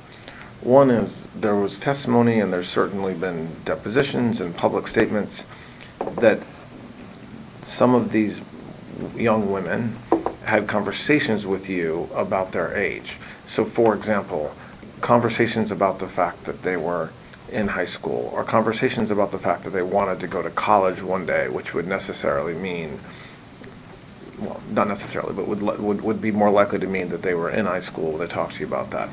And so were there women that you knew were underage? And I say that because that's different than whether they were sexually abused in any way by Mr. Epstein, just merely their age, and going to give him a massage. no, I never knew that, and I can categorically state that had any child said to me that they were 14, 15, 16, maybe not 17, because 17 in England, I mean, if someone had said they were 17, I've read so much that did happen. I mean, but I would never have permitted such a thing. I don't even know what I would have done. So some of the, I think even someone who testified at trial, but certainly publicly talked about, was as young as 14 when she was introduced to Mr. Epstein. In your mind today, you kind of reject that happened, that you saw that, meaning you don't recall any obviously under 18 woman coming to give him a massage. Well, I believe you're talking about Jane, and I'm very happy to address that. I actually don't think that the testimony is correct. I don't believe. Yeah. Look, I don't. No, I'm not. I just wanted to tell you how that I don't want to get into. No. I'm not. No, absolutely not. I don't want to go there. I'm not going to do that. But I believe that what took place with a lot of these people is that there was a slide, right? So there was a zone, and he did meet her, and I did meet her, and I knew that she was a young child, and I knew that she was not an adult, but I don't believe he met her till she was 16. So I'm not doing a he said, she said. I'm not doing that because that's not what we're here for. Okay. But he didn't meet her till she was 16. And the entire testimony of the 14, 15, and 16-year-old is therefore not accurate. Did I meet her when she was 16 with her mother? I absolutely did. And did I know that she was young? I absolutely did. But everything that took place that was alleged at trial at the 14 and 15 and 16 is not accurate. And there's testimony, or there's, and again, I'm using testimony in the broadest sense. Some of this is just public statements or something that's come out in civil lawsuits about you and Mr. Epstein giving like you're turning 18 birthday card to somebody, which again, if true, would by definition mean you knew that she was under 18. Do you recall doing that? I do not. I mean, no memory of that at all. And I believe that would be the person that called herself Kate has now announced herself in her own podcast for who she really is. Her name is. So I did not meet until actually she was either 20 or 21. So it would be very hard for me to have given her an 18 birthday card. And the testimony, there's also that slid back. Do you accept that at some point, and we talked about this yesterday about how Mr. Epstein changed, but at some point, Mr. Epstein definitely preferred younger women? I accept. And I think you said yesterday, but say it again since we're talking about it. Is that something that you, in your mind, one of the areas where he changed from when you first met him until later? So I just also want to be clear, I never understood that change to encompass children. I did see from when I met him, he was involved, friends with, or whatever, however you want to characterize it, with women who are in their 20s. And then the slide to, 18 or younger looking women. But I never considered that this would encompass criminal behavior. It never. And so, when you read, I guess 2 different times, right? One was during the Florida investigation when there were eventually public statements from some of these now women who testified about what they did with Mr. Epstein when they were under 18. At that point, did you realize, or did you think to yourself, this happened, or this could have happened, I missed it, or were you at that point still in the mindset that they were either not telling the truth or were not remembering what happened the way that accurately? That's a very fair question. So I think that my view of this at that time, call it as contemporaneously as it did, because I don't think that stuff came out in public. I mean, I may have read things, but I don't. My first real memory of that is at the trial. But my viewpoint, if you will, was set from the minute that lied in her civil deposition, and I could never recover from that because. Which lie? What are you referring to? Her entire characterization Okay. Of. Now, I don't remember how she came and whether I did. I see. But I'm talking about the first time she came to Epstein's house, which I knew to be false. So from that first lie of that description, I could never recover from that. I understand. Okay. So.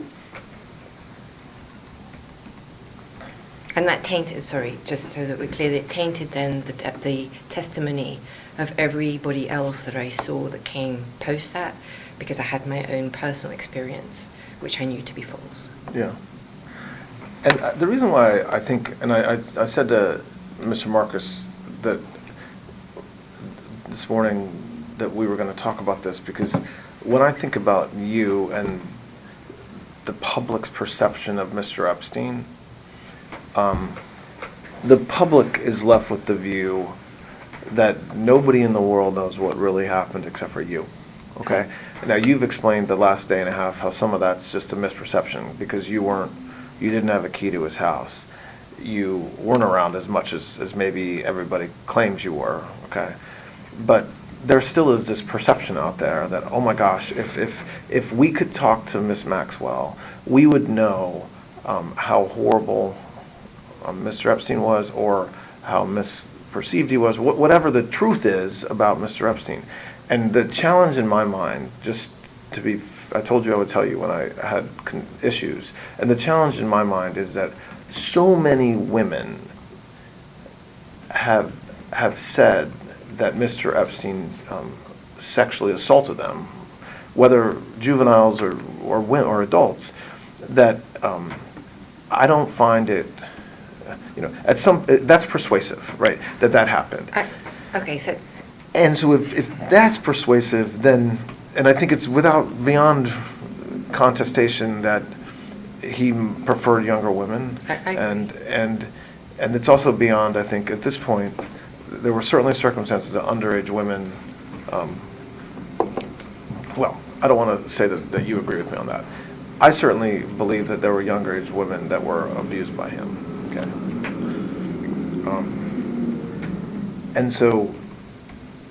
So the layer that I really want to have a frank discussion about is some of these women have said, oh yes, Ms. Maxwell was there, to varying degrees. She saw me there, the door was open when I was there, and then much more egregious, right, that you participated and that you were part of it. And so what I really want you to have an opportunity to say to us is where on the spectrum the truth is, whether it's somewhere in the middle, whether it's one extreme or another extreme. Understanding, in my mind, I'm talking about 1994, 5 to whenever, late 90s, early 2000s. And let me just interrupt, and all I would say is, we're not here to say anything one way or the other about Epstein. I agree with you that the evidence is overwhelming against him, and he's his own person and has to deal with that. But Ghislaine can speak about what she knows, Yes. and from her point of view, and what she did, and that's what you can talk about, Ghislaine. Okay. So I think it's helpful to put this on the time, on the calendar, because I think without Totally. that, we're lost. So I would say we'll go from the beginning. 91, no. 2, no. 3, no. 4, no. 5, no. 6. Now, in that time frame, you have the allegations of Jane, who I dispute. I don't think he met her till she was... Let's not talk about Oh, individuals. no, I'm just saying. Yeah, I'm with you. But there's only, so in that time period, I'm only aware of her. I'm Okay. aware of a girl who said, but, and those, I don't know of any others, and if there are other people who are making allegations about it, I'm not actually aware of them. I may have read them in the, but I don't know. So I think in the early 90s period, I think I'm fairly confident, and I can say that at least as characterized, it's just false. It's just, it didn't happen as said. Now, did it happen? Did he involve himself? I knew about Jane because I saw her come to the house, but I saw her with her mother. I know that her allegations are that there were orgies, for instance, but the people that she suggests were in her orgies didn't even work for Epstein until 98 or 99. Did he do orgies with those people and her? I don't know anybody who was there who said that they did. I certainly didn't see it, so I can't say that happened. Did she do it with someone else? I don't know. The stories really start, the allegations really begin with, and I think that you have to shift his behavior, such as it was. There was one in California who made an allegation. There was a woman who said that I didn't know about. So I think I would call her the first person. I'd be aware of him using his position to... But, sorry to interrupt you, but I just want to, I don't want to have you, I don't think it's helpful for us to have you kind of address each allegation. Okay. I want you to clear your mind and just tell the truth about it. So I'm not saying you're not telling the truth. I'm saying just putting aside what other people have said or what their lawyers have said or what they testified to or, the rumors in the press, push those aside. You were there, and so when you go back to that time period, 92, 93, 99, 2000, 2001, during that time period, what did you see when it comes to young women and massages? All right, so I saw him receive massages. He had regular masseuses in the 90s, people who were standard and who traveled with him, and I saw that. He was living in that Iranian house, and now that I look back, I didn't stay there, but I would go to manage the house. I would see women, models, or people that he would have come to the house. I know that I thought that he was with Eva still at that time. That's what I believed. And then subsequently believed that even though she married him, I actually subsequently believed that the baby that she had was his. Can I interrupt for 1 second? Yeah, of course. Can I just ask some basic top-line questions? Yes. Were you ever in a massage room with him and a masseuse? Yes. Okay. When was that? Well, he would come in sometimes and he would say, give her a massage here, or he would grab my, but not often. I mean, he did come in from time to time. Were you ever in a massage room with him with a masseuse that was naked or giving him any sexual favors? I never saw that. Okay. That I remember. Okay. Did any of the masseuses ever discuss with you giving that they gave sexual favors to Epstein? No. Did you ever see an underage girl go into a massage room with Mr. Epstein? No. If you had seen that, what would you have done? Would you have left? I can't even conceive. I can't even conceive of I can't imagine what I would have done. All right, I'm sorry. No, that's okay. Okay. Did you ever observe Mr. Epstein masturbating during a massage? Yes. Um, I mean, when I'd seen him on a massage table, I had seen him masturbate. I don't know if there was a masseuse present, but I've seen him on a I massage see. table. Okay. Sorry, Okay. I just... Did you ever see him masturbate with a masseuse, with a naked woman, either giving him a massage, reporting to give him a massage? I don't remember seeing that. Did you give him massages, by the way? I mean, there's a photo of you rubbing his feet, and I think... I certainly have been in the massage room with him, and I have certainly rubbed his feet and when he would talk, but I was not a masseuse, and I didn't perform massage on him.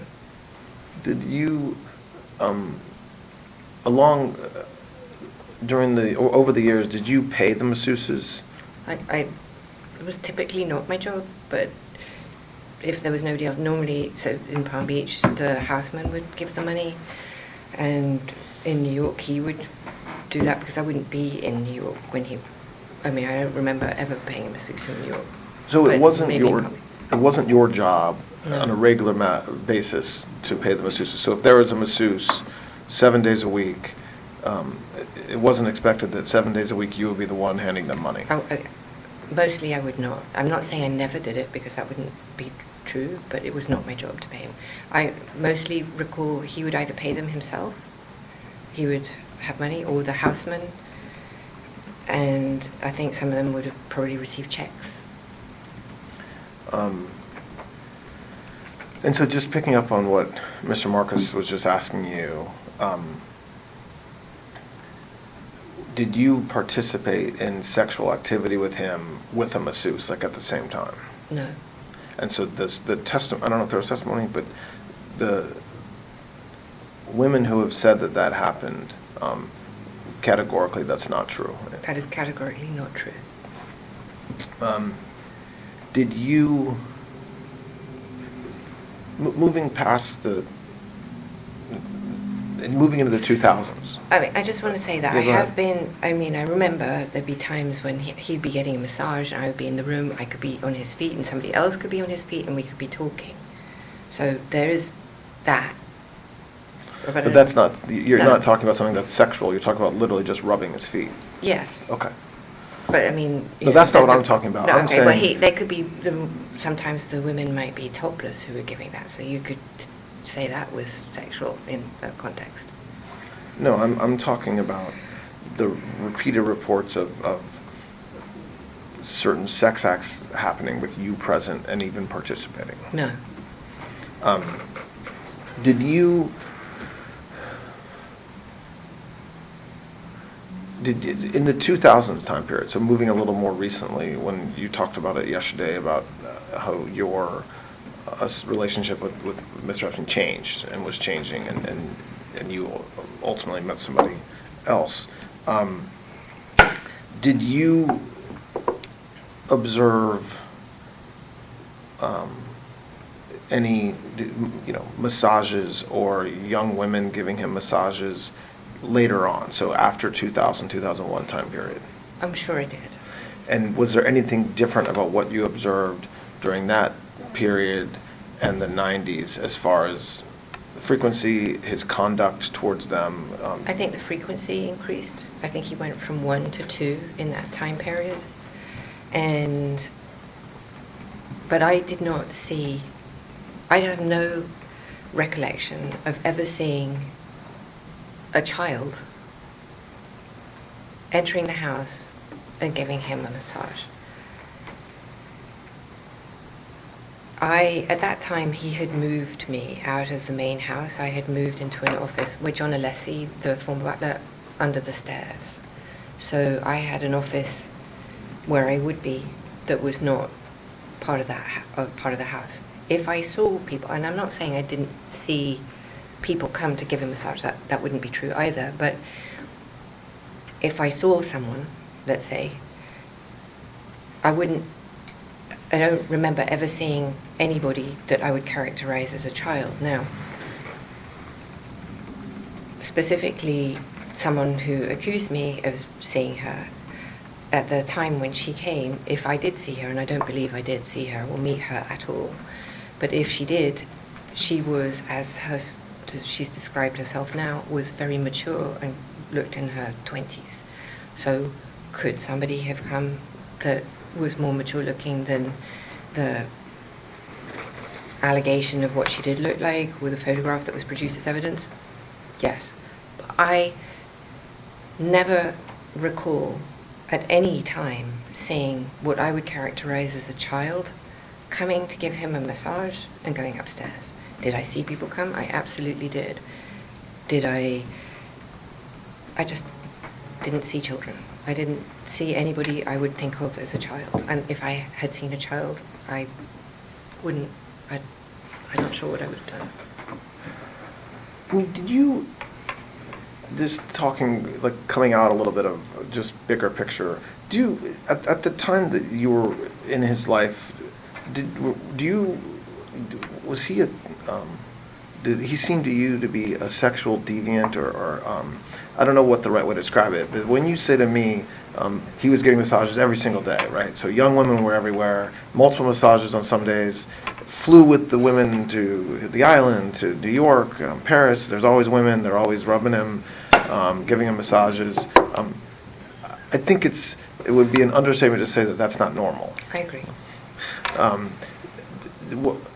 We've all kind of been part of the Epstein story over the past several years, but you were there at the time, okay? What was it like at the time? I mean, was he a creepy guy when it came to that sort of thing? Was he protective of how he looked publicly, image-wise? Like, at the time, what was it like? I think if he had been creepy, like as you would define and you would expect someone who was living that lifestyle to be creepy, I don't think the women would have been there. I don't think that they thought of him as creepy. And if they did, I never saw them behave like he was being weird. Was it a lot? Yes, it was, for sure.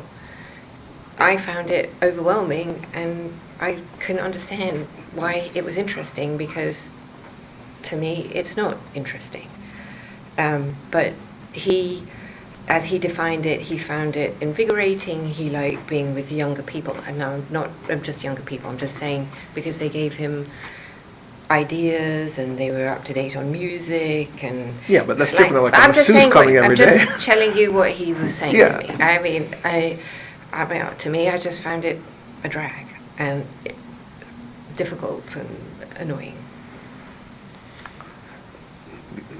Did you But understand, I wasn't the only person present. So this time in the 2000s, you're talking about other people like Sarah Cullen, who was around, who interfaced with him. I didn't have to. She was really interfacing with Epstein at this point in time in his life. She was running his. She was his assistant, and so I didn't have to. That's a fair point, but move beyond his assistants or the folks that work with him. What about his friends and the people that were associated with him? That it couldn't be. It doesn't. I don't understand how this is an after fact of Mr. Epstein. So once he's arrested in Florida, it becomes part of his story, and then later on, he's charged in the Southern District, and then here we are now in 2025. But he was a very successful, hardworking guy, and he had a lot of clients, and he flew with them on vacations and went to the island. It doesn't. I don't understand how he was able to hide this, what seems to me to be some sort of sexual fixation or issue from others. I don't think he did hide it. I think that's the answer, and I think that the people around him, I think myself included, obviously, normalized his behavior on a number of fronts. One, I think because it was a because so many people saw it, of such a high caliber down, that never seemed to think it would, well, if they thought it was strange, probably they never said it at the time, so it became sort of like it was his thing, right? He was always around with women. Now I understand that it's very unattractive, especially in light of everything that we know today, but at the time, the only way I can sort of try and describe it is through Sex and the City, the movie, the show on telly, where that lifestyle is described on the TV show constantly. There are always these women around and men who like it, and a lot of the men that I know like women, and so maybe not as overtly as Epstein, but he was overt, not covert, except obviously in the context of the criminal behavior.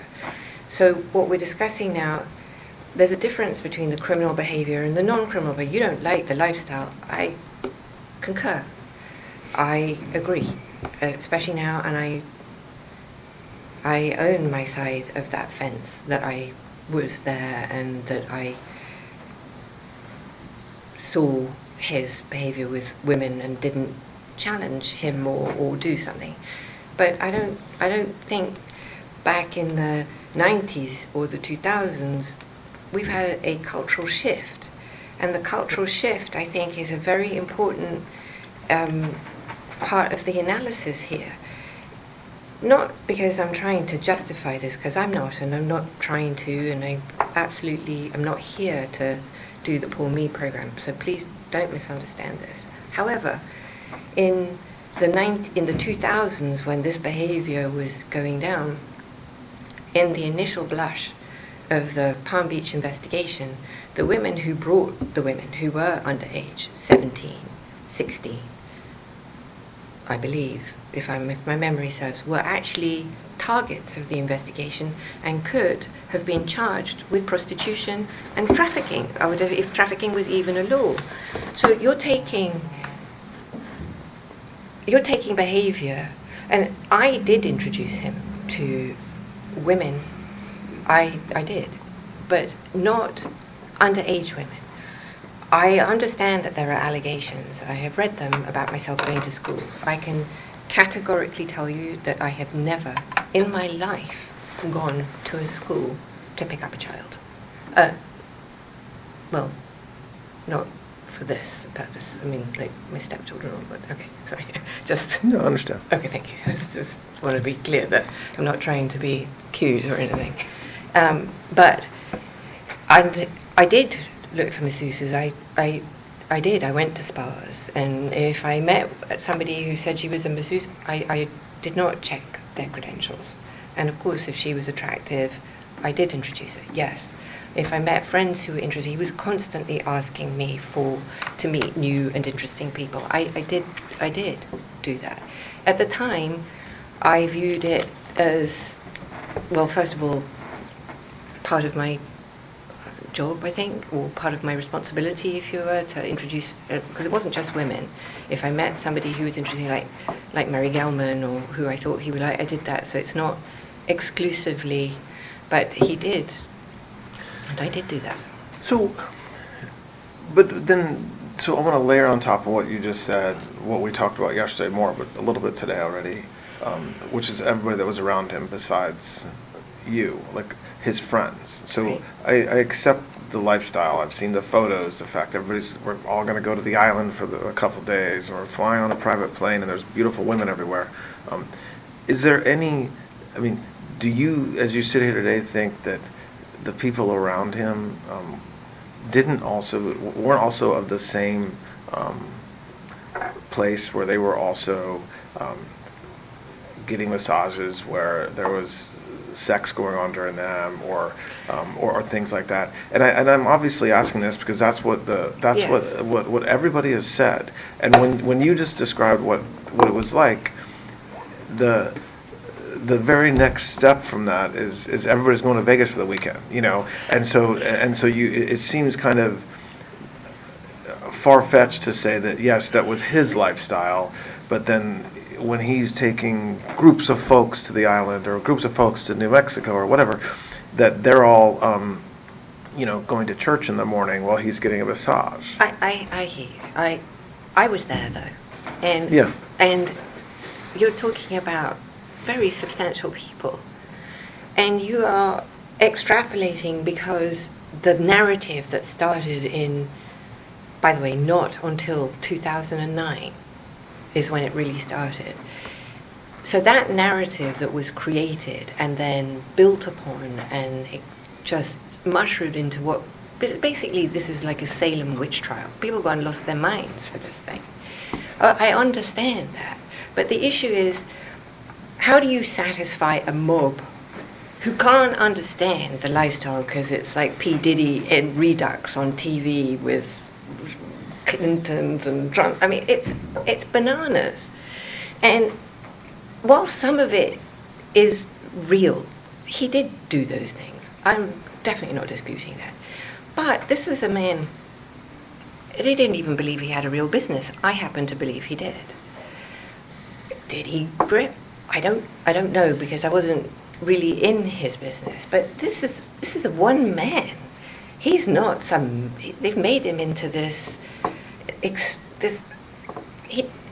He's not that interesting. He's a disgusting guy who did terrible things to young kids. You're not going to hear me say what he did to people who are over the age of 18. I'm sorry. I'm not going to go there. That's just not what I'm here to. I mean, okay. But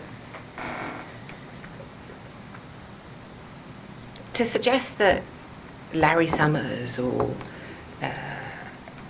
Clinton would suddenly go, oh my gosh, this is like a guy, I'm going to get my body rubbed and have some sex.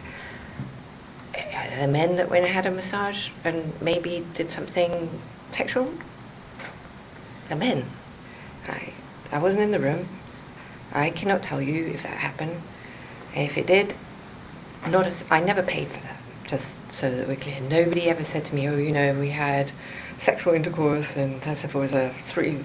I'll be like, okay, TMI, no, not my business. You want to, it's just not. And I didn't want to know. Maybe there's that. But did I think these guys were coming for that? I really don't. If you met Epstein, there is no way that this cast of characters, of which it's extraordinary, some of you in your cabinet, who you value as your co-workers and would be with him if he was a creep or because they wanted sexual favors. A man wants sexual favors, he will find that. They didn't have to come to Epstein for that. Now, did some... Okay, I don't know. I wasn't there. I didn't see it. So,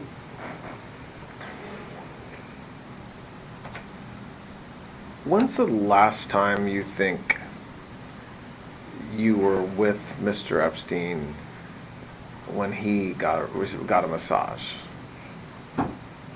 I want to say 2007. 2007? Yes.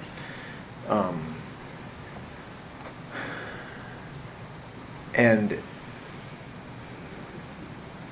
the frequency at that point, so 2007, is that when it was at its peak, would you say? Meaning the number of interactions he was having daily with women and masseuses? So I wasn't really in his life. I happened to be in the Caribbean in 2000. I was with Ted. Okay. And I was still speaking with Epstein because I was still involved in his, loosely with his, the houses and the staff and some of the billing. And I was going back from being with Ted in the Caribbean to New York, and Epstein offered me a ride, and so Ted dropped me off in St. Thomas, and I was on the island, I believe, for one day and one night only. On that visit, I believe, well, I know we would have gotten a massage, but I have,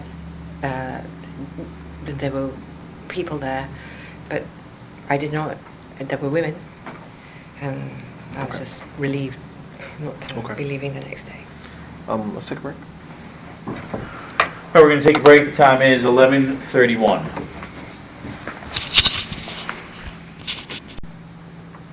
and I know I would characterize, originally anyway, Mr. Epstein's interested in him because obviously he's the former president. But I never saw him, other than that, I saw them be friendly on the plane, but I don't believe, I don't recollect anyway, ever seeing them in any other context. I don't remember him at his house in New York. Like I said, I don't believe he ever went to the island. I think that was just that was a story that did. Do you know one way or the other whether their relationship continued without you, like when you kind of moved on past Mr. Epstein? I don't believe so. Why do you say that you don't believe so? Because I don't think they had a relationship even when I was there. President Clinton liked me, and we got along terribly well. But I never saw that warmth, or that warmth, like how you want to characterize it, with Mr. Epstein and Mr. So I didn't see that. I didn't see any interest in. I didn't see President Clinton being interested in Epstein. He was just a rich guy with a plane. When the Southern District of New York case kind of became public and there was a search warrant of Mr. Epstein's house, there was some sort of painting or picture with Mr. Clinton in like a blue dress that had been signed.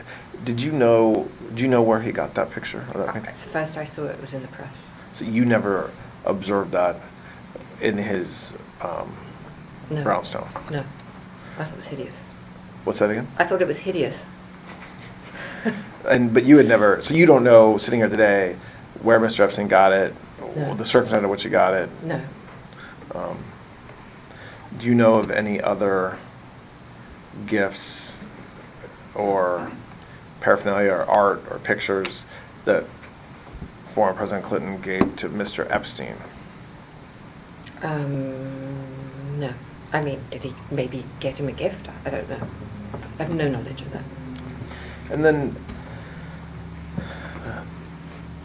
going back to the topic we were talking about before our last break, well, when you said something yesterday at the very beginning of our conversation, that when you first met Mr. Epstein, and you ultimately have sex with him, that he had, I'll use the word erectile dysfunction, but he had issues having sex. That's what he told me. That's what he told you? Yes. Okay. And then over the years, you said sometime in the 90s you started taking testosterone. Yes. Well, I don't know if it was in the 90s. I don't remember when he started, but it wasn't, he had patches, testosterone patches. Okay. Dermal. Like on his arm? Yes. Okay. And then he was ridiculous because you shouldn't take more than one, but sometimes he had, like, well, I'm like, what are you doing? It's, like, unhealthy. Okay. From what you observed or saw or heard, did he continue to have challenges sexually over the years, or do you think that whatever issue he told you he had was fixed? I think it was a lie. You think he was lying about what? About his erectile dysfunction. Oh, you mean you don't think he ever had any issues? You think he just told you that? That is what I believe today, yes. But given, if any of the stories are true, he couldn't have had erectile dysfunction. The thing had a prior pistol, for Christ's sake. Well, that's one of the reasons for my questions. I mean, you're right. I mean, and again, we've talked about this a fair amount, but what did, like, the stories of what masseuses underage and overage have said about him are, you know, and what he liked, or what he demanded that they do, whether it's watching him masturbate or pinching his nipples, you know, kind of things that are unusual. Do you believe that? Like, do you, from what you saw, from what you observed, from what you did when you were in a relationship with him, is that true? Well, the bulk of what I read, he did not have sex. So that is consistent with what he told me, actually. And his masturbating, that is also consistent with what I knew myself. And I'm going to use a bad word. Please, you can use whatever word you need, yes. Blowjob. Okay. He liked blowjobs. Okay. That I did observe. And he didn't seem to have any erectile dysfunction for blowjobs. But sex he didn't have. So when I read the stories about the allegations of sexual rape, I find that challenging because that was not his modus operandi, from my perspective. But when you read about blowjobs, that would be consistent with kind That of would what be you... consistent, as would masturbation, yes. Did you talk to masseuses or women that either he was in a relationship with or who asked you about working with him? Did you tell them, yes, he likes blowjobs, yes, he'll masturbate in front of you? Like, did you have conversations with any of those, with women about what Mr. Epstein liked or what would make him happy or things like that? I don't have any memory of telling anybody about that. I think I may have joked, like saying, oh my God, you know, like from a Sex and the City scene, that, you know, he's, but not, I never instruct, the question you're asking me, sorry, let's just be clear. Did I ever instruct anyone how to pleasure Mr. Epstein? Your question, no. And you said this earlier, but I want to just, you kind of said it on your own. I want to ask the question just so I make sure that there's no confusion. When you, over the years... Sorry, can I just... Yeah, of course. say Yeah, something? please. I just want to say, the idea that I would have to explain to a woman how to satisfy Mr. Epstein is patently absurd, because he clearly was able to explain himself. He didn't need an interlocutor to explain what he liked. He's been doing this, obviously, or this, some version of this story his whole life, and did not require any help from me. Then, so did you ever observe him having sex with a masseuse, regular intercourse, not a blowjob, nothing else, where you either walked in or you were in the room? I never saw Epstein have sex with any person. And so how about oral sex? Did you ever observe a woman giving him oral sex, whether you were in the room or walked in or... I never saw anyone give Epstein a blowjob, no. But you said earlier you did see him masturbating in front of masseuses. I don't know if I said that. I don't know. Okay, sorry. I don't want... Sorry, let me ask the question. Sorry. I'm sure I said no, that's that. fair. That's fair. I said I saw him, I'm sure I saw him in a, what some people could define as sexual contact. So somebody could not have their clothes, or topless, I would say, maybe. I could say that. If I saw him having, masturbating when someone was at, I don't recall that. I don't have a specific memory of it. I'm sorry. But no, I'm not. Okay. I didn't say that. Okay, I understand. That's fair. Sorry, I'm not... That's okay. Surely not trying to put words in your mouth. No, that's absolutely not. It's fine. So, and you said, I think, in passing, maybe not in passing, about you know, whether other people who travel with him would get massages, or so that would, when I say that, I'm referring mostly to the island or potentially New Mexico, but also at his Palm Beach residence or even in New York. Do you know? Do you have a list of names in your head or names that come to mind of people that you know did get massages when they were with Mr. Epstein? No, there's no list. There's no list of people getting massages. I don't have, I can barely recall all the people. I can barely recall, I struggle to recall actual people that I met, and I may have met a long time, but I had even forgotten that about Mr. Kennedy, or I probably brought it up yesterday. It just came to my mind now. So I don't have, and there's no list. There was never a list. There was no, or certainly none that I ever saw, none I ever heard of, none that I ever witnessed, none that there's no list. There's never been a list. And you never heard Mr. Epstein talk about such a list? Never. And you never heard Mr. Epstein suggest that he had some sort of control over somebody because of what he knew about what they had done, or had photos of him? I never heard him. No, I never heard him ask questions about that. I never heard him. So I've been present many times with masseuses. I never, who presumably could or maybe did massage somebody. I'm not saying whether they did. I'm not just in the context, I never heard him ask any question of any masseuse who may have given a massage to a friend who was on the island or in Palm Beach or anywhere else for that, any details about that massage. Like, does he have a funky foot? No, I never heard that. It's weird. And I think at one of the breaks today, your lawyer may have showed you something that just came out in the paper, I think, this morning or last night, a letter that is attributed to you, associated with this birthday book from 2003 that we talked about yesterday. Did you see that letter? I did see the letter. Is that, in fact, it just look like your handwriting or something you wrote? So, I don't remember the letter. Okay. But it does look like my handwriting, and it does look like my name, and it looks like it could be real, but I have no memory of writing that, and I don't remember it at all. Do you remember what the birthday book, as they're calling it, what it looked like how it was put together? I do. What do you remember about it? I remember it was leather bound. I remember it being about yay big. It was big. Right, So you're saying it looks like it's like over 12 inches, 14, 15 inches? Yes, it was like sort of like folio size, I guess, or something like that, and like this. And it was brown and thick, about this thick. Okay. And so I understand. on heavy stock paper. Heavy stock paper, like 14 inches high, That looks about right. and then around like. Well, A4's okay. We had A4 because it was done on heavy stock paper, but I can't remember if it was folio size paper or it could have just been A4. Oh, I see. So it could have just been letter size, or it might have been legal size. Yes. Heavy stock paper. Yes.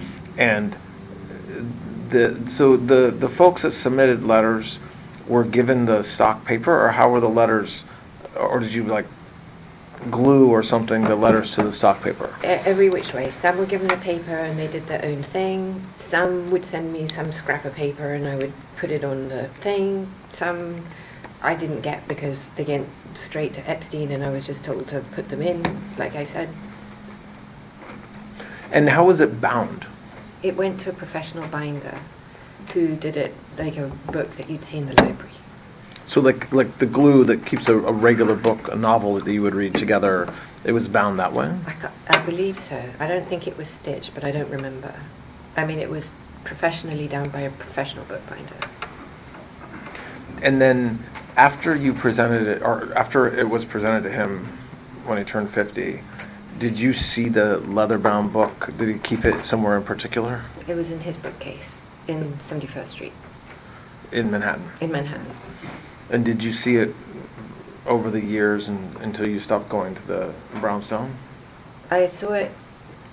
I know I did see it because it was right behind his desk. And after I stopped going, I don't know what happened to it. Do you remember being told or knowing where the book is now? No, but when I received in Discovery those pages, I assumed that it had been found when either New York or the island was searched, and I assumed that the Southern District of New York had it.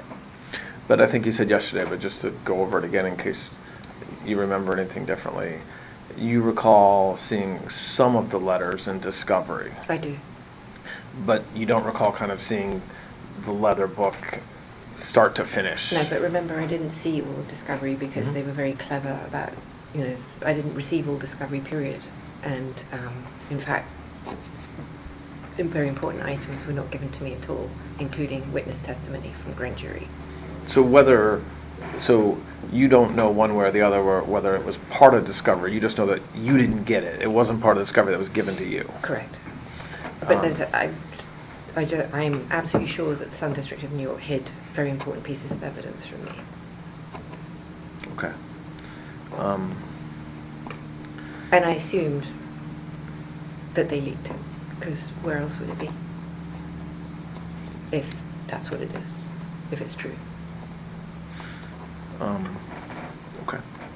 So I'll say it to you, as I've talked a little bit to your lawyer about it. I said to you yesterday that the purpose of what we did yesterday and today was exactly what we did, which is to have a conversation about Mr. EPSTEIN and about you, And I think it's very challenging to talk about everything we talked about in 1.5 days or in just a period of hours. So I'll talk to Mr. Marcus about kind of what we're going to do next, if anything. There's no, and I'm not being coy, or I don't know yet. I don't know. So I have a lot of, we have some work to do. We'll do it with your lawyers to the extent we have questions or follow-up. And this has been very helpful. I think it was you who kind of said you wanted to talk, but we gladly accepted. So I do appreciate you being willing to meet with us, and I expect that we'll be in touch soon. All right. This concludes the recorded proffer interview of Ms. Maxwell. The time is 12:05 p.m. on Friday, July 25th.